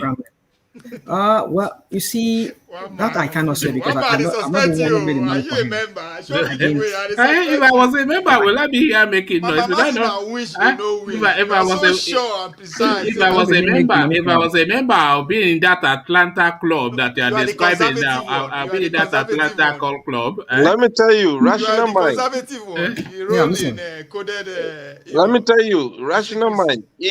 If you go to Ajale Koko birthday, he will slap money on your head like There's a thing. Even rational mind say so don't go there, please. Just don't go there. I'm No, not telling you you that. see, you won't get it at rational mind because he is a Jebota, but Ajale Koko, Ajale Koko has been in town even before town started. You can hear from his voice that this is a man. Exactly. He knows the meaning of Hear enjoyment. his voice. He knows the meaning of enjoyment. So, And then Sunday well, the group party mate. Engineer, you guess wrongly, oh. I don't like spraying money, oh. I Look hate at it. that. I'm telling you. I don't think any of the 6 of us, any of the 5 of us here, believe a single word of that. Eh? I don't like spraying money. I hate it, man. I like but to you do like it being it. sprayed on you. But you like it being sprayed on you. I don't even like it sprayed on me. I don't like look at spraying that. people too. That's the way if you sing to You know why I see Ajale that Koko. money? Huh? I think that money is not up to $1 million. He just share with his friends. So You mean naira, $1 million naira, you mean? But $1 on million a serious, share. but on a That's serious $1 note, million. So you go on share a that with your serious friends to note, come and display and make statement and it's on a serious note, when you watch that video with those guys slamming cash on each other and cash, spread all over the floor, I think it's more common with the Igbo, and I don't know why it is. I mean, why they are doing it like that. You This is see, when I was growing demons? up, Have you heard of hold that? on. Yoruba Hold on, demons. hold on. Let What him about land. Yoruba Let him demons? land. Hold on. When I was growing up, two people, you don't see them doing that. I think all these things changed maybe in the 90s or 2000. And I don't know where they learned that culture from. No, they learned it from the Yorubas, but they don't know how to do it properly. That's Maybe the it's thing. their culture. I just don't know. But, I didn't see people doing like that when I was growing up, like in the early 60s, 70s. How many Or young 80s. people They are weren't doing like millionaires that. in those So, days? can somebody enlighten me on that? Let me just hold on a bit. Those days, how many young people are billionaires in Naira? Okay, so forget that. Let me just address what let me sorry, don't forget that, but let me address what Rational Mind was saying when I said they learned it from the Yorubas, but they don't know how to do it properly, and Rational Mind just laughed. It is not me actually saying that. It is Reno Omokri that is saying that. So those are not my words. Those are the words of Reno Omokri, and this is how he's saying it. So watch what Reno Omokri is saying. So this is what Reno Omokri is showing the Oba of Lagos spraying Sunny Ade, civilized, urbane, educated atmosphere, refined, elegant, everything as it should be. The musician entertaining the crowd, and the crowd. Look at that. You see that? You see how it's done. Gently placing the money. So now look at how the Igbos have interpreted it. Look at how they have interpreted it. The Igbo. Look at that. Look at that. I mean, this They have thought they spend no money to Ikemba of Inewi. Look at that. Money get God. level. So it's not. So that is Reno Omokri put together that video clip that you just saw. There's so it's one on his thing page. Hausa people. Yeah. There's another in Hausa people. There's Kudin Chizo. What Eoba has now, Kudin Chizo, means that it's just like somebody who has somebody who has a millionaire in one place, and somebody who's getting like 500,000 naira pretty much every day. So the spending will be different. Couldn't Chizo, you just have it, but you don't go spend that. I don't know say you get them. That's the difference between the Oba and this young man. This young man, the money get level. If you get 1 million, then you have a billion. No, the young men are clearly more civilized than the Ogba. We saw that in the demonstration. Apart from that, we live in information age. Yeah. The more people talk about you. So that is information age. That is information age. That is that behavior. No, let me finish. I say we live in information age whereby whatever all you need Area to be boys. trendy. Listen, Are those once you not area boys? No, once Area people are- boys. Let me finish my point now before you hold me to that. Say, hey, now so in this age that we are today, the more people talk about you, good or bad, the more you're able to convert that to cash, to resources, to data, to whatever. So that's what all we right. need today. In So this, what this guy in did, the, no, forget all that. Listen now. Let me finish my point. No, before Ovie, you always make this point, Can I and land they are my somewhat. point? I have not landed my you've point landed yet. it. I haven't. No, you are Okay. cutting me short. Let me finish Oh, it. all right. Okay. What these guys are doing, he's in show business. He has a nightclub. The whole, let me not say the whole world. Every Nigeria is talking about that guy right now. Do you know how much his business is going to spring within the next couple of months? Okay. It's a business move. It's a strategy. You think about Let me say, Well, hold on. Let me just say this quickly. It is nothing to do with in this day and age. It has always been the received wisdom that there's no such thing as bad publicity. This has always been the case. So what you're saying now is essentially what I just said now, that there's no, but even people will say, whether they talk good about you, which is good, or talk bad about you, which is bad, but so long as they are talking about you. So this has always been the wisdom. So it's nothing to do with it being a new discovery in any You will space agree in time. with me now that you will agree with me now that a lot of people will want big interest in this business. So he has a club. What does No, he but is that not So what the- I've just said? I said there's no such thing as bad publicity. So yeah, it's exactly. So you- publicity. So it's nothing to do with in this day, though. It's nothing to do with this day. It has always been the case. It But has- what has also always been the case is that it is better to be spoken good of than to be spoken bad of. And if your trajectory is to be this clownish area boy type behavior, then that is your trajectory.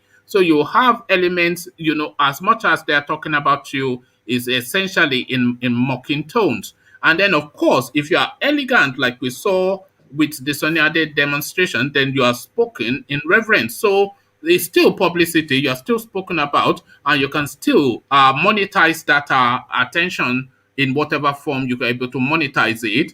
But of course, it depends on how you want to, to carry on.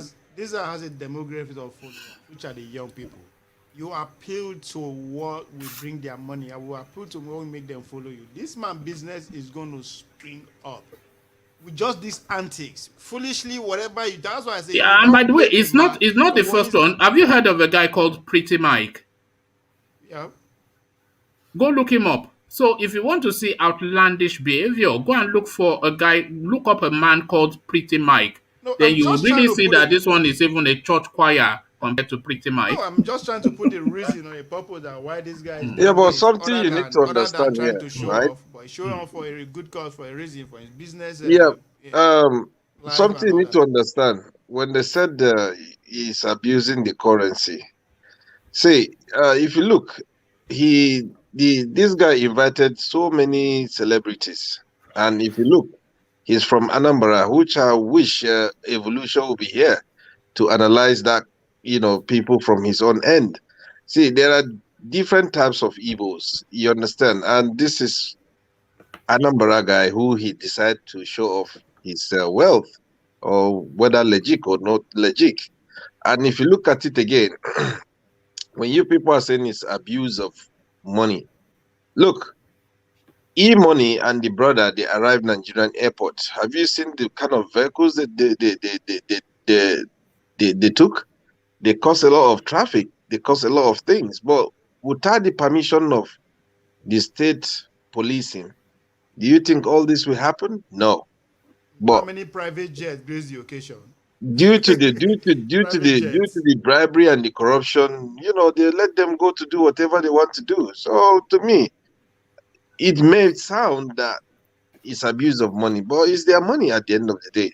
They do whatever they feel like to We're do. not saying it's not their money. We're not saying it's not their money. But all we're just saying is that sometimes it just needs to show respect to a country's symbol, because the naira is a symbol of Nigeria. It's not that country in the world that uses that currency that is called naira, Nigeria. Even though na crap and I mean the place, but then we still need to show a little bit of respect. So that's just my take on that.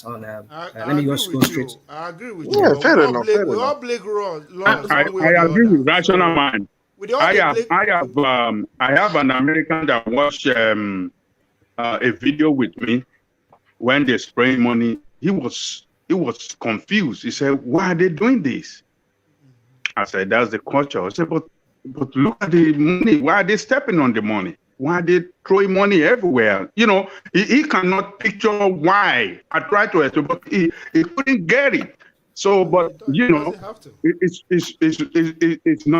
it's not good. I mean, particularly for our young ones. They do it here now. Everybody's thing now. Don't just come out to Nigerians. You know, throwing money on the floor. You know, if you want to spend it in a very decent way and mature way, not throwing money all over the floor as if money doesn't mean nothing. But let's look at it. Let's look at it another way. That's what it means. That's why I say if you get by, it's a different. What I've noticed with this method or this style, I notice it's always common among the blacks. You get it? Nigerians will do it. Even Americans here, they do it a lot. You see them, like you were mentioning, in Atlanta and in Vegas. You see how they spray money. It's very, very rare you see a white. Maybe the other people that does it is Hispanic too. I mean, the people from South America. But then it's common among the blacks. And so maybe we Nigerians have transported, I've been at that gene, the Nigerian gene, and I carry, and then some of these black Americans. Well, I just think that's just to put that out there. I just think it's common among the blacks because you rarely find it among the whites. So that's just that. So let me just go to the next topic. I know you guys have so many things to say about that guy. Yeah, the issue of the INEC and this Wala with electronic transmission of the results. You know, we all know that it's still the same thing, that they're afraid of something. They're afraid of defeat. They're afraid of of the real result being collated and the real result being declared, because they are up to something. They want to manipulate the results. They want to continue with the same style, which is the style we saw in 2019, whereby, I mean, people hardly even come out for the election, but yet they declared results. So that makes you wonder that, I mean, who are the people that voted, you know? But I remember Atiku tried to challenge this, and he was asking for certain database to be released to him, but it never did, because I know if he had access to those database, if INEC had really, released that database to him, maybe he would have been able to prove it. And I think that was why he went through the route of the other route of wanting to discredit Buhari, saying Buhari does not have a result. You see, the thing is this: they know what they are doing. And I won't blame APC, because APC themselves, they met the rots there. That was the same thing that PDP were using for many years. They were there for 16 years. They were in power. They keep beating down other political party because they had the power. They could also manipulate the results. Now that APC is there now, they are now shouting for. They're not shouting, you know. So, but then it's the same. They are all better of the same feather. But the thing is this: Nigeria is not about PDP. It's not about APC or any other party. I think it's about declaring the real results. Nigerians are sick and tired of having people who are not supposed to be representing them to be representing them, or because they manipulate the results. Because I'm sure that if the real result is declared, most of those people are there in the Senate or in the House of Rep, even in the their local elections, will not be there, because the real result was not declared, or they manipulated it. So APC is afraid of something. We all know that. But electronic voting it's possible, it can be done. Is it fallible? Yes, it's fallible. It could be manipulated in any way. But the thing is this: if they are really serious about securing that election, they can do it. And lastly, just let me speak about what I proposed earlier on. Let Nigeria consider early voting. I think that early voting will help. It can be done. If they can do it like 15 days before the election, 10 days before the election, 30 days before the election, it can work. All they just need to do is make sure they have the IT specialists across their servers monitoring this. Any hacking or whatever, they could really see what is going on. But they can do it. It's not beyond the realm of what they cannot do. I'm not saying they cannot manipulate it, but with the database they have, they can still kind of figure out who has voted multiple times or who has not voted multiple times. They can do that. So just to in conclusion, for me, if they're considering this election reform, I would suggest that they should also consider early voting. It will cut down on that madness that happens usually on election day, whereby people want to vote and people are being disenfranchised from voting because they didn't come in time or whatever happened. So that's just that. All right. Thank you, Rational Mind. Succinctly put. So let's go to Plenty Water super chats before we go to Ego. So we do the super chats, and then I want to show Ove who Pretty Mike is. So this is what Plenty Water is saying. It says, can people be jailed for what they do with their own money on their private property? These people are rich enough to have the best lawyers. So yes, people can be jailed for what they do with their own money on their own private property, because that actual money it actually belongs to the government. It is the value of that money that is yours, but not the actual physical note itself. So that physical note is a governmental representation of that value that you have. So you can't just do anything with money, as we saw this the voodoo money guy doing. That's just my own interpretation. Of course, somebody that knows better might well come and correct me, but certainly, and also from what the central bank has said, that if you deface the naira, then you go to jail for 6 months. So that is how that sorry, did you want to come in, engineer? Yeah. To me, I don't think they can be jailed, because I always say something that when you see the truth, you say the truth. These people can never be jailed because they already sought the commissioner of police in that state. So there's nothing they can do. No. We understand that, but by law they can't be. But in practice, what is the law? There is no law. There is no law. Engineer, we've already read it. The central bank told us. It says it says, speaking at the central bank forum in Anambra State, the principal manager currency operations department, Mrs. Dorothy Onyene, cautioned traders, farmers, and other Nigerians to stop rough handling the naira notes in circulation. She frowned at the manner Nigerians mutilate, fold, deface, and even use the naira as a jotter. So you see now she's speaking to specifics. She says she frowns at the way they mutilate it. So that was mutilation going on there. You saw the way he was squeezing the money and throwing it. So that is folding it. Defacing it, of course, throwing it on the floor. But we didn't see him using it as a jotter to write things. So she added, it is a punishable offense to abuse the naira. Defaulters are liable to 6 months imprisonment and or 50,000 naira fine. So it is a crime that can be punished by law, but will it be punished by law is a different thing. But the thing is, she just come out and said it, didn't it? Not because of this guy. This is going back over 12 months ago. So this was last year that they were so it's nothing to do with. If that law is strong enough, I believe after this they will invite this guy for caution. No, of course we know they will not, but the law is there. Is just the point that I'm making. It's just a closed chapter. And a quick one for Rational Mind. When he talk about when you talk about the electronic vote, I just need more clarification. When you say that, I think, was it one man, you said it yesterday, was it yesterday or a day before yesterday, when you said they released was it 1,000 Boko Haram member, yes, right? And those people, they are non-Nigerian, right? So will they do the electronic vote as well? That's my question. There you go. They would have captured their biometrics and they are entitled to decide who the president. I think Tinubu may have. They were seen wearing Tinubu.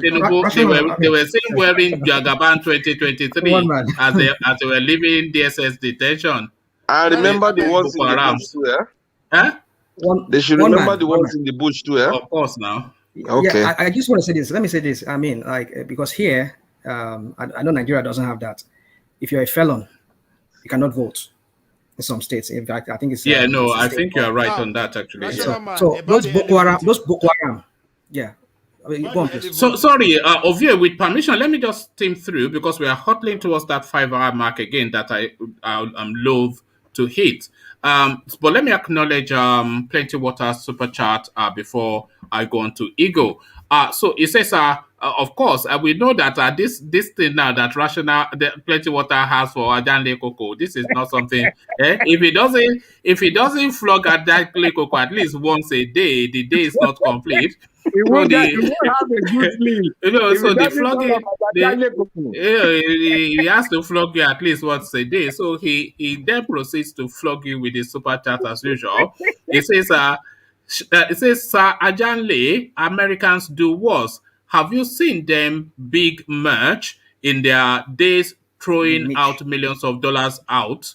I don't know what does that even mean? It says, have you seen them big merch? So but that should be Mercedes, I should imagine, in their days throwing out millions of dollars out. American rapper recent sprayed money on ocean water whilst on a yacht. So I think that is also illegal. Thank you for the super chat, by the way. Plenty Water. So I think that the one that you are speaking to in the Merc, that would be a mafia setup, if I'm getting you right. When you had all those mafia space, those black and white movies that we used to see, with the mafia throwing money out of their Mercedes as they go to get away. And that American rapper, I think somebody, maybe it was a Rational Mind or VA, are saying that it is essentially a black culture that, as it is in Nigeria, so it is in America, that this is something that you find with black people especially. And I think Plenty Water, with your super chat, you're going to confirm that as well. American rapper recently sprayed, in fact, they're spraying dollars into the ocean. So it's just essential. You might as well just take out $1 million, put it in a barrel, and set it on fire. So why would you spray money into the ocean? What point does that prove? Plenty money. One man. It's voodoo money. Because they are stupid people. That's why. The brainless nonsense. Yeah. One man. Why are we disturbing ourselves? Let's say today, all of us now, we attend Ajanle Cocoa birthday party and sing for him. You will see how he will slap someone with money. I'm telling you. Look at this guy keep on feeding this. Let me Okay. Sorry. Plenty Water just goes on to say that Big Merc is a person. So big, then that Merc is MEECH. Is a person. So that is probably an American thing that the rest of us are not aware of. But before you make that comment, Ovie, let me just show you this chart. This is the pretty mic that I was telling you about. If you are talking about outlandish behavior, then nobody...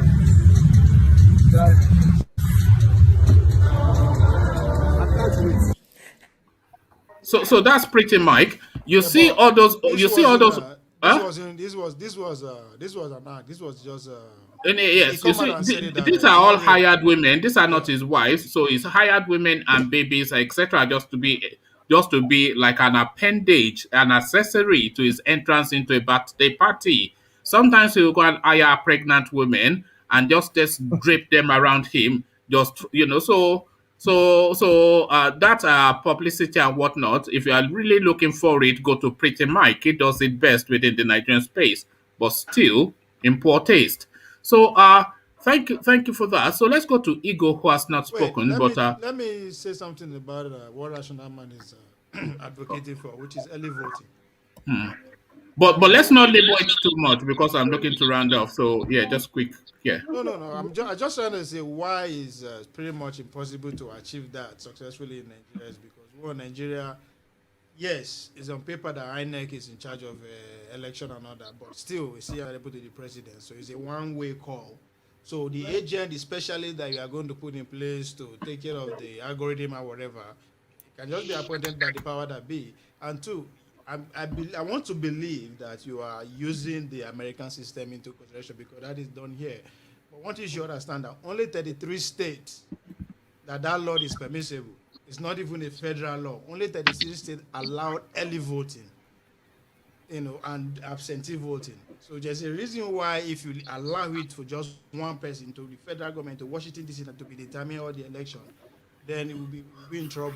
So to get to that level of state, that's why I keep saying that when these governors are asking for state policy, why don't you have a full autonomy?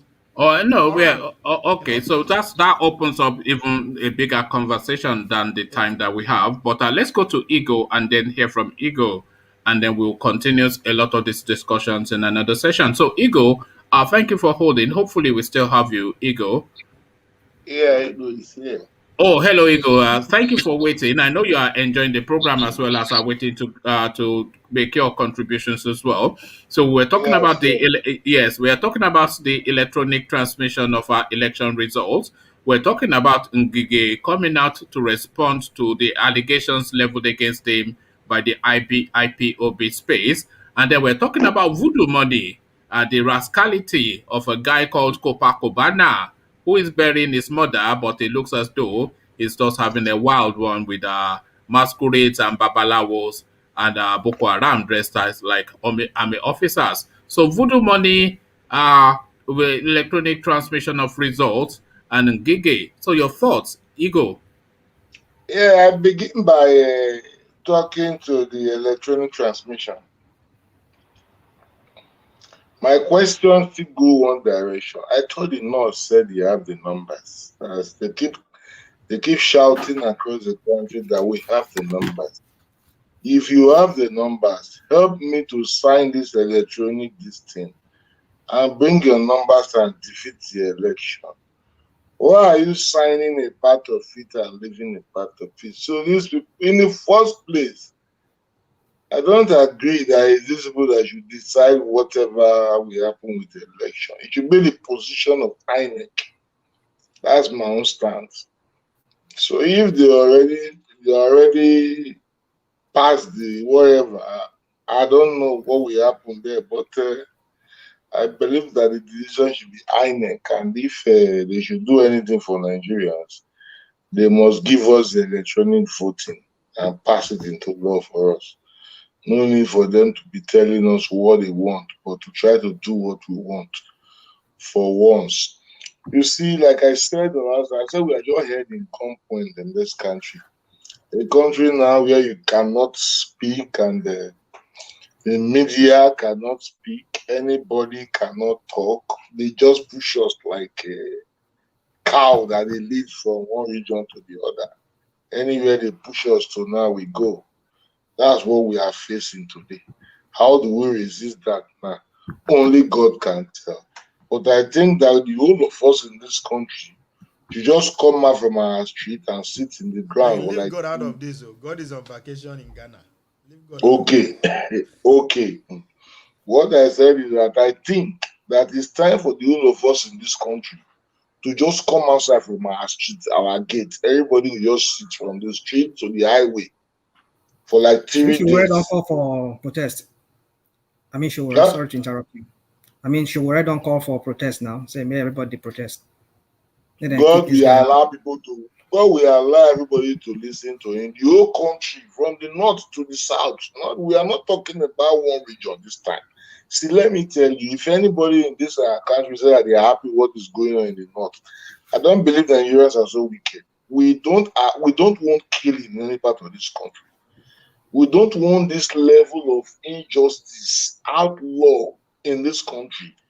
We don't want what is going on right now in any part of this country. We don't want anybody to die. So there must be a way to stop the killing of these people that are chasing those who said that they should not kill them. Because I said, don't come and kill me, you will be looking for me to kill me, the security forces, or to put in prison.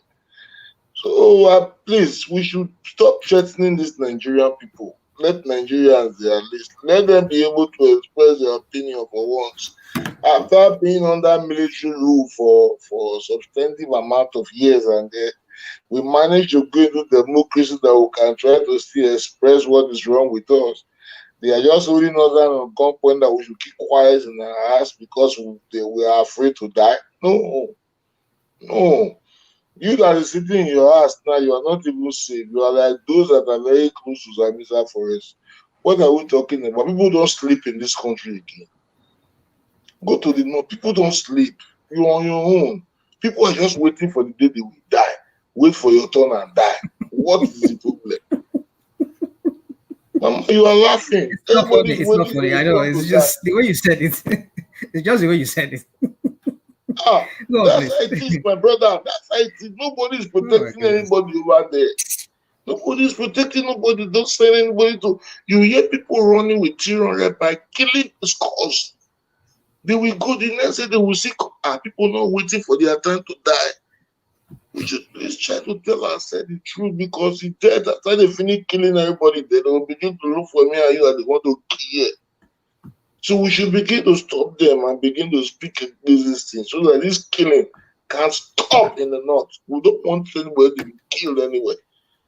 That's just the truth. The area of electronic wherever, let them show us that they have the number. They should transmit the election electronically, and the 160 million voters that are in the northern desert, they should bring it to the space through this electronic transmission so that Nigerians be convinced.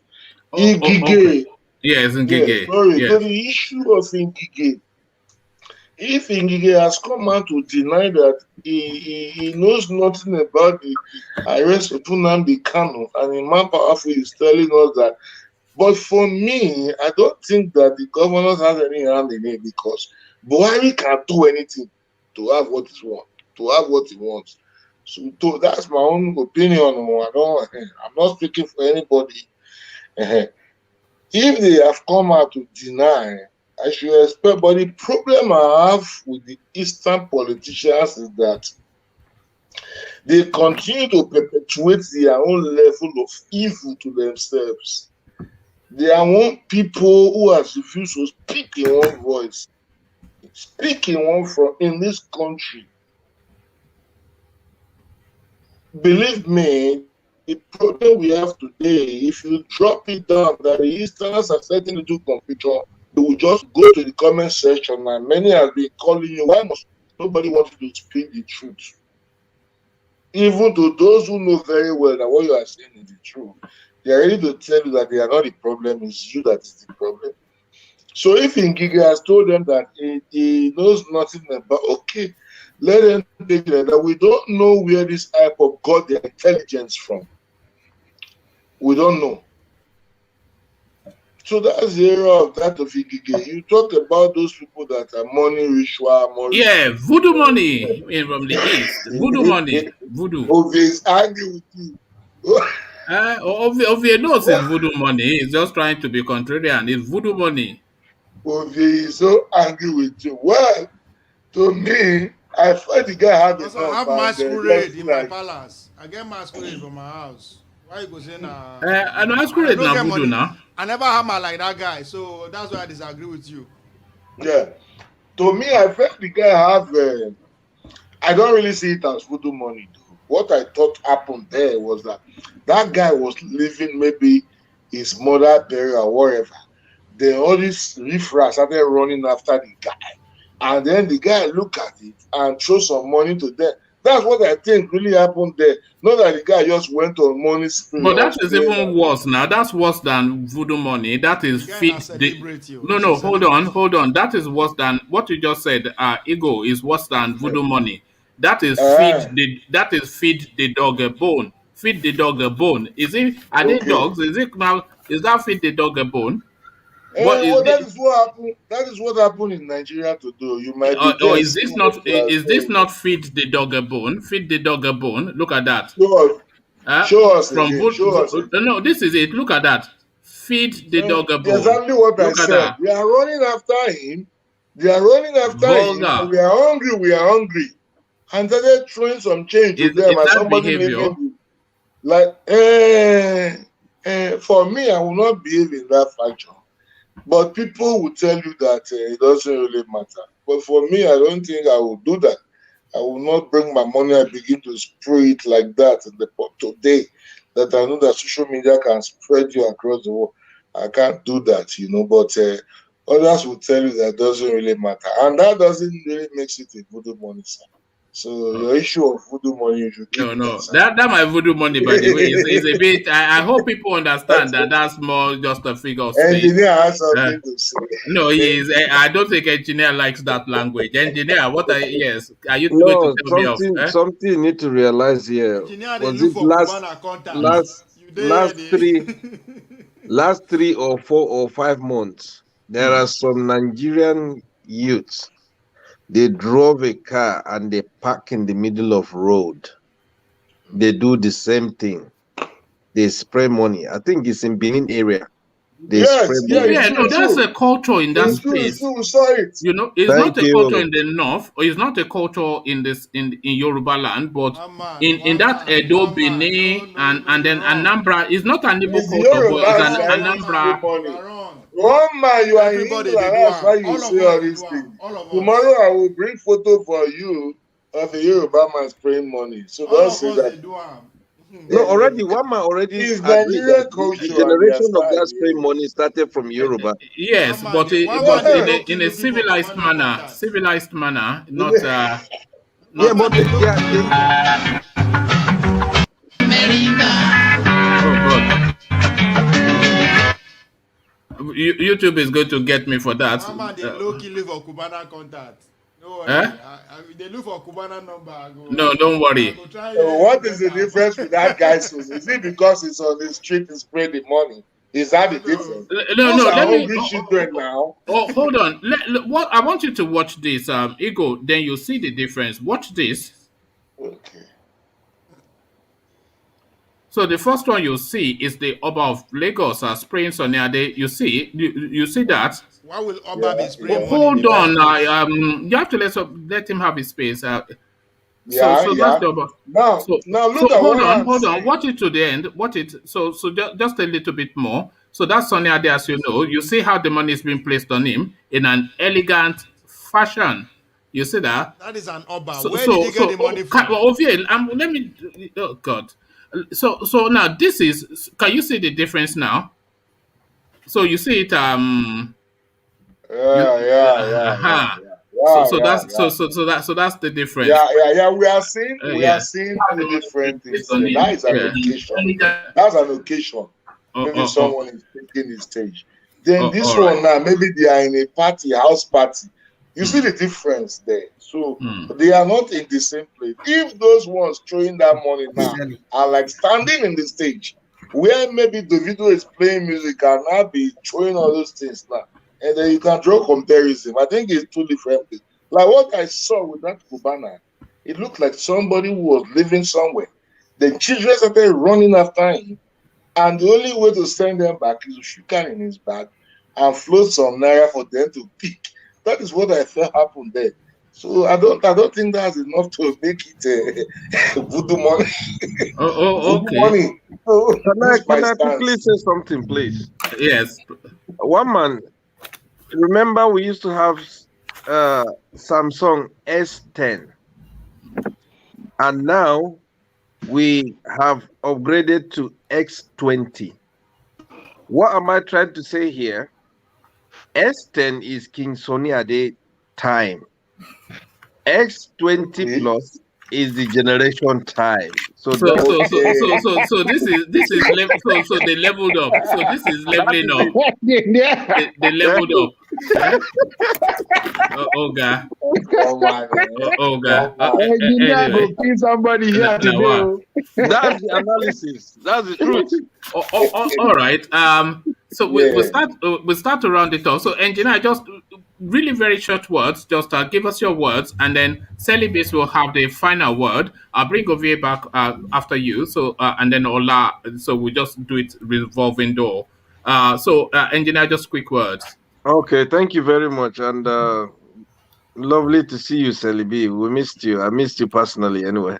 Look at that, ladies man. The only You see, Ajebota, you see, engineer, you think he's innocent, quiet guy. You see, look at his eyes. Don't look at that smile. Don't let him look at his eyes. This is a ladies man.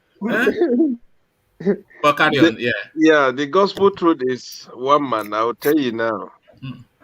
That money is not voodoo money. I know. It's a real money. Yeah. And it's money that today, if we see the opportunity, if they pour it there, I will dive my own share. That's just the truth. You understand? But just as they are saying that, let me just hold you to that space. Okay. So they are throwing that money. If you were there, and this is a question to everybody, but we start with you, engineer. If you were there, let's say it's real money, so big notes, let's say like 1,000 naira notes, and it's throwing it up in the air, would you dive into the scramble or would you stand aloof? Would you dive into to I grab your will own? remove my shirt and guide the money like a net. So you won't stand off and say, no, I am from Manchester, I am above this. Man, what? Man, what? My country money. I will dive anything there, one man. If that would take me to even fight and kick someone, I will kick them and get more money. That's just the truth. There's hunger in the land. So it throws the money and about 10K lands round about your feet, and some rascally 14-year-old boy is running quickly. And before he gets there, what would you do? I will tell him to look at my beard and oh God, this belongs to uncle, not you. Don't worry. This is big man stuff. That's just the truth, one man. You see, money cannot satisfy no human being. People need money at all time. That's just the truth. You understand? And something you need to realize here, you forgot to ask Ego something. Sometimes, one man, if you want to bring him in, always ask him, has he eaten? That's the question I'm expecting. No, I was going to ask him, but then I was thinking that have I overdone it? Is it starting to irritate him? I don't want to irritate him, you know. No. So yes, if he's eating, he will keep quiet. Yes. If he finish eating, look, just hear from his voice, you know if he's eating or not. That's just the truth. Ego, show us your Heinekens. We want to see your Heinekens. No, not at all. No Heinekens today. All right. Thank you, engineer. Go on. The final word is, like I said, and I'll repeat it again. When you want to see S30 plus, wait and see Ajale Koko birthday. Thank you very much. Thank you, engineer. Good to see you. I thought you were not going to turn up, but you did, engineer. All right. Thank you. So to you, rational mind, and we start you off with that same question. If you were in that mix and the notes were sufficient enough, 5,000, 1,000 naira notes, and a bunch of them fall just not too far from you, and you can see the crowd coming, would you dive in or would you stand aloof? So address that, and then just a short closing remark. Rational mind. Oh, did I mute you or did you mute yourself? Rational mind. Oh, sorry. I've been talking and then I thought I was. No, that's fine. Yeah, carry on. So, yes, I think a lot has been said. It's just my own thing is just, I think one of the things I did not quickly, let me quickly just comment on that is the on the Ingige and the rest of them. You see, well, it would be how do I put it? It would be sad. Let me use that word. I think that's just the only word I can use for now. Sad that an Igbo people will sell off their own person, their own brother. This is a man who tried kidnapping his own fellow Northern, even a Fulani like himself, in the UK, and he was never. I mean, he was not successful in doing when he was trying to do that.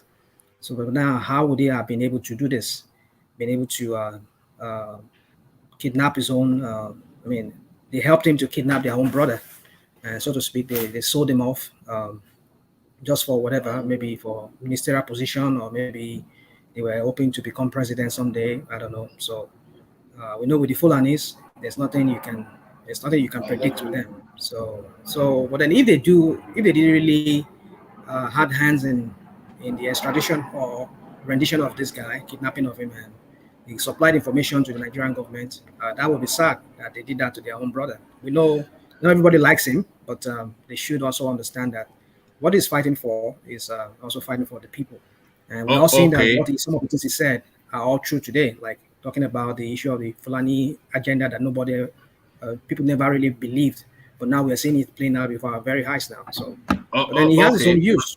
So, and to the question, and to the question, if you were in that mix where the voodoo money was being sprayed, would you dive in? Okay. If I were to look at my condition back in Nigeria, I may do that. You get what I'm trying to say? But what if the notes were big enough? Considering my Let's say, position for right now, instance, I might not do that. even as an Americano that you are now, you are back home and then you are doing your, you've gone with your Yeah, why would I do $1,000 that? to go and blow for the week, for a week or so. But then you see this person spraying and about 200K just suddenly in front of you there that fell there, and you see I would people not do running that. in to come and grab it. Would you dive in? I would 200K. tell him, if you want to give it to me in person. Just give No, it he's to not me. giving it to you. He doesn't even know you. Well, He sprayed it and it's falling. the thing is, You won't dive in. yeah, people's safety should be considered as well. Okay, People are not all right. mean. People No, they're almost we've stampeding themselves. done all that. So, We're just wanting a light-hearted. Would you dive in? no, It's I just won't do that. I won't do that. I won't dive in. No, I will never do that. That's all all I right. have to say. Thank you. Thank you, Rational Mind. So Adanle Koko, the same set of questions. So your closing remark, but with that just little jokey thing at the end. Yeah, Adanle Koko. I won't dive in too. Okay, look at that. Everybody's a poser now. Eh? No, I won't. Okay. It's not the best way. I won't. So, but my closing remark today, two developments came up in our country yesterday that is so sad and is detrimental to democracy in that country. Number one, the circular that was sent to all the media houses in Nigeria by the Nigerian Broadcasting Corporation,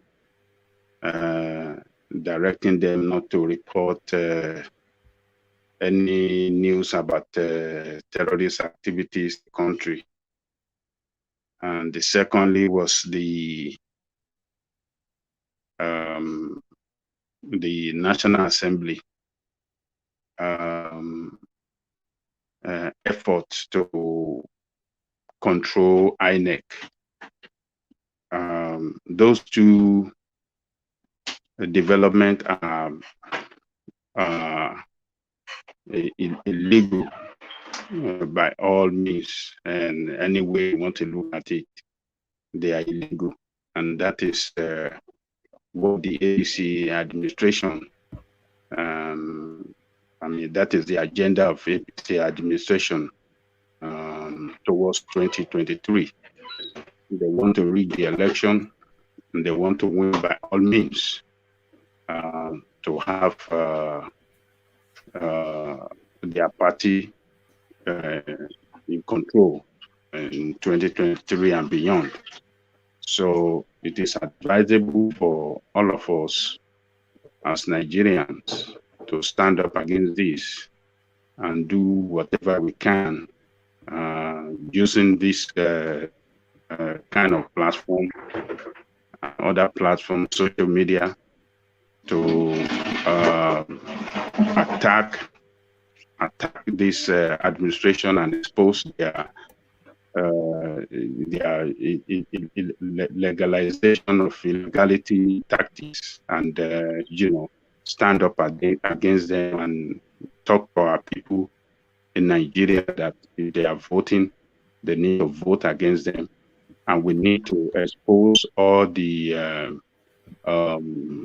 political leaders that we know in our space or in our geographical zone that are working with the government and destroying democracy in our country. All right, thank you. I know for sure that Tinubu is one of them that is trying to destroy democracy in Nigeria because the wife voted against electronics transmission of results, election results, and Bajami Amila, being Tinubu boy, stylishly play he tried to, go under and allow those things to be played out so that it won't show his face to Yoruba people that they partake or partook in that dangerous anti-democratic act. So we have to expose them. We have to tell our people. We have to use this kind of media and other media to expose them. Thank you, one man, and thank you, everybody. See you guys tomorrow. Thank you. Thank you, Ajanle Koko. So to Ola, just short words, but then with that jokey little scenario that I put to you. So would you dive in and then just like a short summary? Straight away, I will tell you, I will not dive in. All right. We are in a dangerous age now that your picture can block some economic opportunity in the future. So, like a person like me, you see me hiding my face. I don't want Amazon, Facebook to see that I'm fighting online, so that when they are doing background check, if I have anything with them, that will not count against me. So you see why I will not dive in there now. Now, secondly, to round it off, it is unfortunate that Nigeria will find ourselves in the precarious situation, and many people cannot even understand the situation. That's why I share this type of platform, because when you see it today now, you can always see that a Nigerian passport, for example, is behind Togo, and some car, even Niger Republic, Chad, in the country you can travel to, simply means that as a Nigerian, those people that were saying, don't shout, let's this, that simply means that as you are even traveling out of Nigeria now, nobody respects you. They profile you immediately. This is one of the reasons we have to take our country back from all these gangsters that call themselves our political class. Thank you, everyone. See you later. All right, thank you, Ola. God bless. Ola, a fountain of information and knowledge. So, Igo, to you, would you dive in and then just a short closing remark? Igo. Hello. Yeah, hello, Igo. You can hear me. Yeah, for me, I don't think I consider that as money that is true for children to go and pick up and eat. So if I'm in that shoes, I think I'll keep my hand in my pocket and add more for them. I will never go down to pick money from anyone. So that's my own position. That's the best answer so far. That's my position. If I want to add my little contribution with regard to what we are going through in this country, I will keep promoting those that we think that are telling us the truth in this country, so that we don't mislead Nigerians to continue to vote for those that continue to kill us. Even if we know we cannot get it right, let us begin to believe in those that are really speaking truth to power. Look, Akeredolu just signed a bill into law, not quite long, concerning violence against person. I expect the southern governors to be acting simultaneously with that man, because that man is placing some things down, because he's foreseeing what is the movement across the country. So he's taking some strategic decision, and I expect the southern governors to at least be doing some certain things that can be changing the way things are moving in the country. They should join along in to sign the bill to law, violence against person, across the 17 states, so that as this violence continues, those that are perpetuating it must understand that there will be consequences, even if not now. When those that are backing them in the federal or wherever leave power, they must know that even if you have committed crime for 20 years, the crime is waiting for you. To those that are killing people in this country, across this nation, and thinking that they've gone free, one day justice must meet them in this country. That is my message to those that are killing, and to Nigeria, that they must push those that are telling us the truth in this country to power, whether they like them or they don't like them, because they are the only people that can help us in this country to do the needful that we want. If those that call themselves Southern Senators and Southern whatever can go to the National Assembly and vote against transmission of electronic results for the public and vote against it in this country, we must know that we are in trouble with these our people. Tomorrow we'll begin to see Fulani are done wanting to run. And in the real sense, they are not really behind our suffering. It's our people that is behind the oppression, the whatever they are using us for. So these things we must really speak the truth, so that Nigerians can understand and make the right decision. Thank you. All right, thank you, Igo. God bless. Igo, ladies and gentlemen, a voice that you look forward to. I think Igo and Professor Data O, the two voices that are one of the two voices that people enjoy the most here. The voice that they do enjoy the most, of course, the silky tones. We'll get there in a moment. But first to Ovie. Ovie, so just a short summary from you as well. But that question still, if you can address it too. So if you were in that mix, would you dive in? I was in that maze before, growing up as a kid in the village. Yes, so many times. I run follow them, pick money for ground. 1 naira, 2 naira.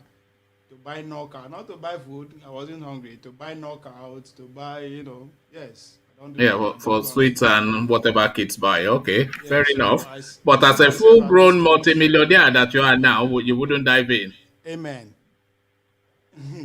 But I'm being someone who is rooted in tradition, who respect tradition, and by extension respect traditional rulers. I am more disturbed, sad, seeing the Oba of Lagos displays uncivilized traits, making fool of himself in public, than a private citizen. Let us see what you are referencing so that we get the full flavor of your words. Yeah, carry on. Than a This is the private- Oba of Lagos making a fool of himself. Carry on. Than a private citizen like Obi Kubana, who's just doing a private shit. So that's the Oba making a fool of himself Yes, in public. in public, in front of people. Yes, that's supposed to be a symbol of. Look at that, disgraceful behavior. Somebody we should look up to. Somebody the Bible said we should respect. But this is what you should celebrate. This is what you should celebrate. Look at that. No. Wait, I will get Aha. there. I will get there. Look at that. Okay, so Ovie, I just wanted to add so that people know what you're talking about. Yeah. Oba is a custodian of tradition, respected, individual in the society by everyone. Look at him, acting like a Oyibo, fooling himself. Whenever have we seen Oyibo, did you not say it's Yoruba culture to spray money? We learn out from there. We get money before. When have you ever seen an Oyibo spray money? We get money before. Nobody then get money. When have we never had Nobody money? then get the money What did we before. use to trade if we don't have money? So leave that thing. So I am more worried about that man than a private citizen like Obi Kubana. Don't mind of you. How can you be thinking that it's only you that had money? Look at that. The logic doesn't hang together. I just Why want did they people come to Africa? Why did they come to Africa? Even Donald Trump told you. Okay. Now I don't know why people are crying about poverty, because No, okay. Yes, I agree with you. But okay, now let's say when do you go come? Now they say over the spray money. You understand? So, but I am more worried about that than the private man, a young man who has put in the work. All right, paid his okay, money. just round it off because I want. On that voting, the electric Electronic electoral voting, bill, yeah. It just boiled down to what I've been saying. These people don't care about us, and I see no reason why they should care about us. I see no reason because now money they make them go to that place. I will know they contribute cover in any way or form. But yes, as a citizen, our resources, then they go use our tax paying. So I understand that. But the mistake we are making is we they meet them after the election. It's our time we start coming together in group, in union, or whatever, and put our demand before them. This is what we want. Nobody then going to tell us what they could do for us. It's our money. We are just saying, go there and help us utilize these resources that is there. So we should tell them how we want it. Put our demand first. You are coming in as a president. What is your show us your cabinet? We want to know. Don't tell us after the election. Let us see your cabinet. Let's see who is there. Let us know who is going to be your chief justice, your IG. All these things, those should be our demand. All these men will say no to what we want, which is by transmitting our result. They say no. Let's mark them. Vote them out. It's as simple as that. We have a reason now. We know who and who don't really care about what we are saying. All right. We should start demanding before, not after the election. All right. Thank you, VA. It's a game and it's politics. If you don't get involved, you stay outside and cheer. All night. What was it that Black League said is if it says that if you are not playing the game and then you are the ball that's there, he has to come back and repeat. Around, or you are the spectator that is cheering. No, he put it quite succinctly, but maybe next time he comes. So thank you, VA. So to Celibis, just before we go to, I want you to just condense because but there was really before you come in, I really wanted you to speak to that voodoo money space. But before you come in, last Sunday, you gave us a little cameo of something, and you called it like a Keno dance from your region. I don't know if you remember that. So I've been inundated now with people requesting a full flavor of that Keno dance, and they're asking me to get a commitment from you that you will at some point, maybe in the short future, come in the full regalia of that space. Maybe we'll even give you till next Sunday to prepare. Come in the full regalia of that space and give us the full flavor of that Keno dance from the creeks. Remember when you were just showing us some Keno dance or something? You remember? Yeah. So people want a full rendition, and they want you in the full regalia of your region. So I'm just the messenger. This is what people are asking for. Your fans. That's just what we call the Jordans now. And now, so they want you to do it now. So because you were talking about, you said much about Alice in Wonderland. Yes, it's like one of those, folk tales or whatever, nursery, whatever. But in our own, we also still have a lot of these stories, that brought us up. And so one that I actually picked up was Moana. That's the one. They want you to do the Moana dance. Moana. No, not even. They want a full... I like to dance with the water. So by next Saturday, we are getting a commitment from our Celibis in the full regalia of the creeks, where whatever they were in that space, as you come. And then, give us the full rendition of Rihanna. What is it? I don't even know. I will tell you about me, Tamara Sele. Tamara Sele. There you go. Tamara Sele. That is Tamara. Is that your first name? Yeah, Tamara is the goddess. One time ago it was Tamara was like the goddess of the Ija people. That saves Tamara, Tamara. Tamara, which you are using it as their name now. Yeah, because usually you get Black Americans calling themselves Tamara and whatnot, Yeah, that was the goddess of fertility and women and all the, all the good things, all the goodies kind of thing. Okay. That's what she was represented, But today is called Tamuno, so basically women out, men in. All right. Tamuno we can see Celebi slowly, but tactfully and elegantly side-swiping our request for her to come and commit to giving us We'll see. But this is what I wanted you to speak to. Is this not voodoo money? This is a guy called Obi Kubana or Chico Ibanda. Yeah, is he minting money? Huh?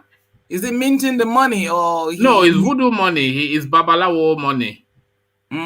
So what? Huh? So what?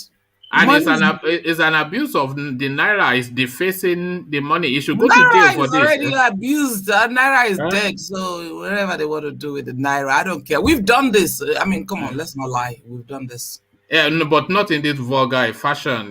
This is just what fashion? I've been in Yanagua one time. It was one of my political associates. He says, "Oh, come my friend's mother's burial or something like that." And then we went on this boat and we got there, and then they handed us loads and loads of mint, Naira, and they were saying, "Throw it." And we're just throwing it, and all the children and everyone. It was exciting for me. I don't give a damn about that. It's our culture. We from when I was a kid, when you're dancing, they come and put a penny or whatever in your head. No, that's good. The proper way, when Sunny Ade is doing, you praise singing, and then you go, you see this is behavior, this is elegance, this is, look at that. That is Me, I culture. love it, and that's why. That is refinement. But then when you you see Sunny Ade in his youth and his full pump, you see, just look at that. Just place the money gently in appreciation of the guy's work. So they saw this and then they took it to the east, and this is what they've turned that into. Look at what they've turned it into. Look at that. Oh God. Look at that. Look at that. The more the merrier. The more the merrier. I mean, I won't even worry myself about all that. Everything has to be turned to Okrika. But just I really wanted you to address that. But speak to whatever it is you want to speak to, and then we just round it up. From when these issues about spraying money came up, I didn't really give a damn about it because I just felt we are Africans. It's our culture. Whenever someone is celebrating or put money on them and all that, or put in River State, usually in our tradition, we put wrapper. We put wrapper on you. We give you loads and loads of wrappers. We keep covering you with wrappers and money and everything. So that is nothing. To me, that is part of our culture. So I don't know why the government is just putting their nose into every single thing that makes us happy. They don't want us to have it. Any single thing that makes us happy, they don't want us to have it. We want to do Bitcoin, they ban it. We want to use what's it called? Twitter, they ban it. We want to do this one, they ban it. We want electronic voting, they ban. They ban it. So how many I just see. How many glasses of Merlot have you given a good home today? How many glasses of Merlot? How many glasses of red wine have you given a good home today? Yeah, no. Forget the fruit. I can tell you've been out. You sound as though you've been out. You've been. Have you been out? No. I just went around for a bit because it was very hot. So I just took a stroll around. And you did not stop over at that wine bar? No, I didn't. I didn't even get a chance because by the time I went out, everywhere was closed. So I was cooking. I was trying to cook some food for my son because he wanted some lamb soup. You cook? I thought you ordered out. I didn't know. I made some lamb soup for my son. I was going to make some egusi soup, and I got tired, and I didn't know wealthy people cooked. I thought you either sent for a chef or you order out. I'm a chef. I'm very good cook. All right. On a good day, I'm a good cook. If I'm not lazy, I'm a very good cook. You see, I've learned something new today. So I think you prefer my food than the Moana dancing. No, it's the Moana dancing that we want. We want Moana dancing. That's the thing. Okay. Well, I'll show you the boat dancing, how we sway in the boat. But it has to be in full regalia though. It has to be in the fullness. You want to tie wrapper and everything. Is it wrapper that you tie there? What is the female dressing of your region? What do women wear? We tie wrapper in Ziri. Okay. You know the Inziri, George. I thought you dressed, like Fulani women dress. I thought that was your inflection too in that region. No, not exactly, but along those lines. Those Hausa type. Yeah. The only time we dress that way is when we're doing the fattening room. Obviously. God, yes, that's another culture, isn't it? You see, we have the fattening room one. Is it still in play, that fattening room thing, or has that been consigned to the annals of history? Do they still do it? Yes. The fattening room is still... Your husband might decide to put you in a fattening room, but even before, when you come of age, you would have the fattening room. What do they feed them there? The fat parts of animals and whatnot. The real, those parts that we cut away, the fat. What do they feed them in the fattening room? Well, when I had mine, right, they were just trying. You had one? Yeah, I had one time. My grandma wanted to honor me to be, fattened. So what she did, I didn't get fat, but what she was trying to do was get my calves, to get a bit bigger. Hmm. I was always a slim child, so she was trying to get my cows, far, and then she had all these coral beads, loads and loads of coral beads. They were so heavy. I was like, and then they just feed you with loads of what we call onunu. That is a pounded plantain. You pound the plantain and yam together and put some loads of palm oil and make it really nice. Right. It's lovely. It's like a pudding, and then you have a kind of pepper soup with the fresh fish. So well, that sounds healthy. That doesn't sound like fattening food. It makes you fat because of the palm oil, loads of palm oil. Okay. In it, that's our Sunday kind of food, But it's So that's what I can say. You see, this is it. We have to do a session on Sally Bees because there's so much stories to be told. But Sally, thank you. I was just about to shut down when I saw you in the room. Yeah, and of course, let me. I just saw that you were still on. In fact, I was gonna watch it. Yeah. Just watch the whole thing. I thought you guys were finished. So I said, let me all watch this and go to bed. And then I saw that you guys were still on. I said, let me quickly come in and because engineer has been hollering me, why am I not coming? So I said, well, it's just been so busy for me. I've been working so hard and everything. Yeah, no. And the news from Nigeria keeps upsetting me. Yeah, so you want to escape. You want to escape and I it feel sometimes. so sorry for all my folks in Nigeria, how they're feeling, especially with this electronic thing. It just shows that our government hates us. And if you don't have love, no matter, you see Boris Johnson, no matter what, even when it was put upon him that he did not do the right thing, they did not do the right thing to prevent all that bullying and all that sort of thing that happened with the black players and so on. But you see, he was still able to put it nicely, as best as he could, and karma was giving him all the the punches and everything, but he was still able to try and articulate himself and try and get out of it. I don't like Priti Patel anyway, because she's black, Asian. She's pure evil, that woman, for me. She's black Asian, but she's so evil. I've never seen an Asian woman so wicked. I have a lot of Asian. I'm sure you've heard the term Oreo. You know when they call somebody an Oreo? Mm. Do you know the biscuit Oreo? The chocolate biscuit Oreo? Mm.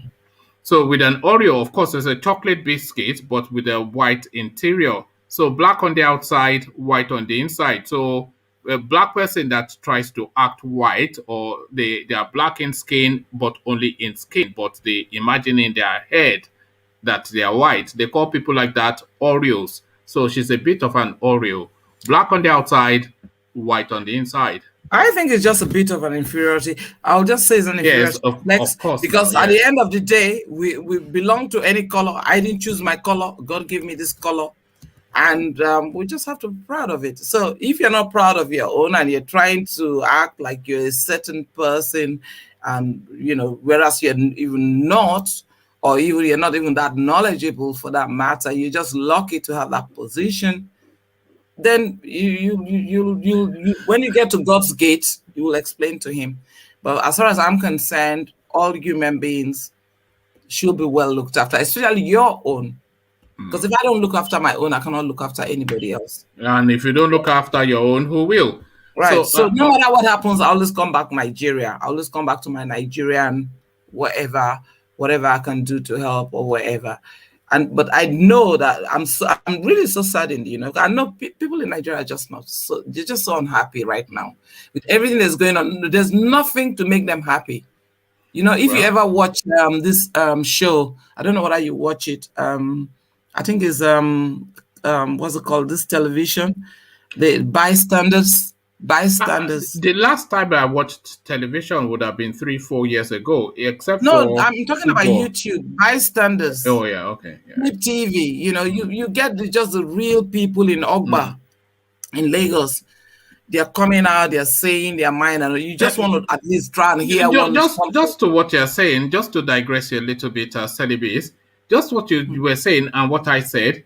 What we are doing now, you and I, just on the screen now, there's a person that watches regularly from Saudi Arabia. I know a guy that watches regularly from Afghanistan of course, plenty of Americans, plenty of people in Europe, etc., and Nigeria too. So this is television now. This is how it's going to go. So essentially, it's just, when you were saying just now, I just thought the last time I watched the Euro football on television, but that's it. Nobody watches television anymore now. They watch people like Sally Bees on the internet. Oh no, that's internet. Well, the Flip TV is internet as well. I mean, so. No. All right. Okay. Sally Bees. I just pray. Let's pray for Nigeria. Honestly, now we need to pray for Nigeria because the way things are going, I won't want any disaster.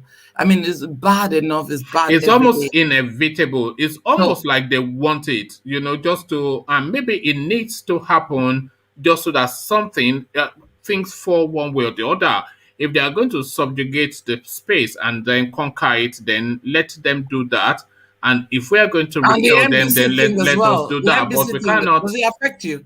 The what? The NBC saying that they should stop reporting killings by terrorists and all that. They can go and shove it up. They can go stick it somewhere. Somewhere nice and warm. I pray for the day that we'll win. The people will win. Because we are the people and we must win.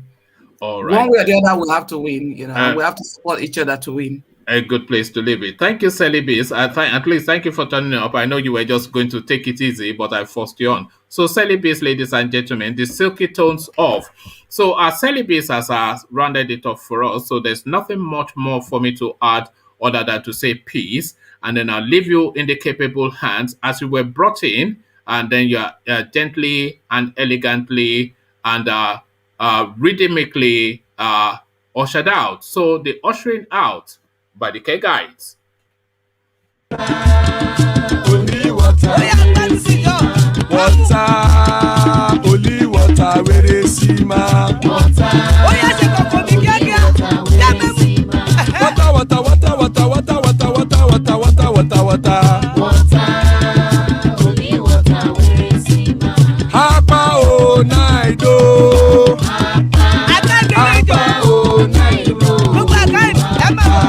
Hapa you don't come oh.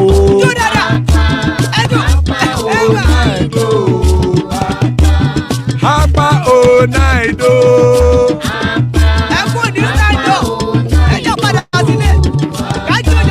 Oro keke elemuye o. Ide shodi ya kekere elemure o. Bobby master kekere elemure o. Kekere elemure o. Erukulele elemude. Erukulele ẹgbẹ́ ẹlẹ́mudóde ojàre o. Erukulele Ghana ti dé ẹgbẹ́ bọ́ọ̀dì o. Ọmọ ẹlẹ́yẹ ẹ̀yẹ o, ó dìle o. Odúyẹ̀lá ẹ̀yẹ o, ó dìle o. Petrosoname ẹ̀yẹ o, ó dìle o. Petrosodunke ẹ̀yẹ rẹ̀, ó dìle o. Ẹlẹ́kọ̀ ọ̀run mú ìní o.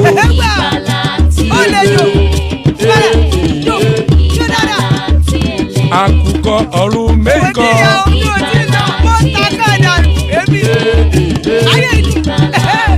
Ikú kò ní rí wa gbéṣe o.